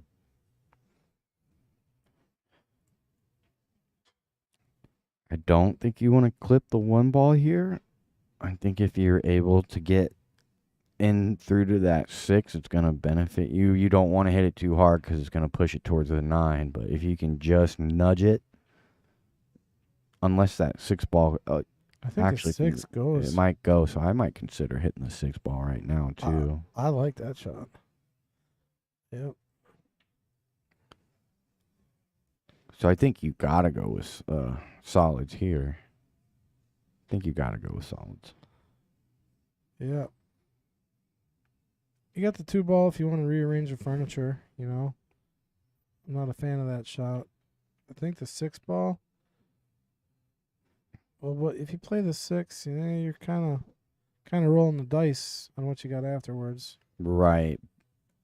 And you do have the 1 ball hanging, so you got some kind of insurance. If you play that 6, and then if that pushes the 7 up, you should be okay. Yeah, and like I said, I don't want to hit that 6 ball too hard because it's going towards the 9 if you do play into the 6. And the 3 ball is cut off. He's just going to take his duck ball. Which is interesting. I'm not sure what angle he was looking for after that.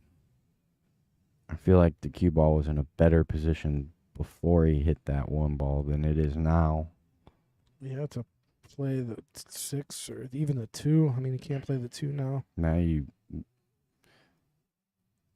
might be able to cut the 2 in, but it doesn't get you further in the rack. Trying to play the 3. He's just going to play safety. And he just took his problem. Well, really, he didn't solve it too well because it still has to go. And now he'll have to take the 4 ball to get that 3 ball open. Or play a combo, which probably don't want to play combos if you don't have to.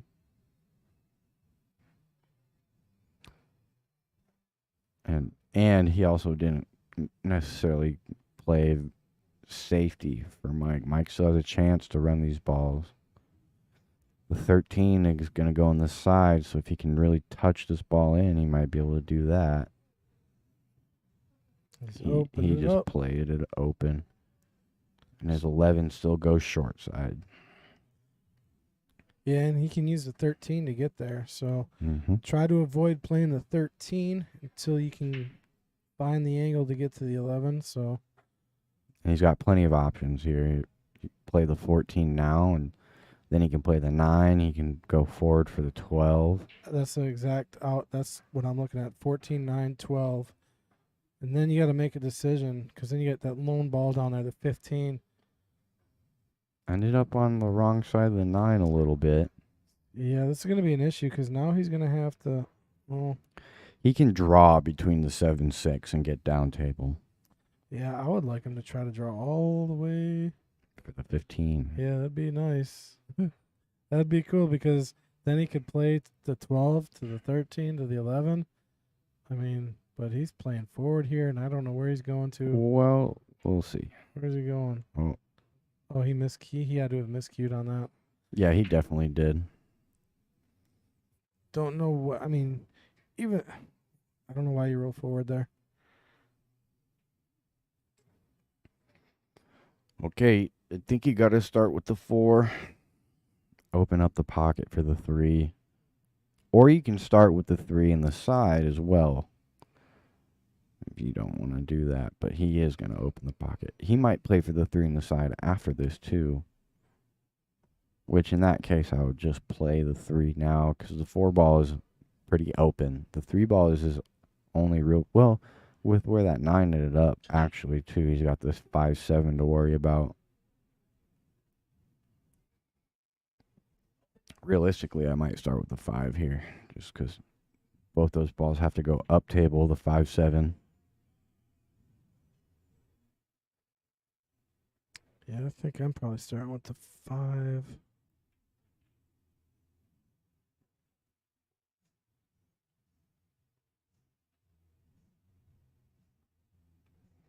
Okay, so now he'll play the 5 up table. Yeah, Possibly go into the 7. Good shot. And he made it. Good shot.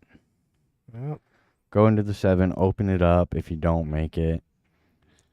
Here's a good chance to get. Even if you get to that short side of the 3, now the 4's kind of in the way. And see, he was trying to get to the 4. Ooh, those ended up kind of weird. See if Mike can navigate his way out of this one. It's going to be tough because of that 11 ball.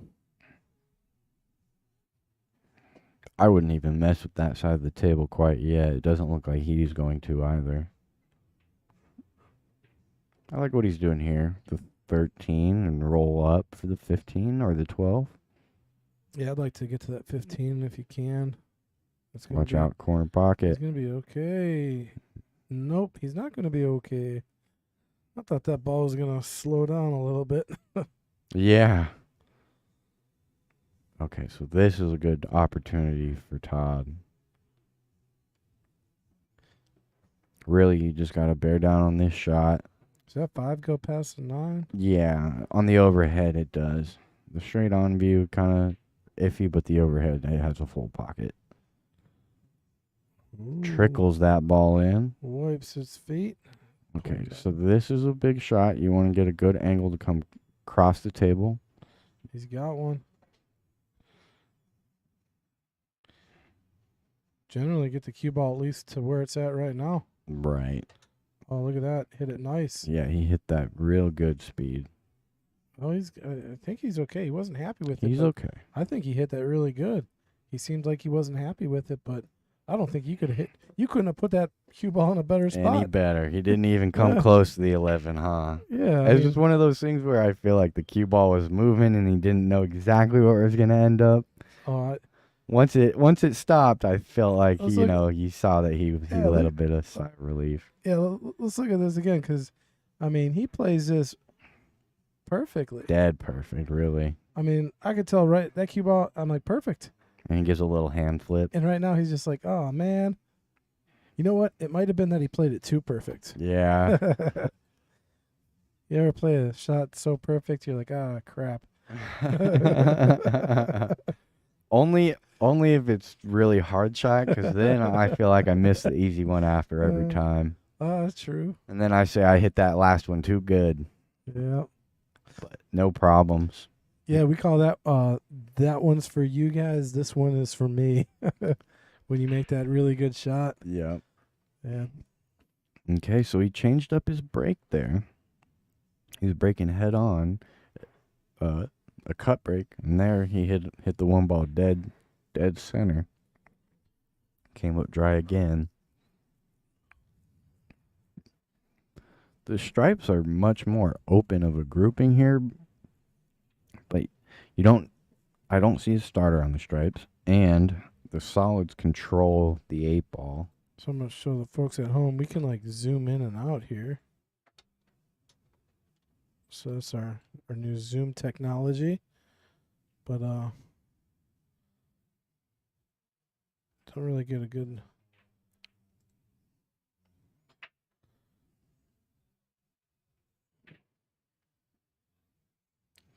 fired that in. So Which one did he call? The solid or the stripe? he called the solid. He had to have called the Yeah, solid. no way he called that stripe up there. All right, so he's got this is a tricky shot here.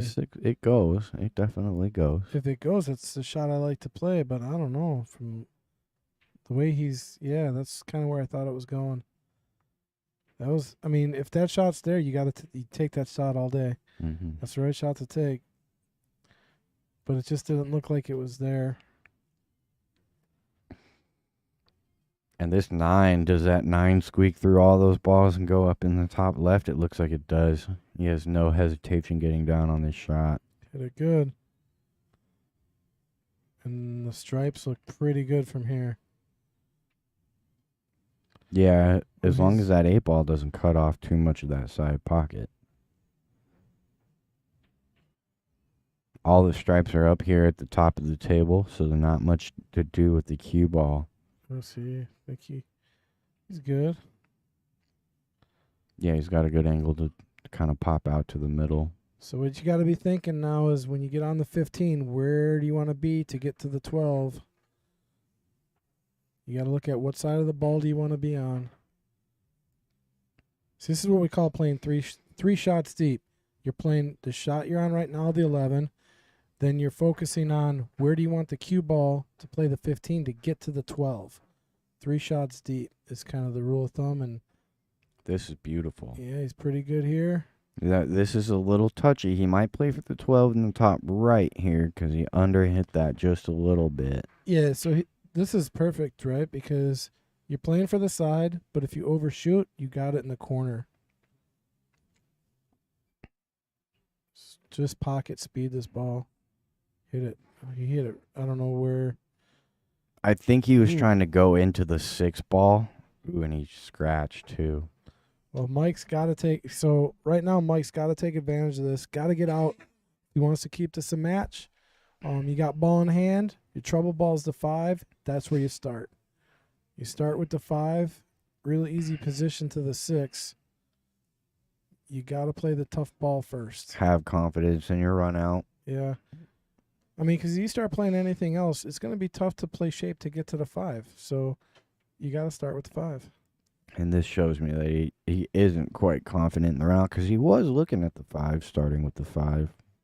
He's going to have to do something here. Let's see what he does.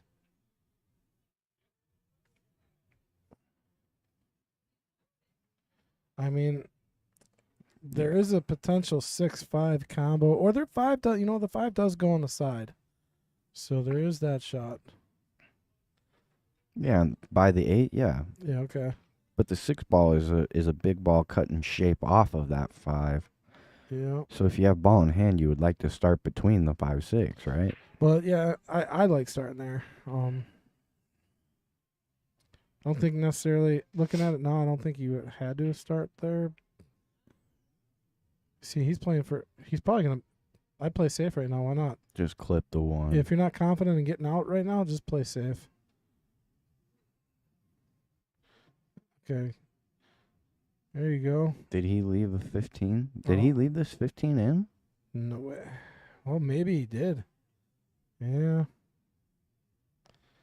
There's enough of that edge of that 15 to make this. He can clip the 6, possibly, or go into the 12. So you hit a little thick. But really,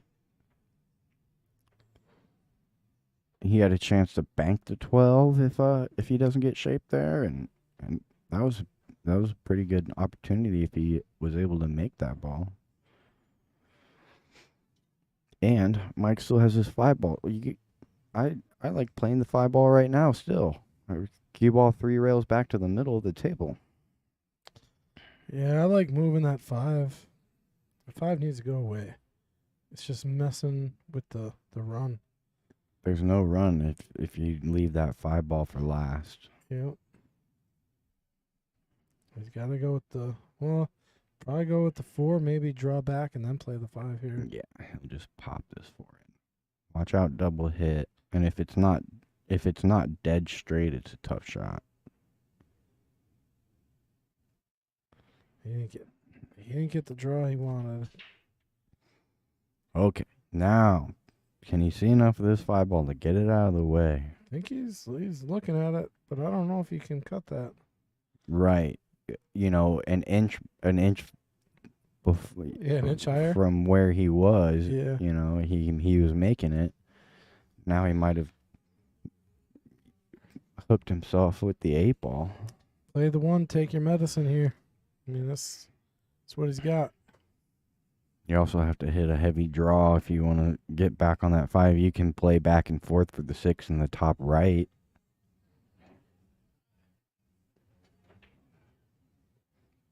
I still think if you can see enough of the 5, you got to shoot the 5.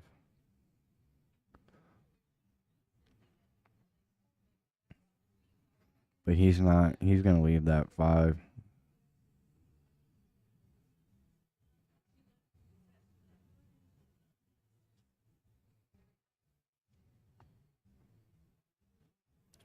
What happened? What's going on? Players are talking about something.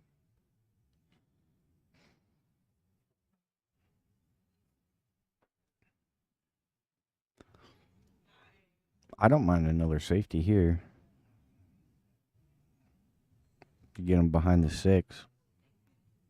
If you hook him on the 12 to 6, you're going to hook him on the 15 as well. That's what he did. But it looks like he didn't get there again. Yeah, there's a piece of the ball. He could even come off the rail if he needs to. Yeah, this is another opportunity. You gotta slow your speed on this. Oh, he hit that speed so good. Well, he didn't. Oh. He didn't try to make it there that time. Nope. Well, 5 goes in the side here. And now you have to play the 5, Yep. which really might turn out in Mike's favor. We can use an 8 as kind of a stopper too, and then play the 6. Oh, he played it all the He way missed it. down. And it's still going to sit over the side pocket. Oh. But the 8 ball will go by that 5 in the side. Yeah, or off the 5 if you need. If you need to, but I don't think you want to risk that. If you don't have to. Just draw back on this if you can and play the 10 on the side. Well, yeah. Or 12, I'm sorry, 12. The 12 goes in both sides, because now he can play the 12 off the 5 and open up the pocket for the 8, which he might consider doing now. I would. That makes a big pocket for this 12, too. Yes, it does. That's what he's looking at. You can see how much space he has there by how he angled his cue from here to here. I can hit that 12 ball, and Yeah. it'll still go. And by using the 5, like you said, it's a huge pocket, where if you just go clean, it's a small pocket. He went clean, and it went clean. And this 8 ball goes clean, too, to make it 5-2.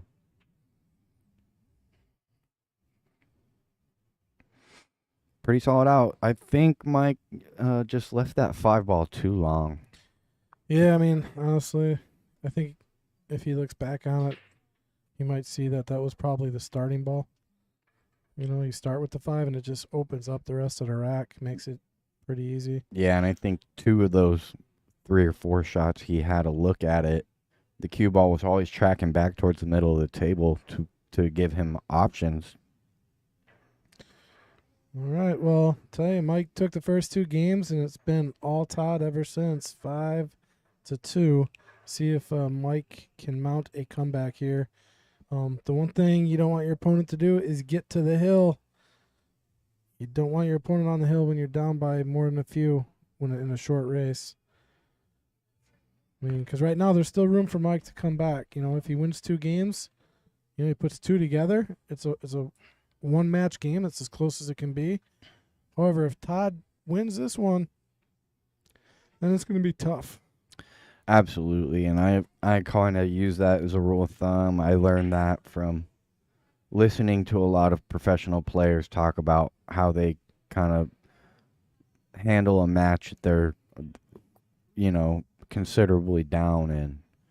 And I kind of hear the same consensus is you take it 2 games, maybe 3 games, depending on the deficit in the race. 2 or 3 games at a time. That allows you to take some pressure off yourself to get back in the match. You know, you allow yourself to take some risks to get back into it because you have to do that like one way or the other. Tell you what, Todd just came to the table firing with a whole different type of confidence. I mean, when you look at him on the table right now, he's like, I'm running this rack, shooting really clean. He's got some work to do. I mean, look at the cluster up at the top. He's going to have to get dead perfect.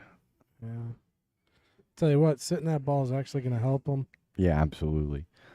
Now he can play a combo if he wants to open up those balls. He can play it clean to open up those balls. Yeah, I think And Mike's. Good. Oh, yeah, I was going to say Mike's best move right now is probably just to take that pocket, move I that agree. 12 right into the 6, Yep. and leave it hanging because he ain't going to leave a shot. As long as he doesn't leave that 2-ball hole. Yeah. Want to be careful. Don't leave him between the 14-8 where he can make it. He didn't take the pocket. And look at where the cue ball ended up. Does he have that 2-ball right now? Ooh. It's so hard to see from here. Even if he does have the Oh, 2-ball, yeah, it's yeah. hard to. Yeah, he's got it. I'm looking down it on the table. He's got it. Now, what's your next shot, though? I'm moving the furniture here. Well, didn't move a lot of it. But he's still going to have a shot on this 6, so he's not necessarily out of it. And there's a lot of options he's got here. I would consider playing the 3 carom Ooh, it's going to be ball in hand and open in the rack, too. a little bit. Realistically, oh, wow, the way those balls ended up, it could have turned out way worse for Todd. Yeah, the 9-13 is going to be a problem for Mike. Yeah, what do you do here? The rule of thumb is you always try to solve your problem as quick as you can. Right now his problem is the 9-13. How do you solve that problem? What are you doing? Yeah, and it's hard to come away with a shot. I was going to say you can make this 11 in the side if it goes and play. You could play that 13 in the side. No. Off the 10. Yeah. I don't know. I mean, 13 clean if you're Patrick. he's gonna have to move some furniture here, you know. It's gonna get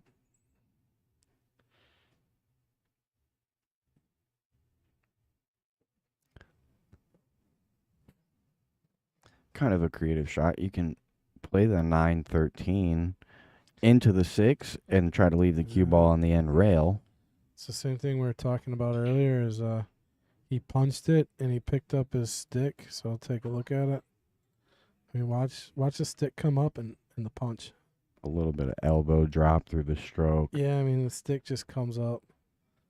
So you got to try to avoid that stick coming up. Let's see.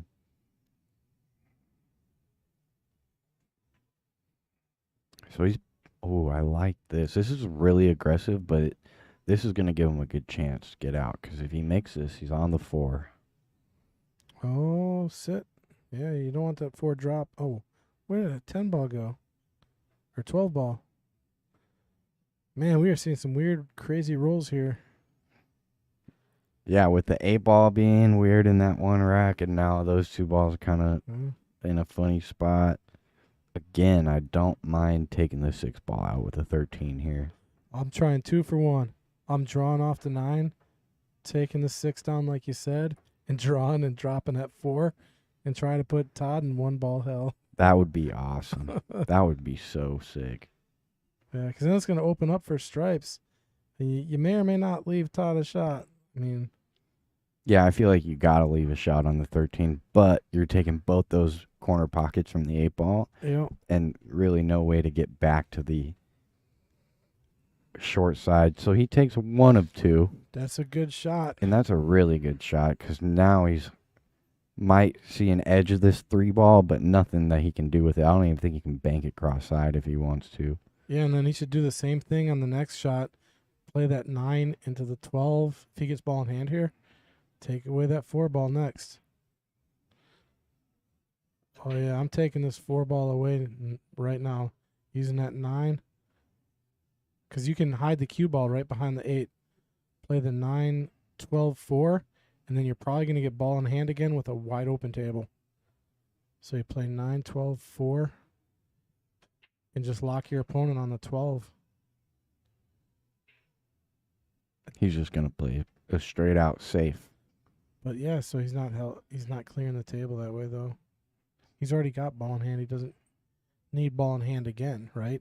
Right. I mean, you just prolong. You're not moving the pieces. Correct. But you are forcing your opponent to do something to where maybe he'll make a mistake, you know. So he's still kicking into this 4-ball trying to make it. Because that's a makeable 4-ball. Oh, and he did. Look at this. It's going to go in. Absolutely. Yeah, that's why I just, What a shot. Mike could have took that 4-ball out. Mm-hmm. That would have never been an option. And he'd more than likely be getting ball in hand right now. Right. So, And even if he doesn't, all of his balls are open at that point.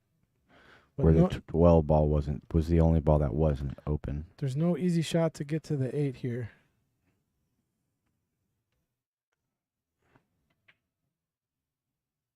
So I'm going to... Okay, how did these finish up?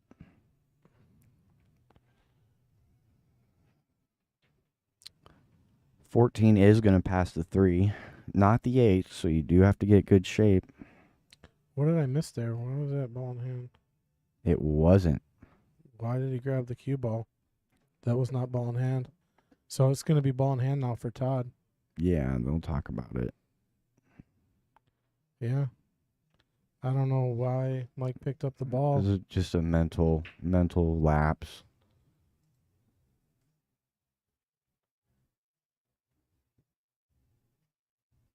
Yeah. That's unfortunate for Mike.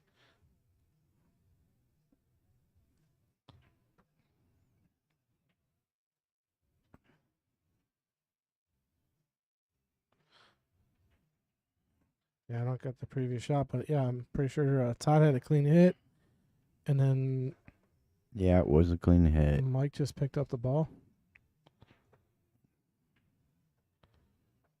All right, he's gonna have a bit of a.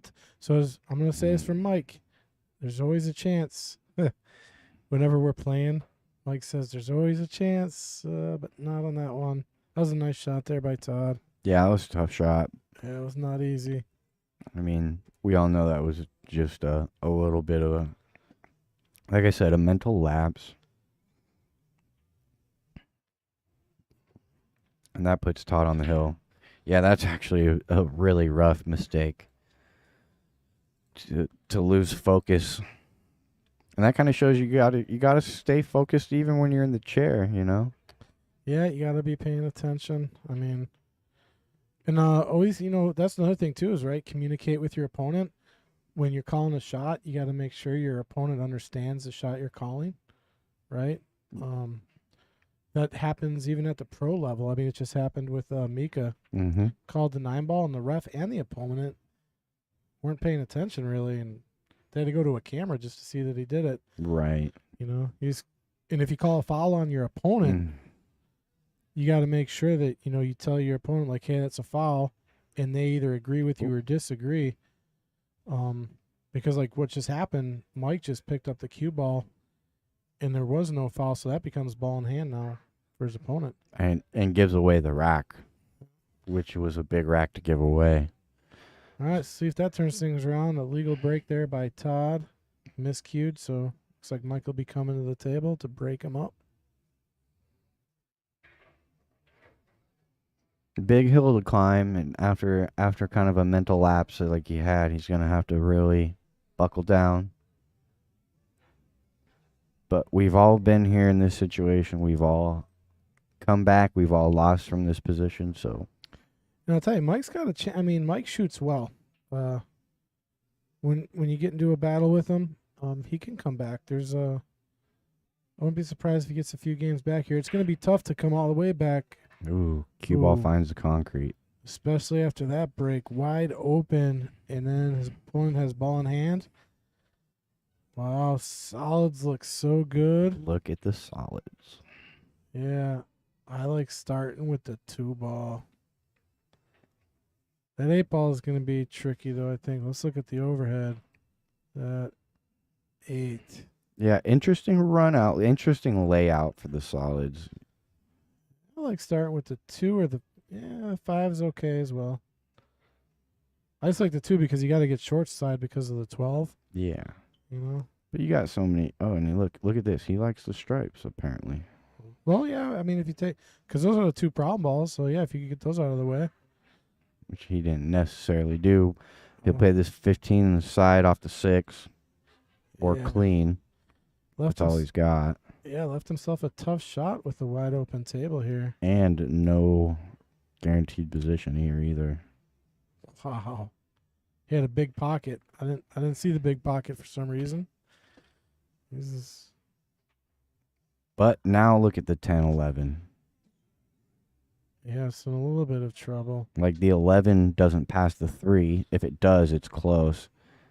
You can't see enough of the 10 to make the combo. But look at this. He's got a chance to go into those balls with the 14. Oh yeah, this is gonna probably work out so good. If he hits this right, the 10 could track towards the pocket, and so could the 11. Yep. Oh, they both tracked. Oh, that did not work out good though. Right. I was going to say, it was about 50-50 for it to work out or not. Because it's hard to predict that with the 8 sitting there, you know.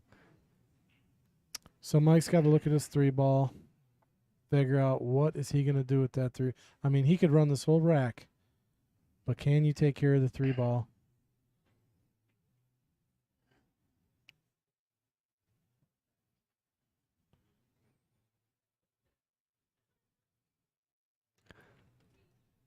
It's not bad. He's not in a easy position here. He's still got a lot of work to do. And with that 14 hanging, Todd has lots of options himself if he were to get back to the table. Do you call this bank? Not sure. He's going to stray away from it.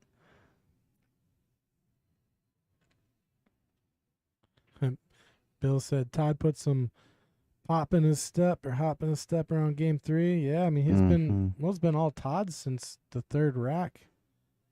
I mean it's been a 6-0 run. Mike won the first 2, and it's been Todd. And if you can reach this ball, focus up and make sure you go into that 10 or 3. Yeah, I'm putting bottom left and just drawing into that. Perfect. Oh no, he scratched. That's gonna hurt. Think Mike's got a chance to get a game back here. And again, got to start with the 4-ball. I'm just getting it out of the way because that's you're just going to run into that problem. You know, how can you get better on the 4 than right now? Right. You know what I mean? You could play the 4 past the 10 if you want. You could play the 4-2 combo. But the 4-ball is going to be the toughest ball to get on in this rack. And, you know, that's where you got to start.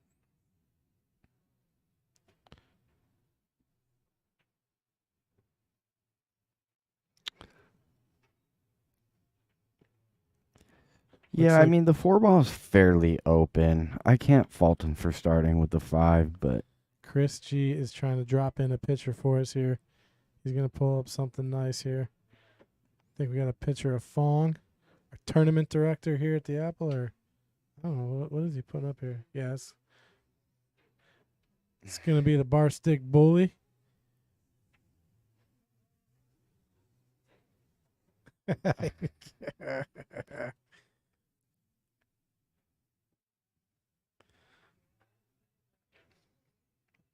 okay. So again, let's Here see. we go. We got Fong, the bar stick bully, the trophy husband, our tournament director. I like it. Thank you, Chris.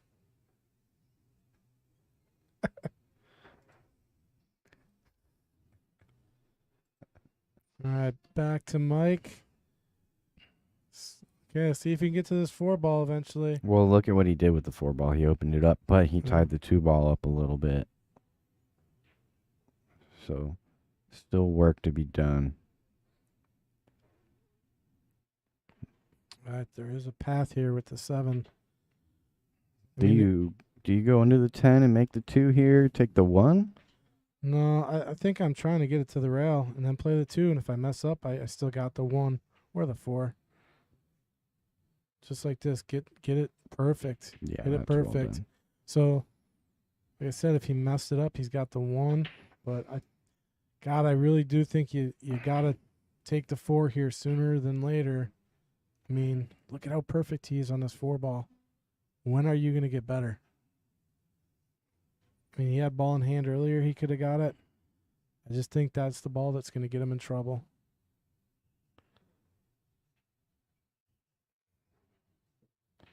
All right. Now he has to play this 4 ball. Yeah, but it's a tougher shot. And there's no guaranteed shape on this 2 either. Yeah,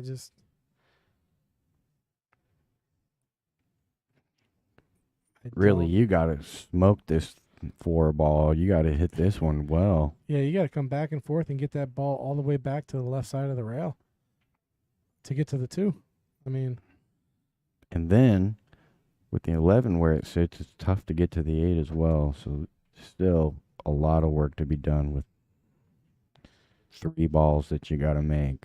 is there room to come rail first under this 10? That's what he's going to try.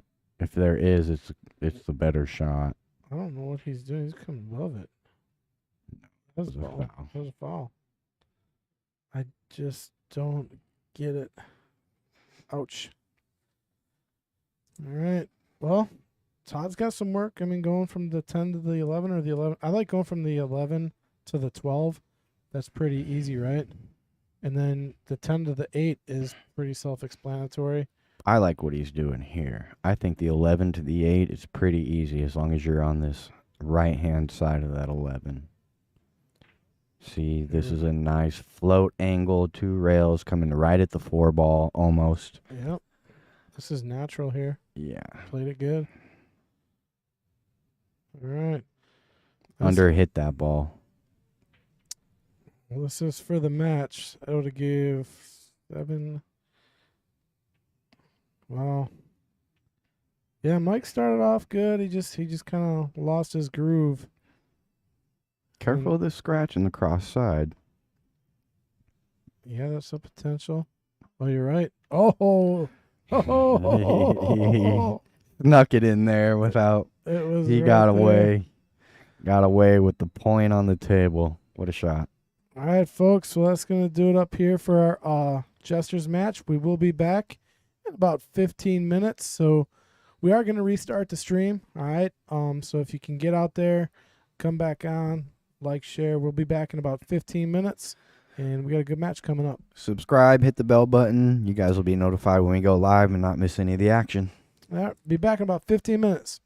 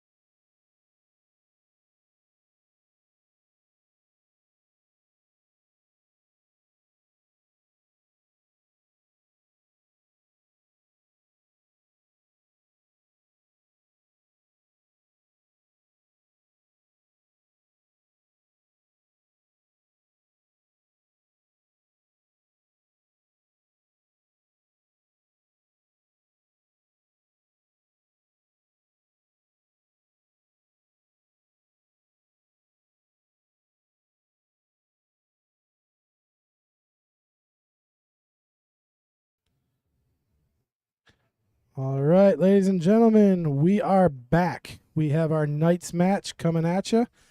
I am, again, Patrick Lynn, joined in the booth with me, Kyle Drake. Yes, sir. What's up, guys? We got our challenger, Art Young, taking on Jim Rusnak, our champion from last week. We are playing 8-ball, and we will be racing to 10. We're at the Mad Apple Burgers and Billiard Company, located on West College Avenue in Appleton, Wisconsin. So hold on to your seats, folks. We should have an awesome ride here for you.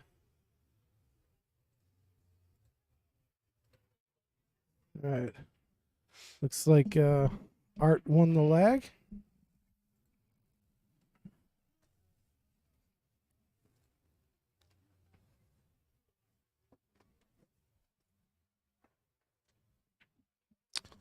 It's going to be a race to 10.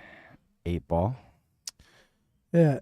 Ian, you still out there, man? I thought he was going to be playing today. He asked me if we were running the weekly mini here at the Apple, which of course we are, every Sunday, 1 o'clock, 8-ball. I haven't seen him here today, though. But thanks for the feedback, Ian. Appreciate it. We must have went off just as you let us know. I did notice that if you're watching on a phone, I think, yeah, it might be a little tough to see the Fargo in the race. But if you blow it up on the big screen TV, it's clear as day. Yeah, also check your quality, because sometimes if your quality goes to auto, it might not be 1080, which if it is in 1080, it's very much more legible. So double check that one too. That is a good point. Yeah, check the settings. I was having trouble with that watching the pro events, man.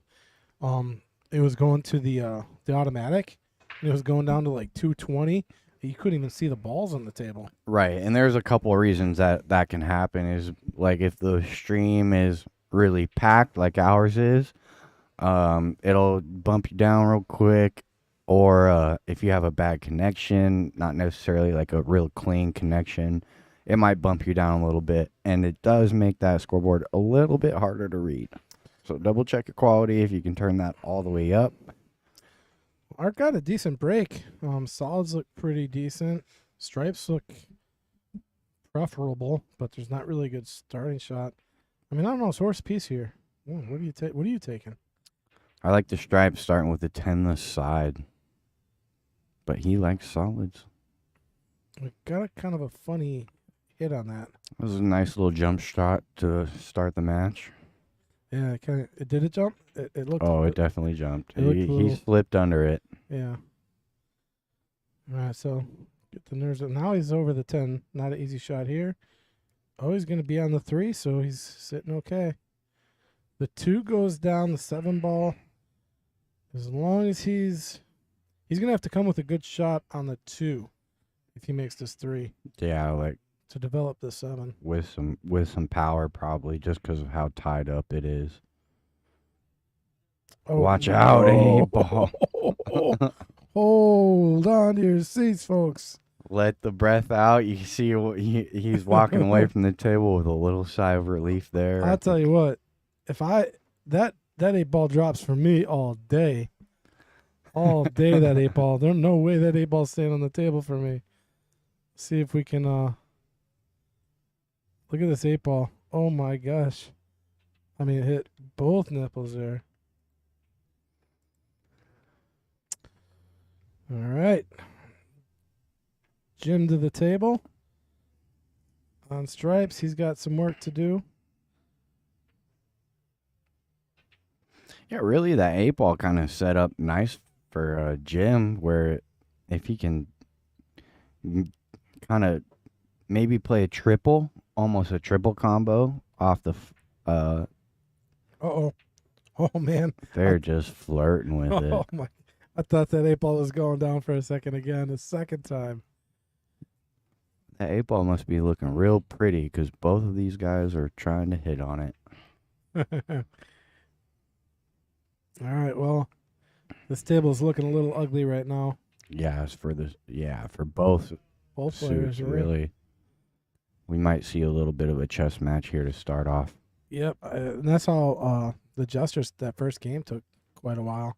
I think this is gonna be the same here with the way it's set up. I mean, there's just no good run out. I mean, if anything, I think Stripes has the advantage here because they got more of a bust out situation with the 15. Still a real aggressive play here. Here it is, the bank and then the bust out. Well, Or just try to make the 8-ball again. that 8-ball has been moving around the table a little bit.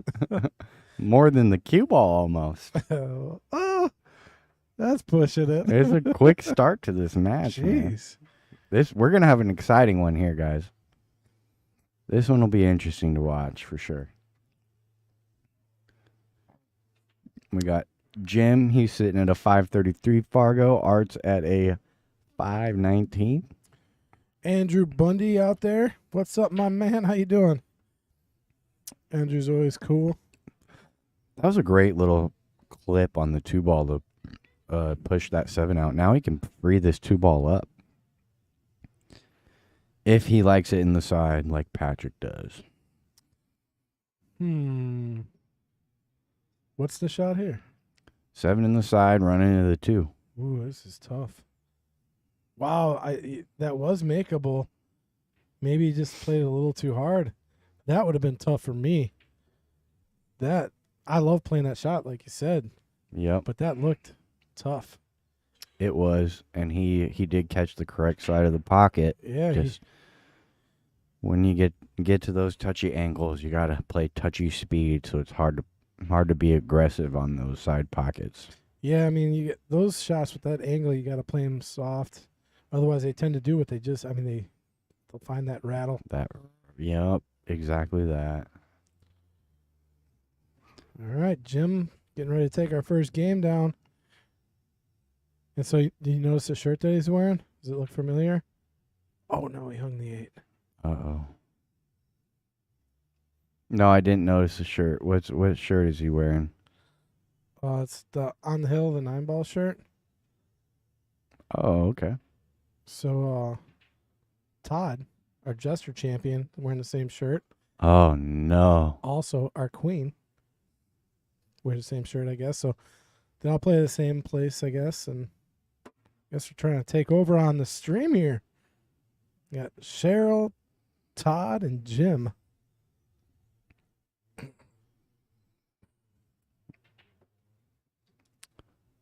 All right. So, we got Jim taking the first one. It was an interesting rack. I feel like that 8-ball moved more than any other ball on the table. See a Brewers hat he's wearing? The logo on it? No. Okay. Well, when you can. The logo is the old logo. Oh, okay, the mitt. Yeah, so it does look like a catcher's mitt, right? But if you look at it closely, it's an M over a B. Milwaukee Brewers. A lot of people don't. Well, from out of state, people in the state know that, but they never really realize it's Milwaukee Brewers made to look like a mitt. And that's kind of the old logo, and they went to a new logo, but I don't know. They go back and forth, but I love it. I love the. Yeah, I always liked that logo as well, just because I thought it looked cool, but I didn't know there was like that meaning behind it. I didn't look at it that hard. Well, yeah, when I found out it was an M over a B, I was like, oh, now I really like the logo. Now it's super sick. Yeah, no, it's just creative and cool. Okay, so that was a good split, and I'm pretty sure I heard one go down, Yeah. so he'll be at the table. Both players breaking good off the bat. I mean, Art won the leg, right? Yeah. He had the first break, a decent break, made a ball, and then Jim just smashed open the tail. This is a runnable break. This is how you want to break them open. Yeah, you got that problem with the 6-ball hanging and the 10-ball hanging, kind of cutting both of each other's suits off Yeah, from a clean run. and I think the stripes are more manageable here because you don't need that side pocket for the stripes. You do need the corner pocket for the solids, though. Yeah, that's a good point. So that's why you take stripes, I think. But now he just did cut off the 13 ball. Now he's got to get short side on it at some point. And he's got a ball to do so, or to kind of manufacture a breakout or some kind of positioning. Yeah, if he could get a good angle on the 12, he could slide over to the short side and play that 13 over. And See- you notice he already looked at that before he hit that shot, so he had a plan in mind before he hit that one. Yep. Oh, Mike's coming to the booth for something.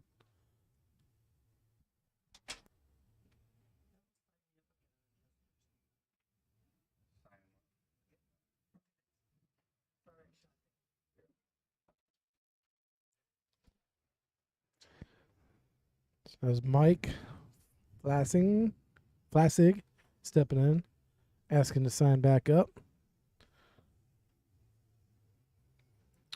All right, so obviously we got a problem here with the 4-3-5 shooting the solid. You got to get short side somehow. This is going to end up real nice on the 2. This is perfect on the 2. Yeah, do you try to draw to the short side of the 3 and the 5? Yeah. Just run into the 4. Oh, nice. Unfortunately, he didn't really come up with an angle to kind of stay in that area, so we'll probably see the cue ball dance a little bit if he still wants to be aggressive. Yeah, this is not going to be an easy out here for him. Yeah, realistically, I might even just... I mean, he could put a boatload of inside on this and come back between the 9 and the 5, possibly. So that stripe is hanging pretty deep, so it's a fairly makeable 5 ball if you hit it good. But you still got to hit it good and still come up with a shape on that 4. Got it. Does he got a bank? I think he does, yeah. He's got a bank shot. Just enough. So Art walking around the table pretty good here. Good confidence. Drills that bank. And he's pretty decent on the 8. He is jacked up a little, but He's got good seats at Lambeau here. He's on the 50-yard line.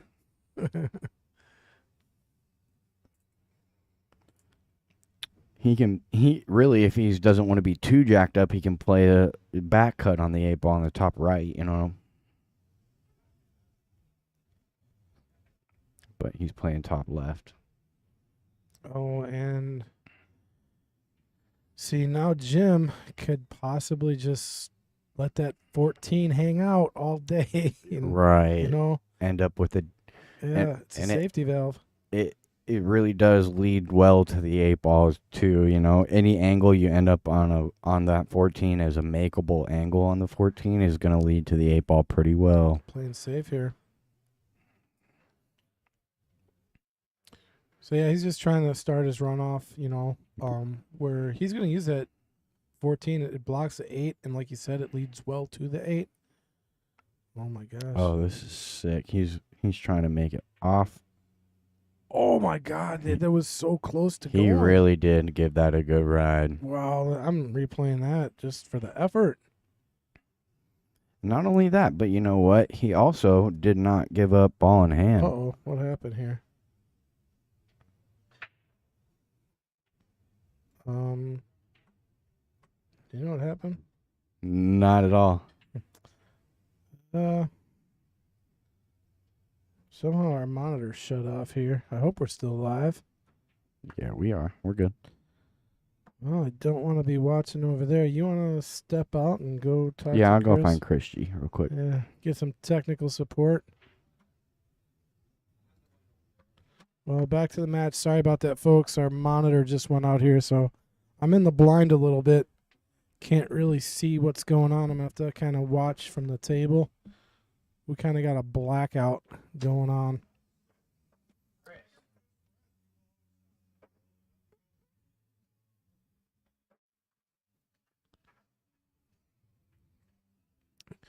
All right, playing a combo. He's got a little bit of a shot here to get to the 8. Just comes straight back across 2 rails, back and forth. Use the rail to shut down on the speed here. Oh, hit it nice.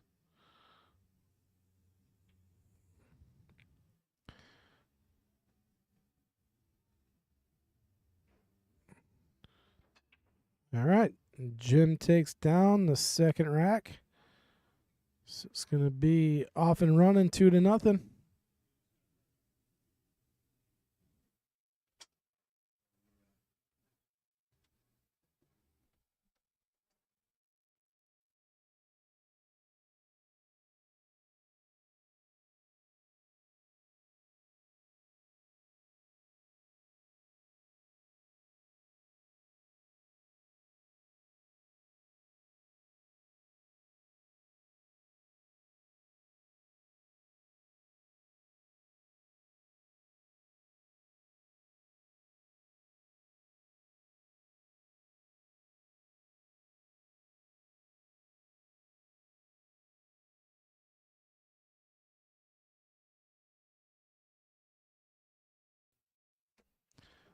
All right, folks.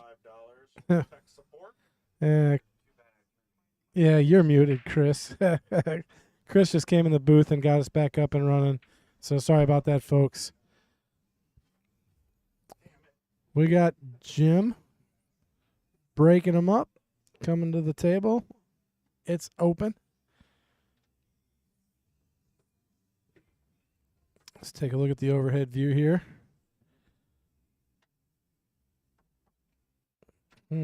What do you like here?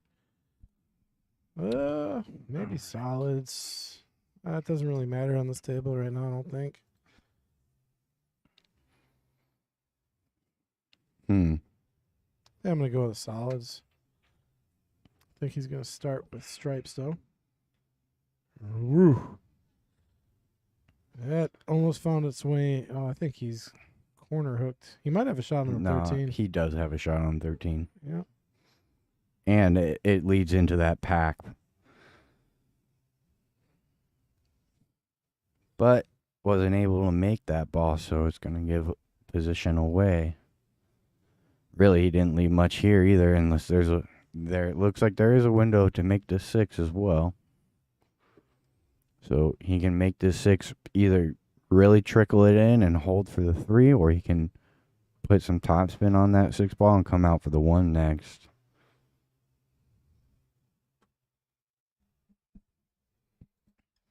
Being jacked up at all, I think I would like to just put a little bit more of a stroke onto it and hit that ball with some confidence and come out back for the 1.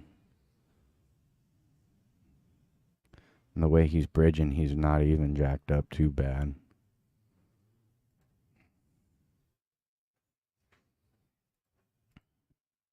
Tried to play the 6 all the way down. I thought he had the window to play through to the side. This is nice control. Real nice control. Now we can play the 9, top right. You want to be careful if you're playing for that stripe. I think it's the 10 ball next. This ball can get away from you if you don't run into the 7. But he did. He ran into the 7 nicely. So here you got to let your cue ball go on the cut a little bit. That was a nice shot. That was an unbelievable shot. He wanted to get on the 15. That 5 kind of poked its head out, became a beach ball. But he's still got a shot on the was that the 12 ball? That's the 12. Yeah, with hits it right, he'll be on the 15. So Yeah, you can kill this cue ball off the left side rail. and actually, even if you leave it all the way to the left side of the rail, tough shot, but it still leads to the 8. Yeah. So as long as he makes this 12 ball, he's got a shot on the 15 and a path to the 8. So Yeah, I mean, the 12's a little thin, though. You don't want to... You got to baby that one in. Look at he's this. jumping. Here we go. He's got to really come up quick. Oh, he does. He gets down good. Yeah, this is another big opportunity for Art.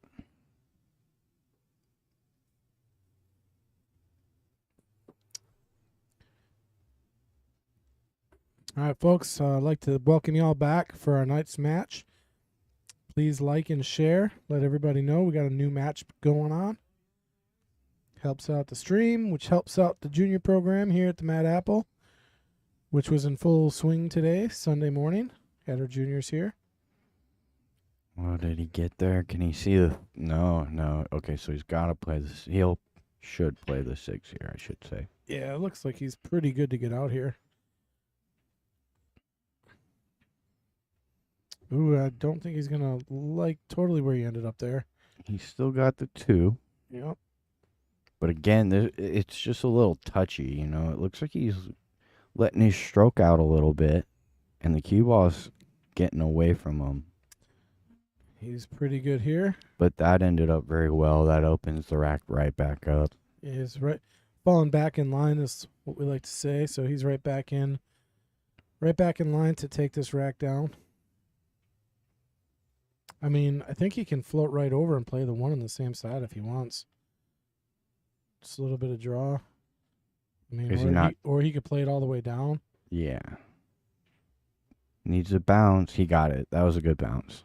Yeah, that kind of saves him. He's still going to need to put a little inside to get that cue ball working towards.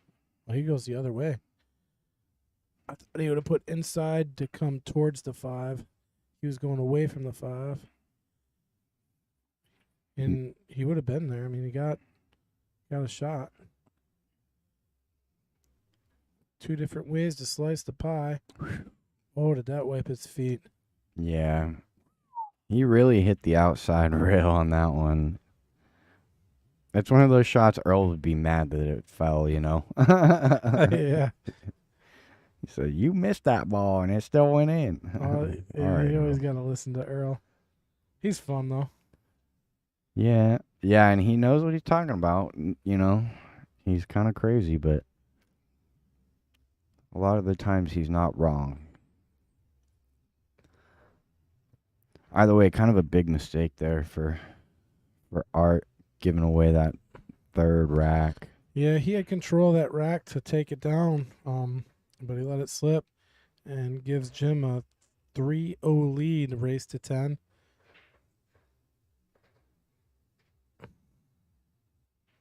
God, I can't remember last week. I'm going to look up the match, though.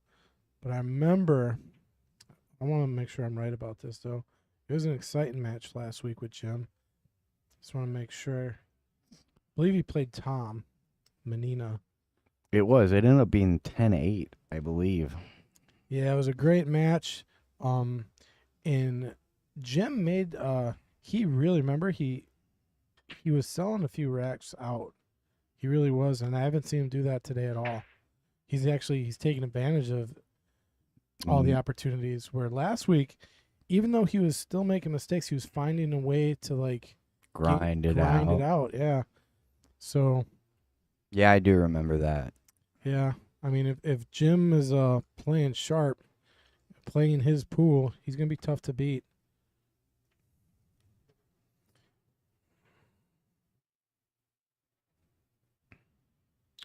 What kind of cues are they playing with shown cues? Let's see. Chris is saying looks like they're both playing with shown. Chris knows his stuff. They are both playing with showns. Good eye, Chris. Art's playing with the SL22 with OB Classic shafts.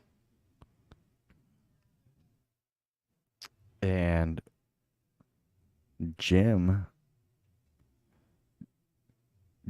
is actually playing with a snooker shaft almost. Oh, he's got a 9mm tip. 9.78 millimeter shaft, Jacoby. Yeah, he had that made. He showed it to me. That's smaller than a snooker cue is at 10mm. That is smaller than. I don't know if you ever played with it. I play with one every now and then. They're fun to play with, and it really gives you a cool, solid hit. You can feel the ping. That's why I like playing with the snooker stick. And I asked him to show it to me, and it's another thing that's unique about his shaft, right? Being 9mm, very thin, very small, is normally they're not tapered like a snooker cue. Yeah. It goes small to big all the way. generally all your cues are going to be tapered, but when your shaft gets down that small, they stop tapering them because of the strength of the cue. The integrity, Yeah. correct. I feel like I'm Yeah. gonna break it if I hit it too hard, you know? Exactly. Like you can't put any power into it with a cue, with a billiard ball, I should say, because a snooker ball is about 2/3 the size, so it's a quite significantly smaller, which puts less stress on that shaft when you're really trying to power up. So the thing with the smaller tip is you got more control, I think, sometimes on where you're hitting the cue ball. The problem is it's much tougher to shoot with it because it's less forgiving. Like any amount of air when you're hitting that cue ball, it ain't gonna forgive you. Like that's why Earl actually uses a 15 millimeter tip, because it's so forgiving. Right. You know, but you can't do as much with it. Exactly. You can't quite hit the edge of the ball. It's, it ends up slipping off a little bit. Yeah. But, and you look at Earl's take on it, and he says, because honestly, if you're playing like the best pool in the world, like you're playing every shot middle ball because you're playing really good position. Right. But, realistically, that, you're going to need to manipulate the cue ball. But Earl said, just stop getting in bad position and play middle ball. Yeah. Ooh, tried to squeak it through and throw it in a little bit. But he didn't give anything to Art. Unless he really wants to be aggressive and try that back cut that he's lining up. It looks like it goes by the 7. I'm looking at the table, but I don't know if you can cut that. Okay, can you cut? Maybe, yeah. It's cuttable, but it's just so aggressive. You don't know where the cue ball's going at all. It's flying, maybe even off the table or into the pocket. Who knew that could go past the 5 in the pocket? Well, he hit it real thick, too. Obviously, he didn't get anywhere near the pocket with the object ball there. So I would say that was a little bit more of a mishit than anything. You might want to move the 13. Well, Maybe. the 8 ball goes in the right side pocket pretty easily. So if he can get there, he'll be in good shape. Yeah, but if you move the 13, it goes in just about Everywhere. Everywhere, absolutely. Yeah. Don't think he's going to need to. I mean, as long as he plays it right.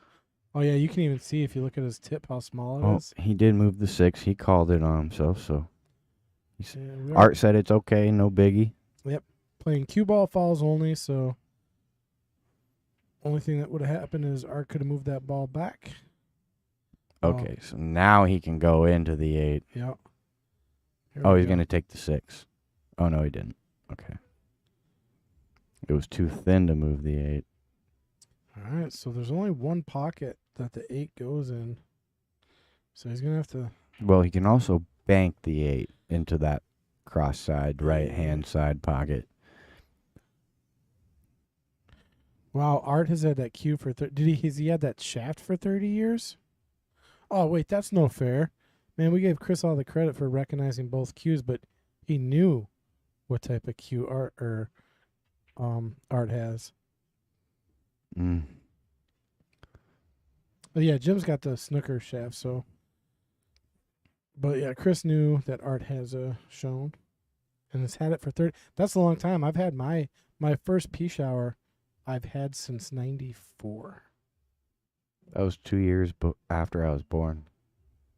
You shut your mouth, Kyle. Oh, man. I mean, I feel like I'm not like the youngest guy, but sometimes I do in the pool hall, man. All these guys out here playing for 10, 12 years and, they're in the business. But I'm like, wow, a lot of these guys been playing quite some time. It's just like kind of surprising to me sometimes. Because, you look so young. I do look young. I know. I look maybe a day over 23. All right, I'll give you 27, dude. That was a big miss. That's going to give Art straight in shot here No easy shot, though. You still got to bury this one. Well, here's the thing. If he follows this shot, he's going to be tough on the 8, and it's hard to do anything but follow. He's going to try to dig down and draw this shot, which makes it tough. No, I'm slow. I would slow roll that one. Yeah, but if he slow rolled it, he's got no shot on the 8. It's a really speedy shot where you gotta really slow roll it, and that makes the make much more difficult. The pot is much more difficult at that point. DOS, are they not allowed to play safeties? They are allowed to play safeties. I'm taking you saw a safety that should have been played that was not. But yeah, we're gonna go back to that shot, that Art shot. I mean, I like the fact that he was digging down on it because rolling forward, he ain't gonna. I mean, he'll have a bank shot on the 8. Because look at this. If he rolls forward, No, he can cut it. He can cut the 8 if you slow roll that ball. if you really slow roll That's it. what I'm saying. Oh, yeah. It's not necessarily pocket speed, but really slow roll it to where it makes the shot a little more difficult. That was a good position shot on the 5 there. Oh, man. Here Jim's- we go. Finding another one. Jim is jumping out to a quick lead. He's got a pretty comfortable lead now at 4-0. Yeah, you don't want to get in 5-0. That starts walking away. 4-0 is still manageable in a race to 10. Yeah, Art's making a pretty good match decision here. He's going to step away from the table for a second. Yeah, that shot. Yeah, I think you're right. Maybe he probably could have slow rolled and held that and then cut it over. Mm-hmm. I'm going to look at it again just to be sure. Yeah, I think we'll Oh, have a I little can't. time. I just hit the replay button on accident.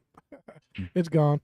But either way, it's one of those things where, yeah, it does make the pot considerably harder because you have to hit it so soft, right? You have to be so, and really, you're almost playing the table at that point too, because any kind of discrepancy with the table roll, it really affects that shot at that speed.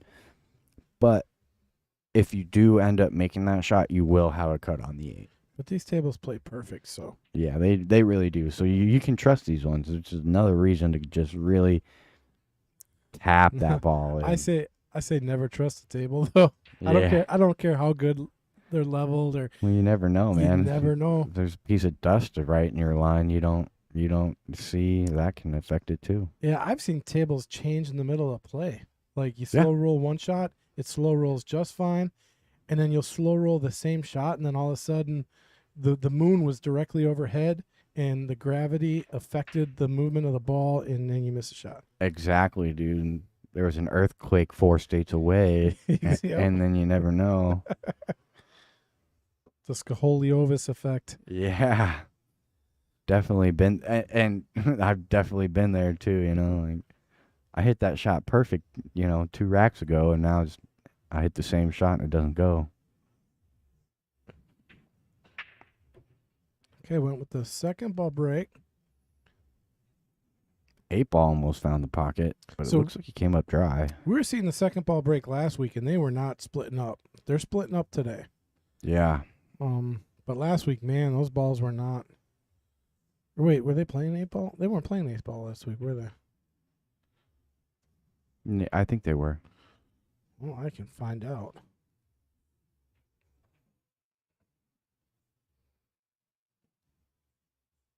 I think it was our Jesters match that played rotation last week.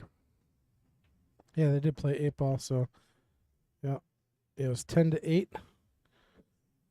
Jim over Tom, but yeah, I remember watching the breaks. They were clumping up a lot, but they're busting away today.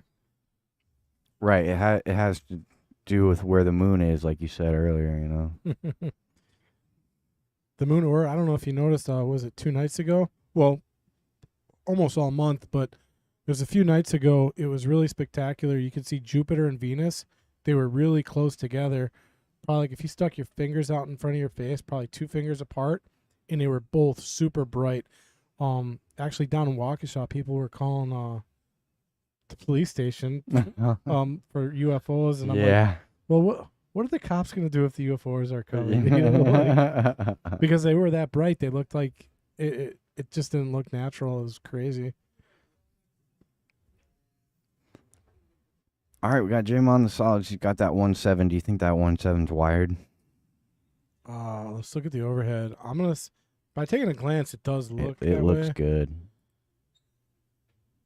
And if he gets It's by that close. 9, it would have worked out for the 2. I'd prefer to play the 4 and then bust it out, but it might be wired. I'd have to be on the table to say for sure, but I think there's a good chance. This is a good shot. Hit the 14. He's still got this 2 ball to worry about, so it'll be interesting to see if he takes care of it right now. Well, if that 1.7 is wired, like we're thinking, all you got to do is hit the 1 ball, and it'll go. But that's it. To me, it looks like it's going to the top left point of that corner pocket. Right, and they might be touching. If they're touching, you want to hit the bottom side of the 1 ball. Yeah, he's saying it's going. If they're touching, it doesn't go. It but was wired. it was wired. It was completely wired. Good shot. Where's that 4 go? That 4 goes to a good spot. But he's still got this 2 ball that's a big problem ball. So he's going to bank it right now. This is aggressive. This is doable. I see with that shot to close it up, you got to hit it really hard. Really hard. Really hard to close it up. Because that 2 ball is on the rail. Even if it wasn't touching the rail, it's a big double kiss. Where you got to have a really, really kind of perfect angle to not double kiss it and still have that ball be makeable. So he wasn't quite there. He hit it wide. We'll see if that break pays off for Art here. He's got a pretty good looking table. Got to take advantage of it. The 9's in a weird spot. I mean, you almost want to think about attacking it now if you can. Now, I think he will. If it does go all the way down, or dare ye play it in the side. I don't know. He's definitely entertaining the thought of taking it now, but it looks like he's going to stray from that. See, does it go? Probably not on the side, but it might go down. I don't know. Oh, this is going to be a good angle. This is great. That was beautiful. Yeah, nice shot there by Art. Got a good angle to roll down to get to the 9. I think he'll run into the 2 ball here.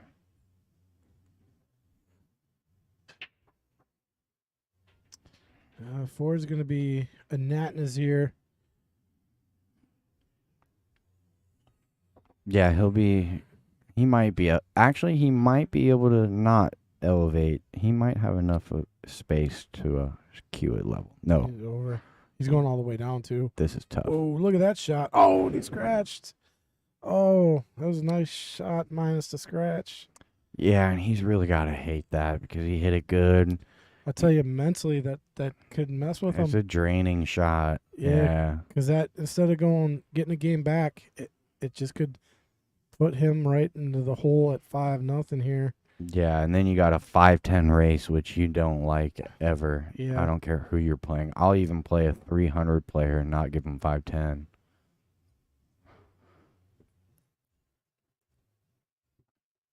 Yeah, this is going to be tough now.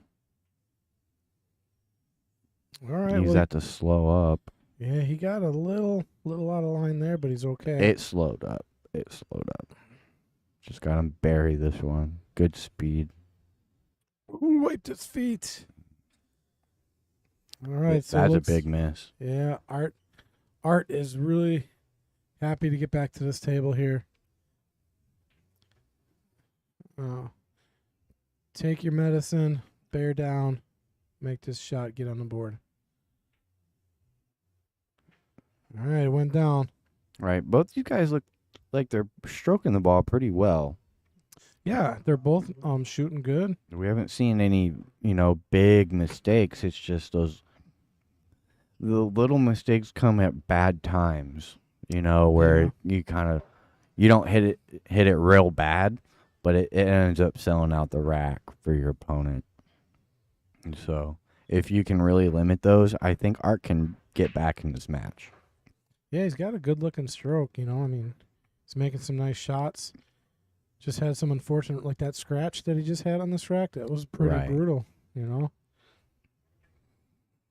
I mean, it happens at every level. I watched Fedor, playing in the semifinals, make a scratch that I think, just about any player would normally see that scratch. But for some reason, he went off tilter and, he made a mental mistake. And it happens at every single level. Yeah, absolutely.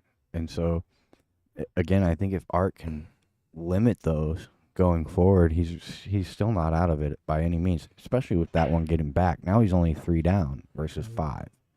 Tell you what, he put some jewels into that break. But the cue ball went down. And it's a nice spread. I think I like stripes here because the only problem is that ball tied up unless that 15 doesn't go by the 8. I like the solids. I'm starting with the 6 ball. 6 ball to the 3 ball, and then everything's open.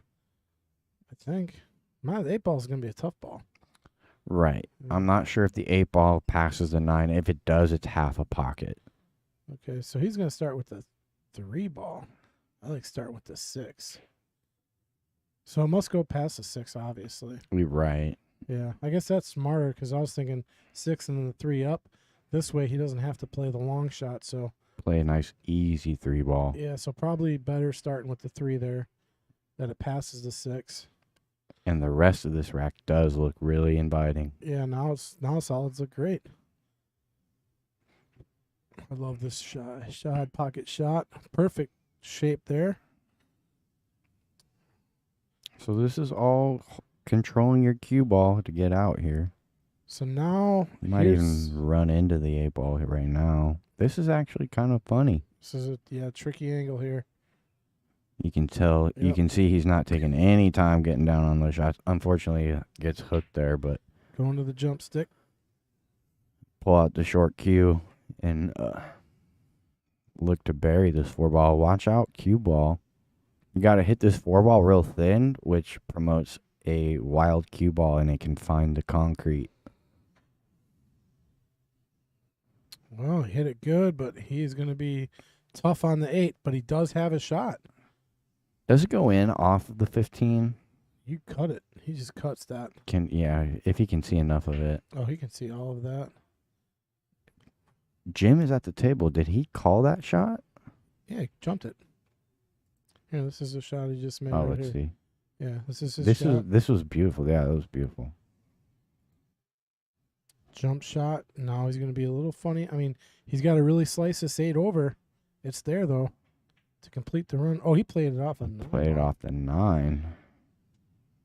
But he got fortunate with the cue ball there as well. And that combo is wired, so this is a wide open table here for Art. Need to take advantage, cut this lead. I mean, basically, he'd be cutting this lead in half if he takes this game. Yeah, I think this is the biggest shot of the rack for Art right now.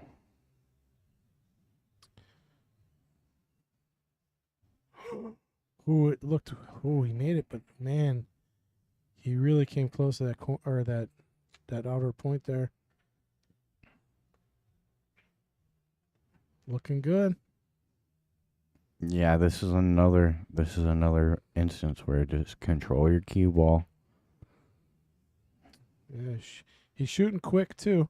Both the guys are really. Shooting confident. I like that coming back and forth. Yeah, I think both these guys have high pace, fast pace. See, I pull back Rhythm. on this. I like pulling back and then playing this 12 in the same pocket here. Think he's a little thin to do that for his comfort. Yeah, it's good though. Yeah, that was a beautiful touch. See, and that's all speed. Control your rock. Oh, he's perfect here. Nice stop shot. Play the 8. He's out. Yeah, so That's all it takes. that little break, you can tell, helped Art a lot. Yeah, and these 2 games are going to help too, especially get his confidence back, get back in this match. So it's Wait, was the score 5-0 or no? Or is it? No, it was 4-1. It's They had it 4-1, right okay. because it could have been 5-0. That's with right. Yeah.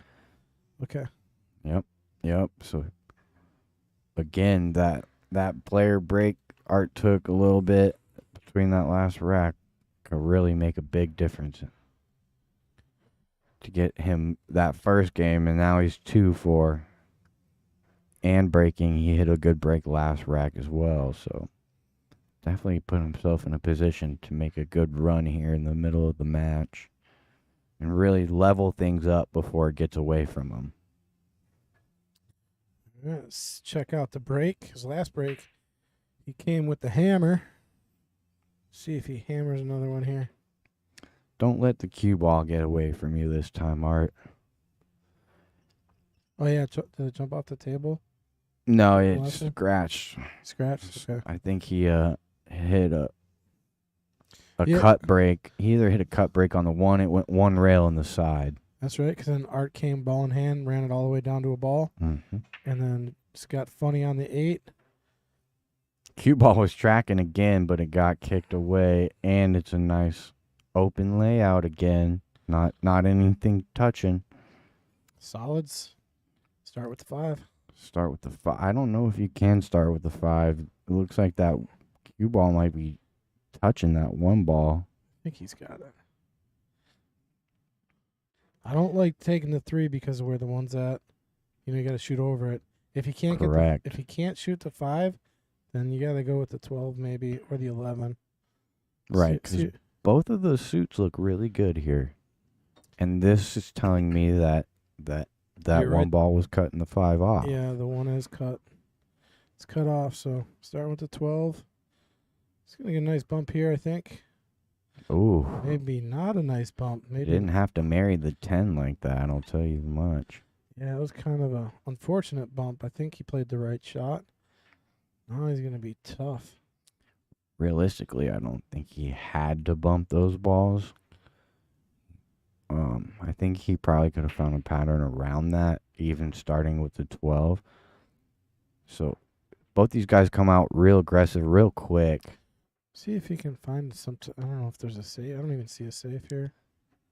What about a back cut bank on the 15 and the side that he's standing at right now? It's doable. He'd have to put, let's see, right, left. Oh, A man. lot of left on that cue ball, and he could probably bank that back. I'm watching him. He called the 15 in that bottom left as we look, just trying to cut it, and then he shook his head no, like he's gonna double check his work I here. like the back bank you're talking about. That's doable. He's trying to slice it in the side. I guess you can I don't think you can see enough of it. give it a good shot. Nah, I don't think that shot went. I think he just found himself in a hole and didn't really give that shot too much thought, you know. Both these guys are playing real high pace.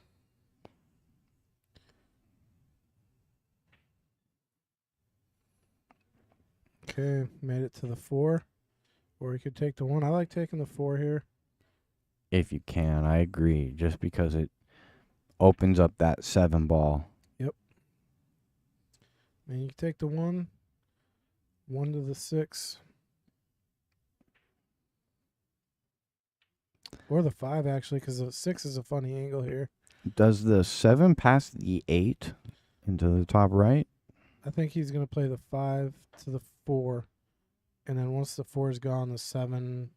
7 goes up table. Yeah. Yeah. I think you start with the 5 here, go to the 4. That's going to open it up a little bit for the 7 more. Got a little far, but he's okay. Well, that I really like that because now I can play the 7 in that right-hand side. He can end up on the 6 or the 7 here, you know. So this is touch. He'll play this at a soft speed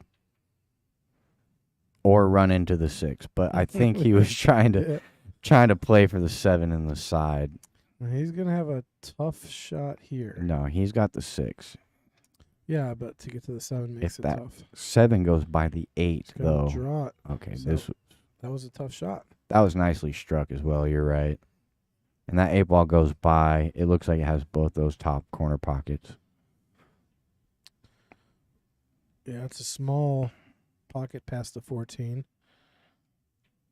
Ooh.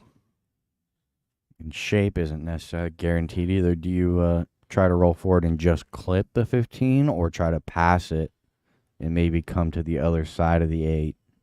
I tell you, I think I'm playing the 7 and the side and just trying to get lucky with my cue ball coming back up to the 8 and playing it past the 14. Yeah, so you're trying to miss the 15 ball here. Yeah, that's a tough shot. I mean, it's tough because you gotta play the right speed, you gotta play the right angle. I mean, He's jacked up off the rail. oh, he got pro on it. Watch that out, was- cue ball. That was a high level shot right there. As long as he would have controlled the speed, because he took the natural path of the cue ball away and got it to go towards the right side, like the side you'd want to go to. Right. You know, that made that shot so much tougher. He's gonna have to go airborne here into the side. I think he went with your strategy there. Just pocket the 7 and try to get lucky a little bit. But he's got a shot. Ooh, I don't know. Yeah, it's a bad hit. It's gonna be ball in hand. Art coming to the table with a chance to take 3 games back. Is it ball in hand? I didn't see Yeah. a bad hit. Hit the 14 first. Oh, okay. He clipped the top of the 14. Yeah. Okay. I like that, rolling up to the 10. I'll just roll up to the 14. It's a little bit of follow. Yeah, I would like to go a little farther forward, but he's okay. He might end up running into the 15 or the 11. Maybe 11, 15, yeah. Looking good still. Yup. This Yeah. this should be out. Yeah, he's out. Barring anything crazy happening, like the moon slamming into an asteroid or vice versa. That's why I lost my last match. So that's a nice out. He pulls back within 1 after this 8 ball goes in. I'll tell you what, something to be said about that when you're down 4-0 and you come back and take 3. Not easy to do, folks, especially on the live stream. Yeah, and he really managed the situation before it turned into a problem. Because, 1 or 2 more games towards Jim's side before you get off the board you're really looking into quite the hole that you got to dig yourself out of. And so he made a good move at a good time and really battled himself right back into this match before it got out of hand. And you can see he's starting to feel a little bit of a rhythm. So, big momentum shift here coming towards the middle half of this match. Yeah, Jim's going to have to put the brakes on Art. Otherwise, he's going to have his hands full. I mean, both these players are capable of putting a few together, so they're both going to want to keep it close. Don't want either opponent walking away a few games. And I'll be interested to see, personally, if Jim kind of flips a script on Art and decides to take a break himself if he loses this game. I really like Art's break, man. He really pushes through with the stick. I mean, really good break. And look at this split. How many did he make? 3 or 4? 1, 2, 3, 4, 5, 6. 1 stripe. And 2 solids. So, yeah, 3 balls on the break. Not a ball touching. 7-14's a little weird. I think you take stripes for that reason. Because the 14 goes and 14. the 7 doesn't. Yeah. Take stripes because of that reason alone. The 15-11 is wired, pointing at the pocket. So that's not too much of an issue. I mean, you could take the solids. I mean, there's plenty of bust out balls there. You got the 5 and the 1 sitting there to help you out. So you could go either way here. But I think I'm just gonna lean a little towards the stripes also because they're sitting on the outermost portion of the table where the solids are in the innermost portion of the table. So when the balls are on the outside, you got just a little bit more control, I think, generally speaking, but not so much in this case because they are so nicely spread. They are. I mean, it's, yeah. Look, see, he has a good angle on the 2 to get to the 7 now. Rolled right into it. How did it end up? Very, very fortunate. Very good. Very good. Good on the 1. Yep, he's good on the 1. Roll forward to the 3 or the 5 here. Of the 3 or the 5. This Wow. is a great opportunity for Breaker Run to tie the match. Yeah, you take the 5 here, and then 3 to the 7, 7 to the 8. I wouldn't even mess with the 3 ball. Unless you want to use your 5 as a money ball, you could do that. 3, you go 3, 7, then 5, or you're going 5, 3, 7.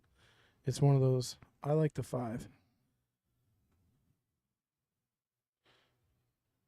All right, now just a stop shot, really, or roll a little forward, maybe.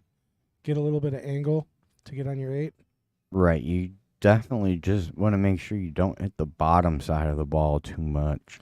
Yeah. The one issue he may run into after this, Oh. he can just move it back. Yeah, they'll move it back. He said that's Yeah. okay. If he hits it again, now that's ball in hand because you hit it twice. Well, guess his opponent's going to give it to him, but if you move a ball twice, that's a foul. Yeah. All right, so the problem I was talking about is the 14 ball. It might be a problem, but I think he's just going to draw out of this. Ooh.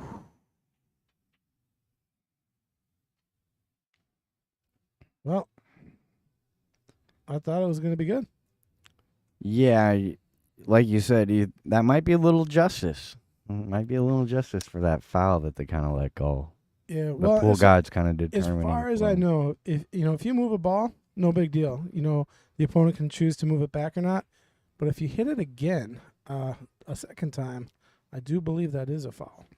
I'm not too aware of that. I don't think it's ever really come up for me. Well, what do the folks at home think? Let us know in the chats. I'm not the rule expert. I know there's a lot of weird rules out there, but I do believe BCA PL rules are that if you move a ball twice, or if you move 2 balls, 2 balls, yes. yeah, that's a foul. I could be wrong on moving the same ball twice, but I could be wrong on that. Either way, that was a great shot by Jim. Well controlled. He kind of ended up the cue ball where it was at the beginning of that shot. Well, Jim's got to be happy just to be at the table right now. Mhm. I mean, Art had a nice break, a nice run going. He just made one mental error on the 7 ball.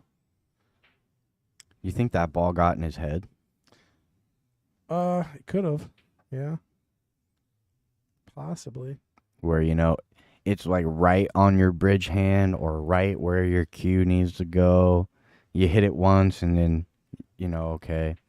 But then you hit it again and it, then you kind of start to interrupt your rhythm and it gets in your head. He did make the shot after that. It was the shot on the 7 after that he rattled out. Yeah, but in general is what I'm saying. Yeah. Those kind of little yips can get in your head Oh, yeah. and play a factor later in the match even. Heck, I can even manifest stuff to mess with me. Yeah, You know, absolutely. like- Where you start to create problems on the table that aren't there. Yeah. I'm known to do that. Well, nice shot there. And that's why I enjoy the pace that these guys are playing a little bit faster because it shows a lot of confidence and they're not overthinking what they need to do. Oh, you know. yeah, you can tell both players very experienced, shooting well. He's got a tough. Oh, wow. I mean, how did Get he in. How did that ball not drop? It looked good off the shot too, It really did. At contact, it looked like it was going straight in. Replay on that shot and find out why it didn't go in. I think it just lost speed. It might have rolled off a little bit. I mean, it looks like it's tracking right. I think that ball rolled out. That ball was tracking right to the pocket. But Yeah. Art buries the 7. He's good on the 8. And this is going to tie us up, folks. I want to look at this shot again. I mean, it looks tracking right. Do you see it or no? Does it look like it rolls to the right? It might have rolled off a little bit. Let's look at it. Because as soon as he hits it, I don't know, I'll watch this one more time. It looks like it's rolling right to the center of the pocket.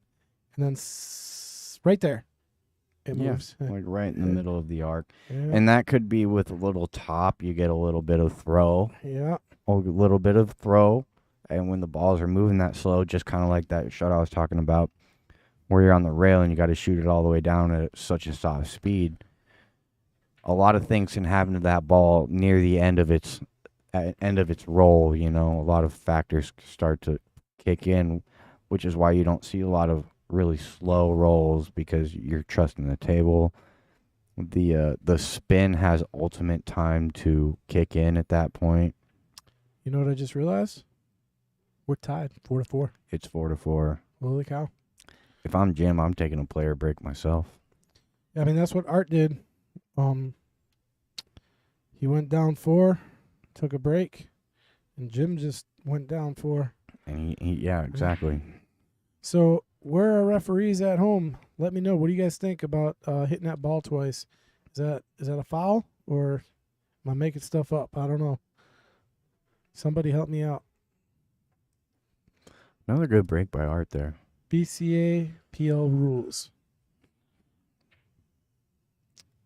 It looks like he almost got to start with the solids here, which isn't a problem really. It looks like all the solids go, so this could be another good opportunity to run these balls. Yeah. It looks like that 3 is going to squeak by the 5, so it shouldn't be too much of a problem. I think it goes, and if it don't, you just play the 5, and then it goes. Well, Play the 1 here. This gets a little dicey. I mean, he can also cut the 4 ball and end up good on the 3 there, but you're right. He's going to take the 1. oh, he's coming into traffic, and wow. Gets all the way around, and now he's Oh. set on the 4 ball, which will still lead to the 3 nicely. I tell you, if he was playing that to come around those balls, incredible. I would have been hard pressed to play that. Now you play the 5. Yeah, I agree. Really open up that pocket for the 3 and the 6. You can play this a few different ways. Cheat the pocket, bottom left, come out the 6. You can just draw straight back, go forward off the rail. Yeah, there's so many ways to play that. He's really good here to get on the 6.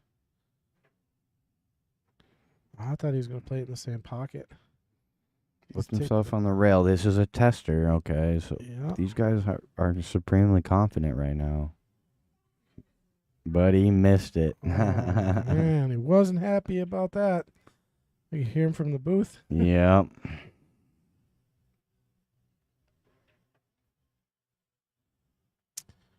Yeah.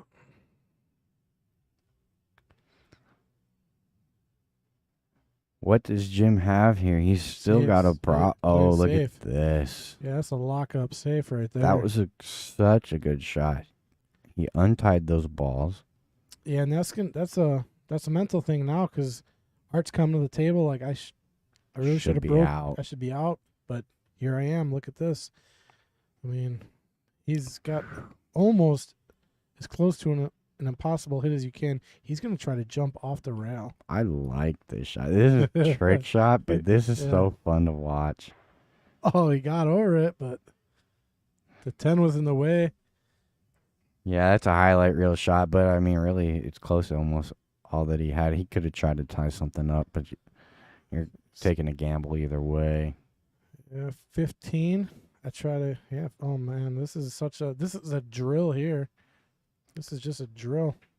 Yeah, I think we'll see a little bit of one pocket coming up here. We'll play the 11, 14, and then the 10 and the 9 either way. Probably play the 10 next after this ball. You play a 10 right now, too. You play a 10 Actually, right now. yeah. Just draw back a little bit. Keep the cue balls Yeah, tight. Perfect. Ooh. Oh, he can still hold it here, I think. Yeah, he can. kind of got a little more angle than he wanted to, but he's good. Just fine. Oh, and this is a good angle to get that cue ball moving. 8 ball on the side. Yeah. Bob's your uncle. Bob is your uncle. Yes, sir. Wow. What a missing that 6 ball for the break and run just cost Art a game.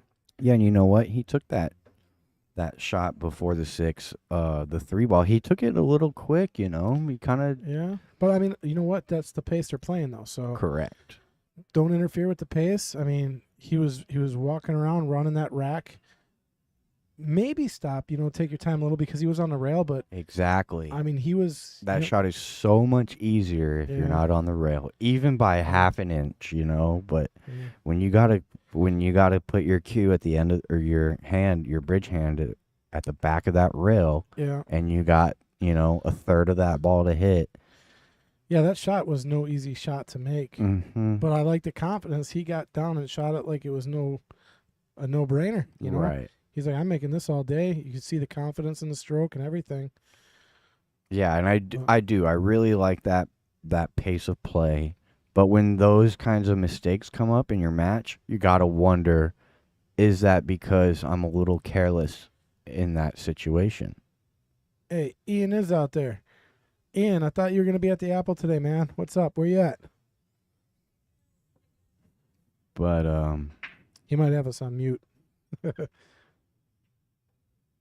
oh, look at this. Our first bunch of a break here. Yeah, they're kind of tangled up there by the side pocket. Do you take stripes and just play like a 4-ball combo? Yeah, probably. Yeah, the rest of the stripes are open. Yeah, I think I'm taking stripes. I might even start with the 15. Well, I don't. You saying start with the 14? I really don't mind that, dude. I really don't, because I'd, as long as you can hit it and get the 14 out I'd a play little bit. I'd play the carom off the 14 into the 1 if I was playing that. Yeah, okay. Yeah. But yeah, I like. Oh no, that could cost him. Stripes is gonna control this table.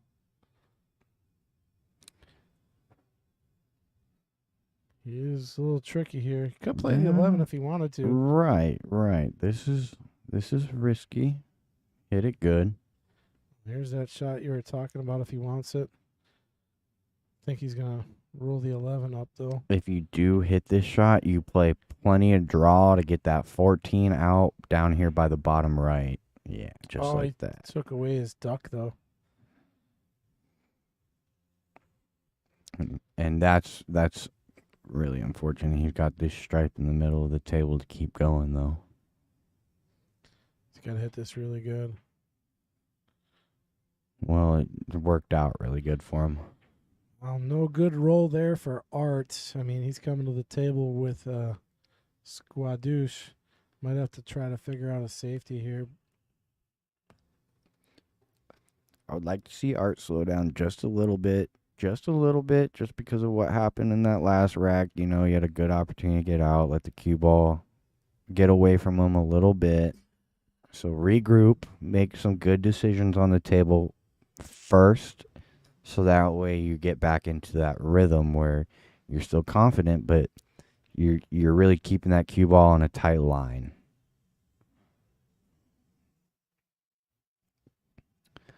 So that was a pretty good shot. Looks like he didn't leave anything offensive here. Can't see the 11 enough to make it. 13 doesn't go. Might be able to see the edge of the 14, but that would be kind of a ridiculous cut, and it's tough to play safe off the 14.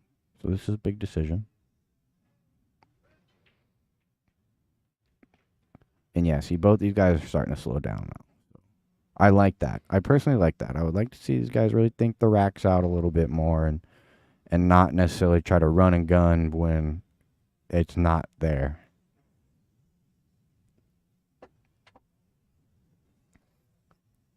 I don't know what. You calling a safety? Call safe. Where is he putting his cues? He's just rolling it behind the 1. Okay. Back to the end rail. See, that's real high percentage safety where you don't necessarily hook your opponent, but you don't give him too much offensive. He does have the 4 off the 1, Yeah, he's which the way this match is going, I don't see him taking much time to take this shot. he's got the 4 all the way down, too, which I think he's playing. Yeah, that's what he called. That's the shot he had on the 6th ball. He makes it, and he's tough. He's a little close to his work here. I think he's, a little. A little bit more than a little. Yeah, he's a lot of little. A little, a lot. Yep. But we'll see.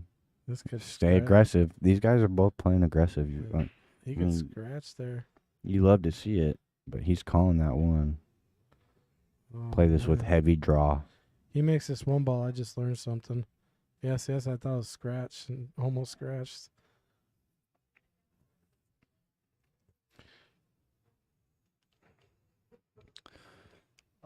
Okay, so does that 9? The 9 passes a 2.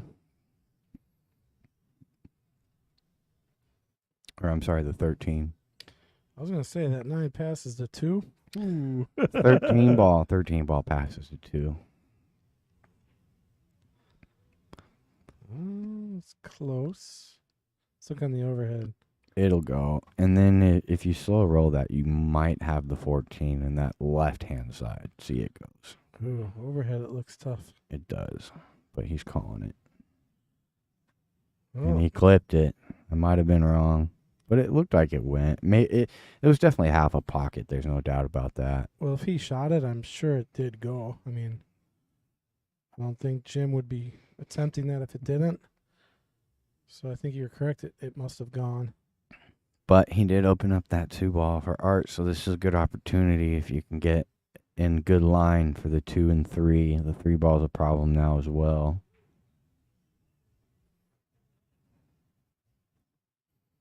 It's really good on the 1 ball here. The 2 and 3 are, ooh, that's going to be. This is okay.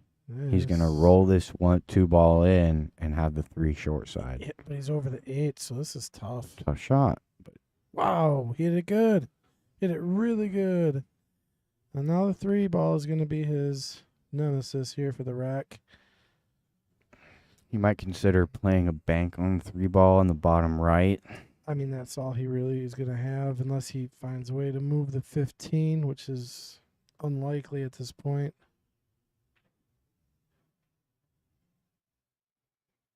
That's not going to hurt him too bad. No, it's not, because Jim needs that pocket.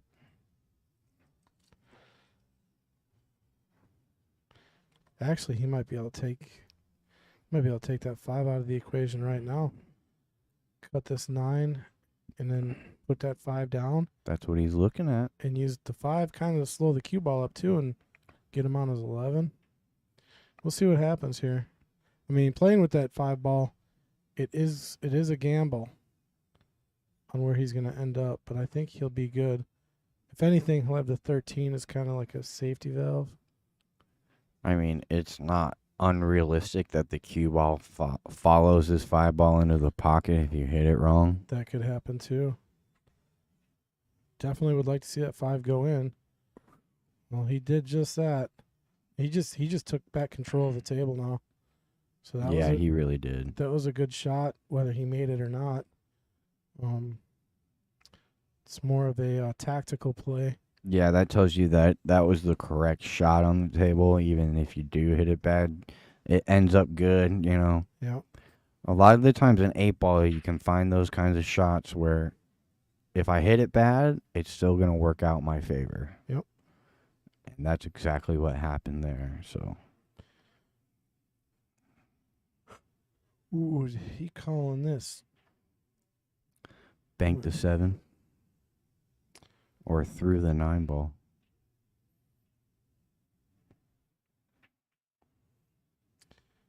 Okay, took a soldier off the table. Yeah, but realistically, he left a pretty wide open table here. Yeah, wide open, but not easy, right? He's got some ground to cover here. whether it's the 13 to the 11 or the 11 to the 13. I really think he's got a lot of options though to make this work. Oh no, It's up. It'll stay up Yeah, it's gonna stay up, but he's tough. This is gonna be tough to get from the 13 to the to 11. the 11. Like I said, I really like playing the Unless- 14 to the 13 does there. that 11 go past? I don't think it does. I'm looking down the line. He's Oh, calling safe. Yeah, he's gonna take this pocket. He's gonna take control of the pocket. Is what he's gonna do. Yeah, he just took control of the pocket, which we'll see how that pays off. Because now he put his stripe in a tough spot too. right.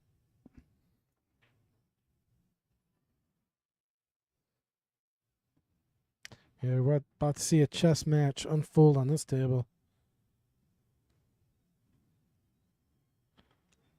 Gonna make. Okay. Not a bad move, actually. Not a bad move at all. I think you can cut this 11 though. You can cut it.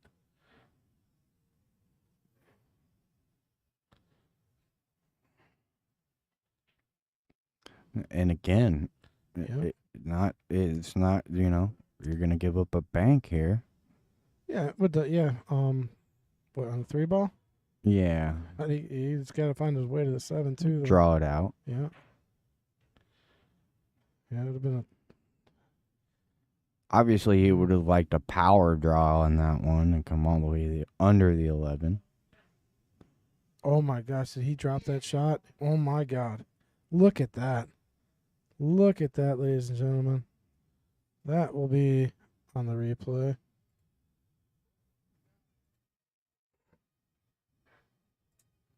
I'm gonna go back to the 8 ball first here. Gotta drop the 8. Oh no, he missed the 8 ball. Another big 8 ball that he missed. Or I'm sorry, another big key shot, I should say, because he comes off a good shot and then. Yeah, look at this shot. I mean, look at the overhead. He just sliced the eyeballs off that thing.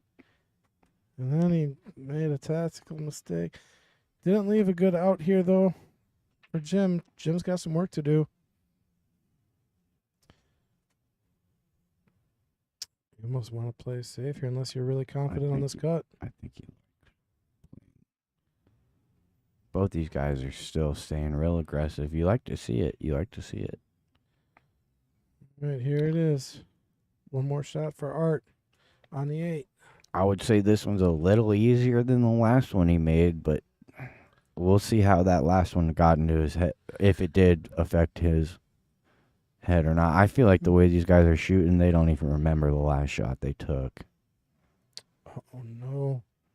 Tell you what, I was just about to say if he misses that one, he's going to sell the rack out for sure because there's going to be a shot on the 11 or the 13. That was a big miss because that is going to sell this rack out. Yeah, he'll follow forward here a little bit. Yeah, you got to take the 11 here. That's a good shot. And he lifted himself on the good side of the 13 as well. They just float up for the 8 ball here. Yeah, he's going to play that Oh. 8 in the upper right corner. Float up. He might even use one rail to go back and forth, depending on how thin he is and how comfortable he He's is. just a middle ball. This ball naturally comes to the right side of the table. Oh, he's going to use the bottom rail. Well, and that's the thing. So, like, when you're really thin on that shot, you don't want to try to hold it because it makes the ball missable. And there, he probably would have been beneficial to, like, let his stroke out a little bit more and, Yeah. and obviously come back, maybe even 2 rails. Yeah, because he left it long here and So close to the rail. If he's not comfortable with really slow rolling that ball, you got to make a conscious decision. Tell you what, he just made a pressure shot there. That was a pressure shot. That's a big one, too. Yeah, I mean, after Art misses 2 8 balls like that and you walk in and make an 8 ball probably about the same degree of difficulty on your first look at it. So Yeah, so we started off Jim 4-0, then Art coming back 4, and Jim trying to put the fire out. Just took back 2 racks. So we are at 6-4, race to 10. And again, thank you everybody for joining us. Hope you're having a good time. If you want, come out to the Apple On Sundays, 1 o'clock, we got our 8-ball minis. Every Monday at 7, we got our 9-ball. And every Friday at 7, we got our 10-ball. So come on down, get some food, grab some drinks. Yeah, if you haven't been here, coming here for the food itself is worth it. I recommend the jalapeno poppers, my personal favorite. I think that's everybody's favorite. And yeah, the food here is a scratch kitchen. Everything's made by hand. Probably got the best diamonds in the city. You know, within a couple hours of here, we probably got the best tables. Oh, but I think by far they're all brand new. Yeah. Only a few months old, 3 months old, 2 months maybe. Brand new diamond tables. And Sundays are a great day. You know, you play the tournament, you watch the King's Court matches. Oh, you know what I forgot to shout out is the Queued Up Network is going to be here next Saturday. So I don't know if you're aware of that tournament, Kyle. The Queued Up Network. You should sign up. And everyone else, I think there's 50 spots. Right now there's about 30 taken, so they're going fast. 20 spots left. Awesome tournament. It is tiered entry. So the higher your Fargo, the more games you got to give up. I think it's $65 entry. And you can check out the flyer. It's on Facebook. And I believe Queued Up's one of our sponsors. So, yeah, sign up. Reach out. I think it's Michael Taylor. You can hit him up on Facebook to sign up. And it's a good time. There's a Calcutta in the morning. And tournaments usually ran pretty smooth. It's a good time. Off the 9. Go in. I had a chance. He really gave it a good chance. He couldn't see enough of that 4-ball to make it clean. But I like his thought process there. And he takes control of that pocket. I wouldn't be surprised if Art tried to cut this 9-ball in right now, knowing that it's a problem. He also has an easy shot on the 11. The 14 is tied up for Art, so this is not an easy run out.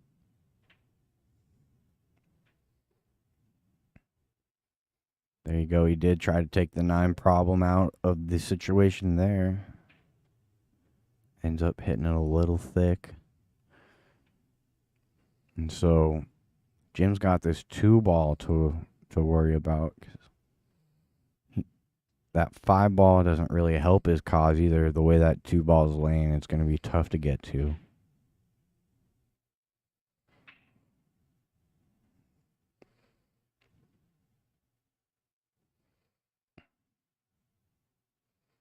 Still, Art's got this 14 to worry about. That 14 is a big problem. Nick is asking, what is the date on the Queue It Up tournament? March 11th here at the Mad Apple. Let me double check that really quick though. Pretty sure. Go through here.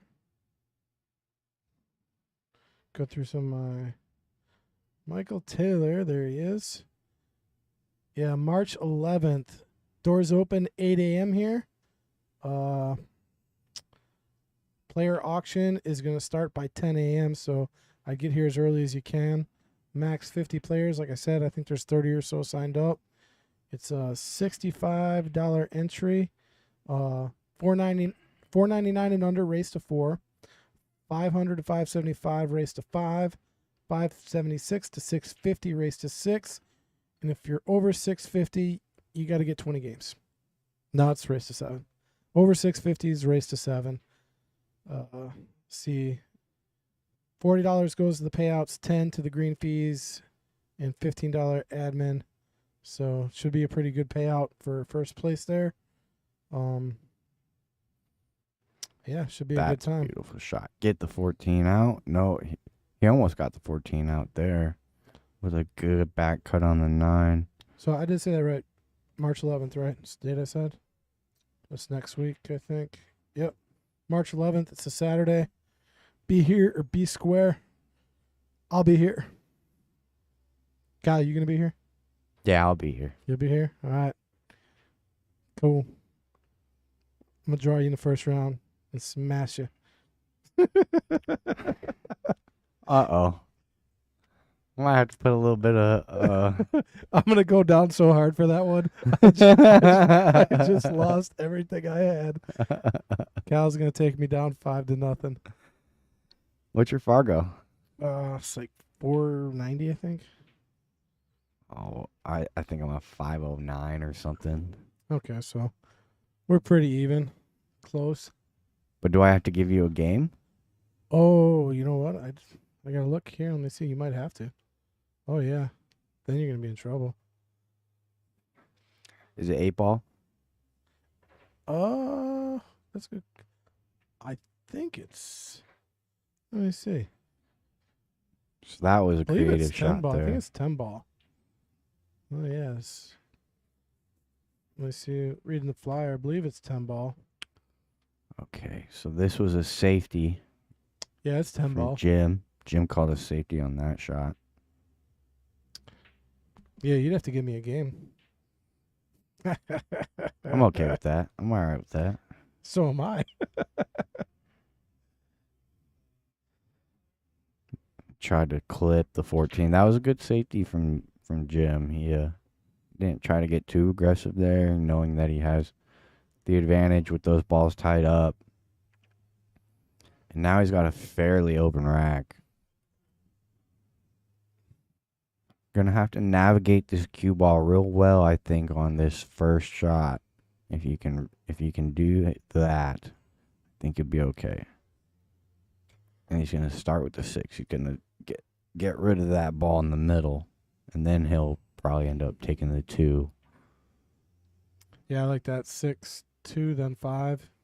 If you have to, take the 5, then the 2. But I'd like to get to the 2 next. Might even take the 1 after this shot. Oh, I think he's gonna. Yeah, Dead straight on the 1. take the 1. I like the 1 here. Make sure you don't end up behind the 14 here. Don't let the cue ball get away from you. He didn't.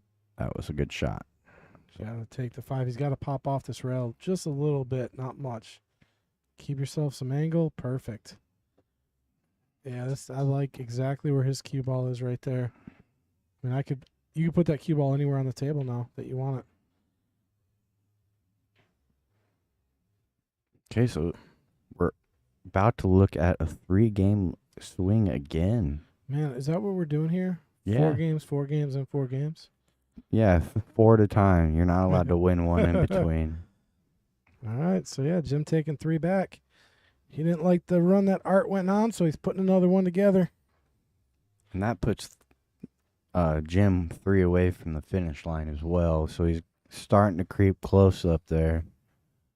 Yeah, race to 10, so Art's going to want to keep it close as long as he gets another game back. I mean, definitely still in this match.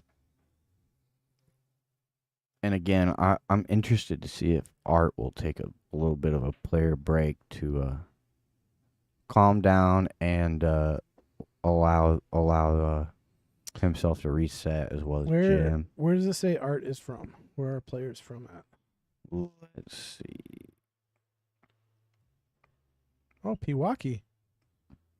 Okay. That's where the Watt brothers are from. Pewaukee, Wisconsin. That's south of us, right off 94. I'm very familiar with Pewaukee Lake. Good times out there. Kind of by where I grew up. I grew up in a small town just outside of Economowoc called Dousman. Very, very small town. Yeah.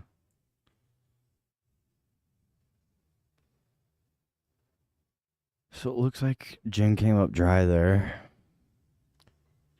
And Kyle is from Arizona. Yeah, I have no idea what you're talking about. Did you live in Pahonix? No.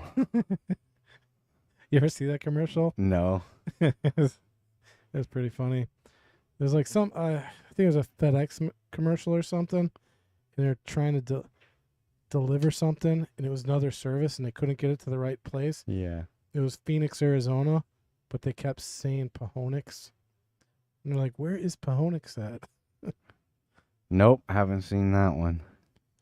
Yeah, it was But, it was a good one. I didn't live too far from Phoenix. I lived like 10 minutes from Phoenix. Phoenix is a massive city, too. It's massive. I did some training out there in the Yuma Proving Ground. There you go. Holy cow! I had to sleep in the middle of the desert for 30 days. Yeah, Yuma's kind of It was- desolate. It was brutal. Desolate for sure. Dry heat.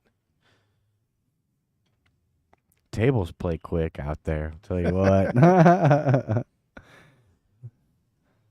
This is a good angle to go into this one ball. Clip Oh, the 6 on the way in. I don't think he wanted to do that. So that 9 ball is going to be a big problem. Got a Chris- chance to bust it up here. Chris mentions the Bark River Yacht Club.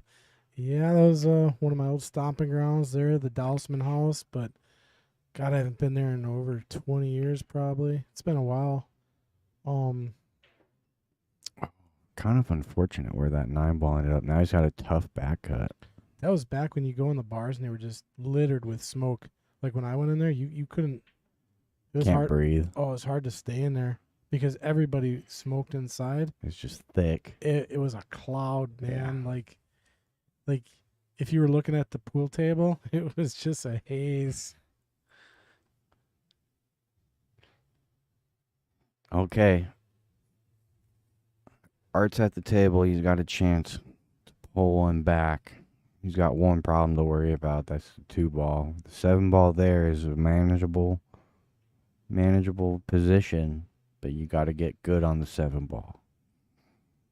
So I think he'll take the 4 ball and try to end the cue ball on this right-hand side rail. Give himself a good angle to go into the 2 ball right now. Yeah, he's looking pretty good here. That was a beautiful shot. Well constructed, good touch. This is the key shot, and he's good. That's going to be good.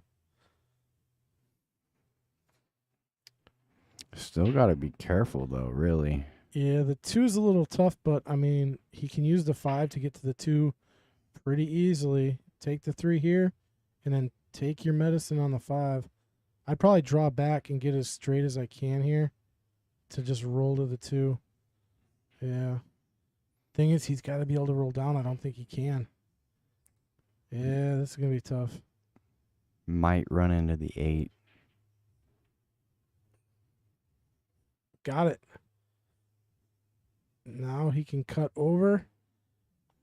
He's clipping the 13 here too. No, you can. He should be able to draw, I think, and miss the 13. The thing is, he's going to lose control of the cue, right? He's going to be hitting it hard. He might bank this. Yep, banking it. I think that was the right shot. Because if he tried to do what I was talking about, he, like you said, he could have ran into the 13, or the cue ball. He could have lost it. It could have went all the way back up table. Yeah, at the speed you had to cut that 2 ball in, I don't think I mind running into the 13. Unless you hit it dead in the face, that 13 ball, you're not really going to end up behind it. But it's still a risk, you know. Both those shots were kind of a calculated risk that you have to take. Yeah. So, realistically, here for Jim, if he ends up good on the 13, he should find What? himself out of this one. What's he trying to figure out here? I mean, he can get up to 15, right? Yeah, he can make the 15, but what he's trying to figure out is where he wants to pocket that 13. And He's just so, playing safe. because of that, because the 13 was kind of tied up with the 8 as far as the shape is concerned, That's smart. he takes the safe route, which we haven't seen much of that in this match at all. The conservative route. And honestly, I think that's a really good play. It's going to slow the match down a little bit. And at this point, I haven't seen Art slowed down much at all. 2 rails into the side. Art hasn't slowed down much at all. So for Jim to dictate the pace of play there is really going to pay dividends and force Art to kind of shoot outside of his comfort zone. And there you see it paid off, where it's not straightforward for Art. He doesn't have a clear decision. He's got to take a little time, and that throws him off of his rhythm a little bit. you know?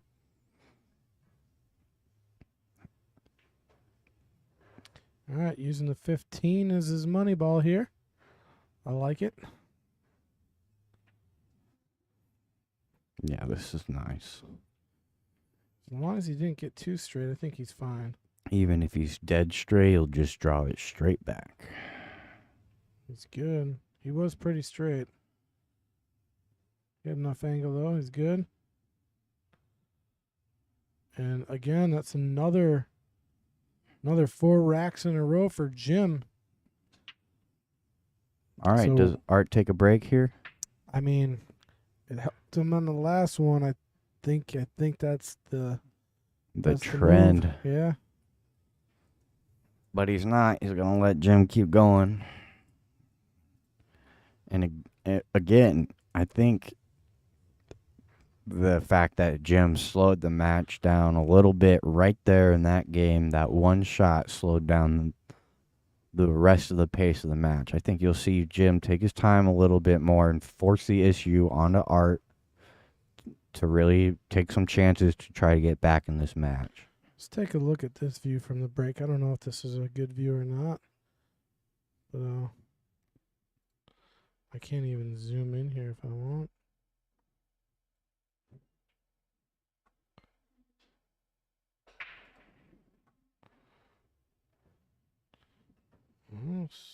Balls are moving. I heard balls drop.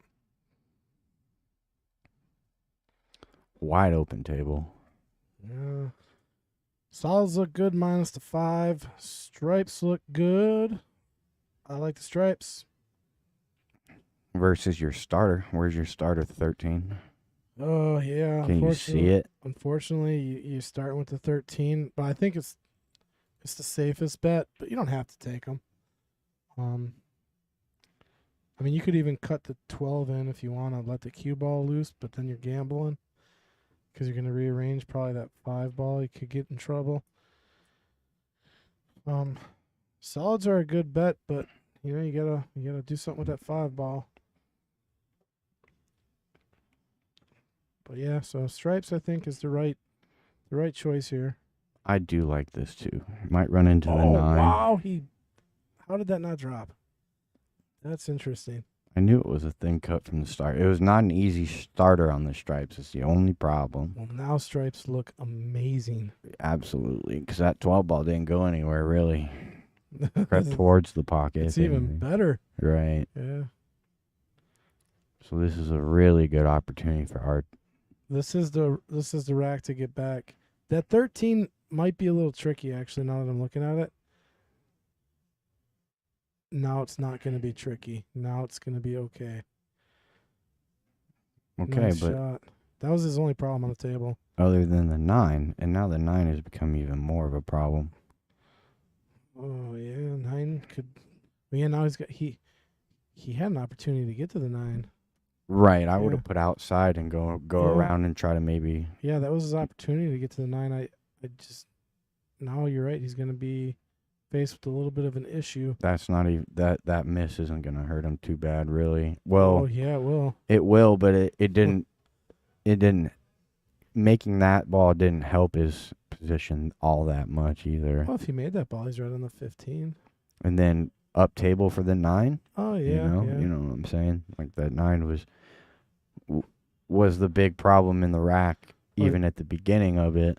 What I will say is that miss is going to cost him though, It because will. I I think think you're right. Jim is going to be favored to get out here.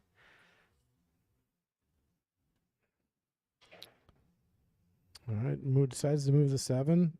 7 moves into a nice spot. A good spot. Wow, this rack is wide open.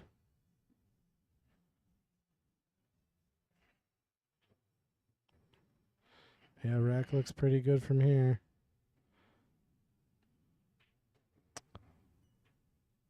So he's looking at the 5. Yeah. I think I would like to use the 2 as my out ball, and so he'll play 3-5-2. Good angle on the 5 to come one rail out back to the middle of the table. The Yeah. 2 looks like it goes by the 8, just barely, if it does. I like what you said. Use the 2 as your money ball. Even though the 5's tough here, it's really easy to go to 2 from the 8. Correct. But Yeah. but what I'm saying is if he hits it short, if he ends up short on this 2 ball, Yeah, that'd be tough. and that's what he was worried about. He was worried about the cue ball. Paper, what's up? He's in the house. All right. So again, just no quick mistakes from Art, and he's got a good chance.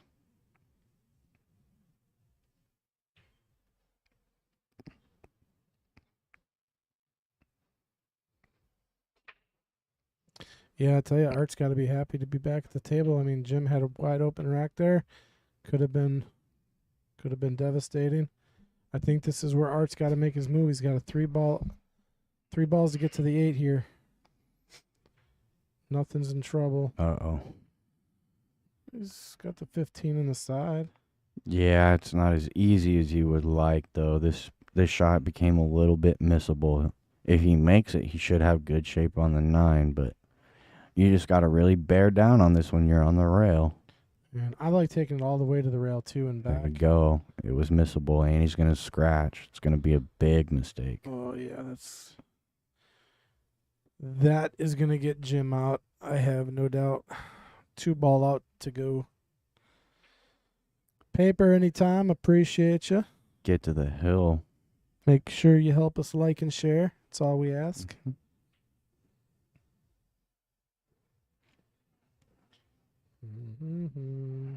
So I liked starting with the 2 ball, but I would put it in the other side pocket so I can just roll forward for a nice straight in 5 ball. Easier to control the cue ball in that situation. So he's going to stop it. And now he's got a little off angle to where he's got to go negotiate this 15-9. Does it? Ooh. He was Ooh. see, he was able to Yeah. squeak by it, but Yeah, he's jacked up. This is not easy shot here. This is missable. Hit it good, though. he hit it good. And that's another factor in this match. I think Art's missed a couple key shots late in the rack where Jim hasn't. Yeah. When Jim gets down to the end of it, he's making the balls, and when Art gets down to the end of it, he's letting 1 or 2 slip. Now it's kind of opposite from last week. Last week, Jim was having that issue. I mean, he was running all the way to 1 ball or no balls, and missing that, just getting funny on that last shot. But he has not been doing that too much today. Yeah, and I'm glad to see it. Yeah. I love to see the improvement. Maybe he went back and watched the match and saw that he was making some mistakes that weren't really there, that if you really just bear down on those couple shots, it'd make them. All right, so that was Jim's last break of the match. He's on the hill. Oh, wow. Yeah, he is on the hill. That was a big realized, game. Yeah, that It was was a big game. 5 games in a row there, because it was tied 4-4. So He comes up dry and leaves a open table. Art's going to start with the stripes. like the decision there. He's got some angle to work to cue ball with here on the 13.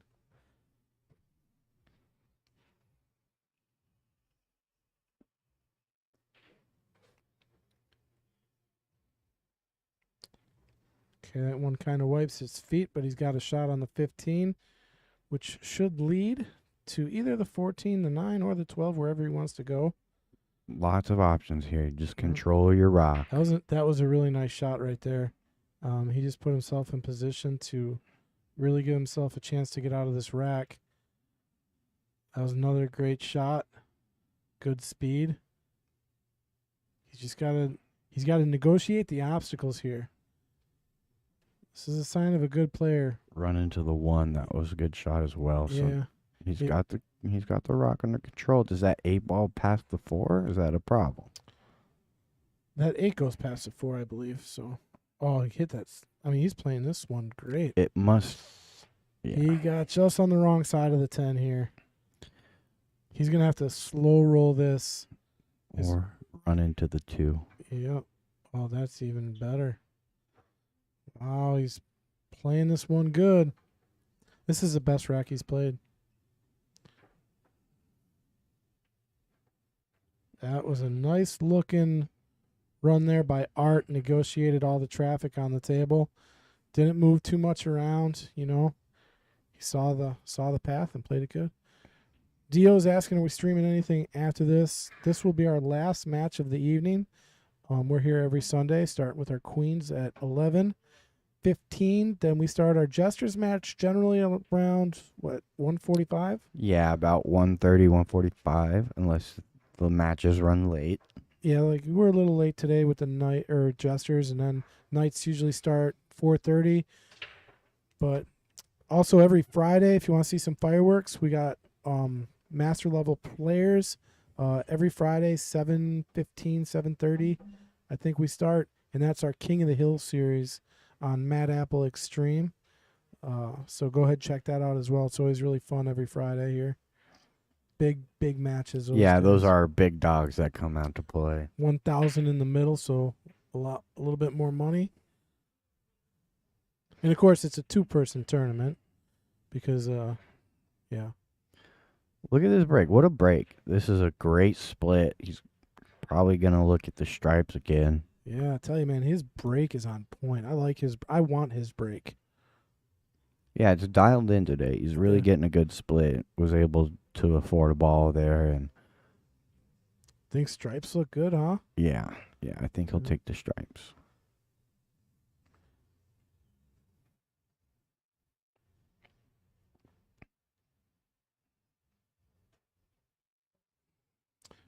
Let's see if he can put together back-to-back runs here.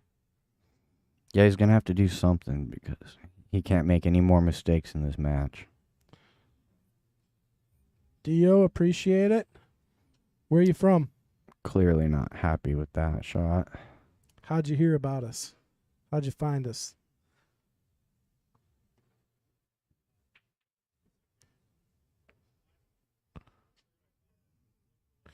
Papers asking, when is Tommy Besta playing on the stream? That is a good question. Tom, if you are out there, when are you going to challenge King of the Hill? I want to see Tommy on there. Okay, so he's calling the 9-ball here. This is... Oh, followed it in. Wow. Interesting. That was a big shot, and you know what? Taking that 9-ball frees up that 5, and so really the 3-ball is a big problem of the rack where he can start at it right now. If it doesn't go in that side pocket comfortably, it can go into the other side pocket comfortably. Dio's out of Flint, Michigan. You're not too far away. Feel free to sign up if you want to make the drive out here. We're right across the pond in Appleton, Wisconsin. So just take the boat on over or just drive around. Okay, so this is an opportunity to close the match. Oh, did that thing wipe its feet or did it wipe its feet? It didn't make it through the door. I know that much. But what does he leave here? He's got a 14. There's no scratch there. He's straight enough on the 14 to make it. So he's still got an opportunity to run these balls after the mistake. Oh, nice. Yeah, Dio, like I said, we're in Appleton, Wisconsin at the Mad Apple Burgers and Billiard Company. Go ahead, look us up. Feel free to come out and visit if you want to play in a cool tournament. March 11th, Queue It Up Network. Got a 50-person tournament. 30 already signed up. Okay. I was worried if he almost hooked himself on that shot.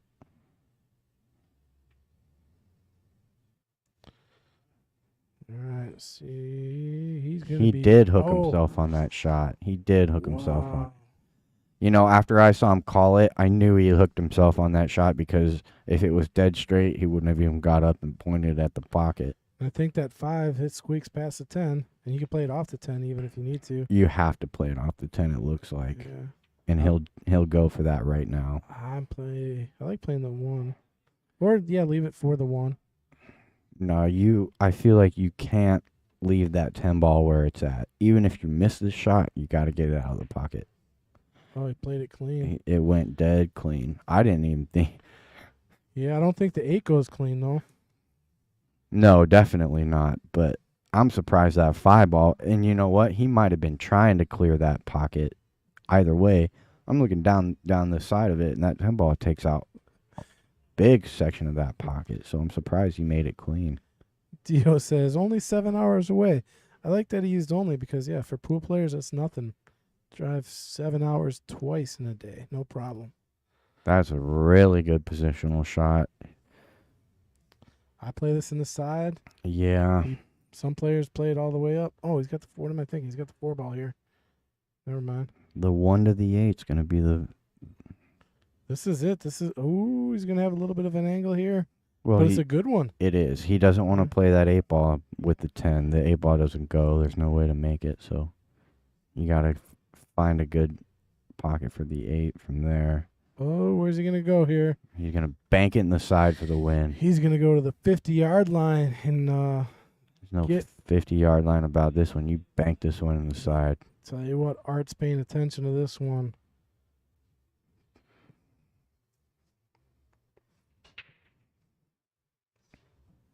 No question in my head. You bank this one in the side. You know, and I also try to leave the cue locked on the bottom rail. Make that. I think. Well, yeah. The 10 ball is still going to it's go, still I gonna go. think. I wouldn't even mind making the 10 ball with the cue ball here. Oh, that's gonna be That's a a loss. loss. Opportunity lost, and that's going to pull him within 4 of the match.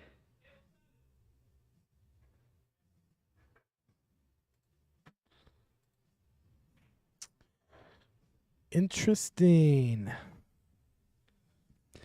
I'll tell you, that would have been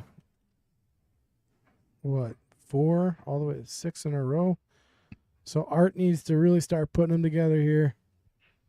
He's got to win out if he wants to take the crown. Because we got our current knight, Jim Rusnak, on the hill. Race to 10 here. Yeah, mistakes are at a premium for Art. He can't make any of them. I like Art's break, though. Watch the smash here. It's been spreading them really good. Cue ball's getting in a good spot. He's dropping a ball on every break. I don't think he's not dropped. Other than the scratch he had, Yeah, I think every even break. then. Look at that spread, man. Even then, I think he did make a ball. And yeah, when he did scratch, he left a wide open table for Jim as well. So you're very right. Yeah. Very good breaking from Art.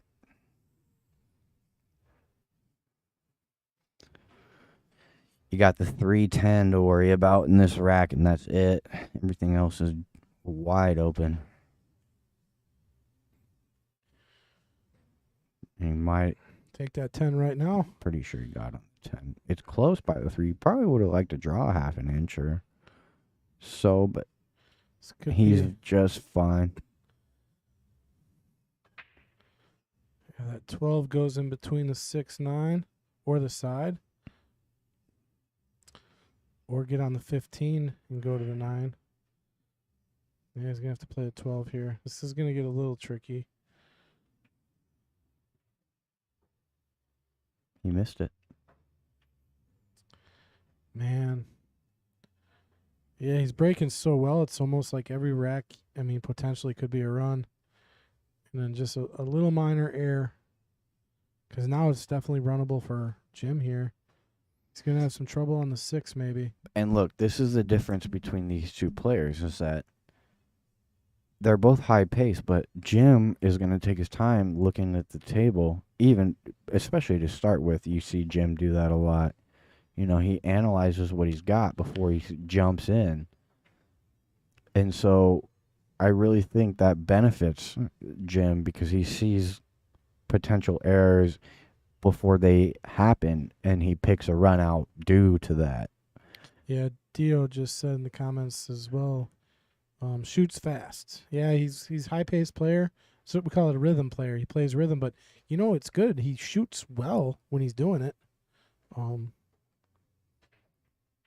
got to go with what's comfortable. How does this 6 end up?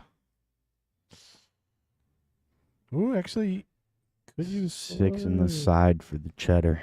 Maybe. 6 in the side for the cheddar. That's what I'm calling. All right. Tough shot. Nope, Threes. he doesn't like it. Oh, and scratches the boot. And Art is going to come to the table. And can he get on? Is that 13 go in the side? I don't think so. This 6 is Was it too cutting locked? it off. Yeah. He's going to have to break them up. So he'll probably have to start with a 12 because of that. Or, actually, I like almost playing the 9 upstream and going into the 13 right away. Yeah, you got to be confident with your stroke there. It does go, I mean, with the right angle.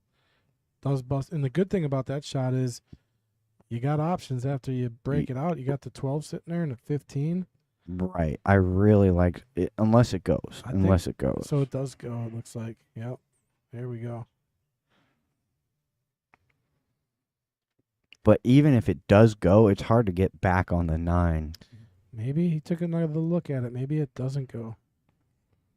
Even if it does go, how do you get to the 9? You know, you got to take the 12 and then take a tough shot on the 15 or draw off that ball and get real straight. Oh, he's going to use the other angle here. So he's just going to roll into This it. is what I like. This is, yeah, even if it does go, you got to get the 9 out first. If that ball goes, you don't have to run into it. If it doesn't, you got to go into it, and he did. Hit it really good. Cue ball is going to be stuck at the bottom.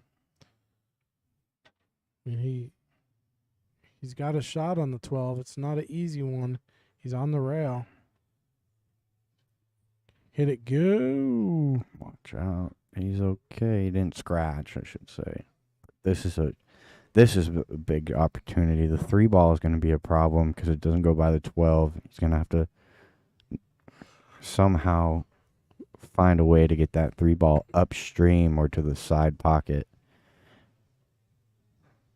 Really, I don't mind playing a safety if I'm Jim here and being patient and not necessarily trying to hook my opponent, but just maybe even call the 7 and draw back to that left corner pocket and say, if you want to make the 15 as a back cut, go ahead. He's walking the dog all the way down. Not an easy shot because these shots, when they're like right off the rail, become tricky. Like, I'd rather this ball be on the rail. Oh, he hit that so good. That's a tough shot. But that was my issue the whole time, is it doesn't lead very well anywhere. Yeah. And that's why I was going to say I don't mind just even calling that 7 ball and drawing back, but calling a safety, I should say, making the 7 ball and calling a safety, because the 15 doesn't. I don't think the 15 goes by the 6. If it did, that's a little bit of a different question. But even if you're on the end rail, shooting that 15 in the bottom right, it's no guarantee. Yeah. Doing some crafty stuff here. So he's got a He's got a jump shot maybe, but that's a tough jump because no, he doesn't have a jump shot. He's too much on the 15. yeah. And I don't even think he can kick if this side rail to get to the 6. So he can. That tells me he can, but he's gonna have to load it up with a little bit of at least a little bit of left because of how close he is to that 15. He's going left. Well, he hit the 6, so he's got a good hit. And that opens up the rack.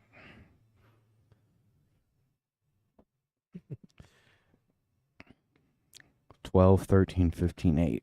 So I think Dio's going for Art. He wants to sing Going Hill Hill, extend the stream time. Well, I think Art might get another one here. Yeah, now he's on the 15. Yeah. And he plays 13 all the way down on the side. You could do a few different things here. I think he's going to be good to play it in the side. Yeah, you want good speed on this cue ball. Yeah, you could really easily get on the 50-yard line here with the 8 ball. Or And he's the gonna worst scratch. possible thing that could happen Wow. I mean, if you could have draw up, like, what is the worst thing that could happen right now? That was it. Yeah, I agree. That's unfortunate. Because this is a pretty dead out here for Jim and to take the match. You never want to see it go down like that. I thought Art was poised to mount a comeback here. I don't want to say it, but I got to say he's a little careless. A little careless. I feel like he's a good enough shooter to know Here's this for the match.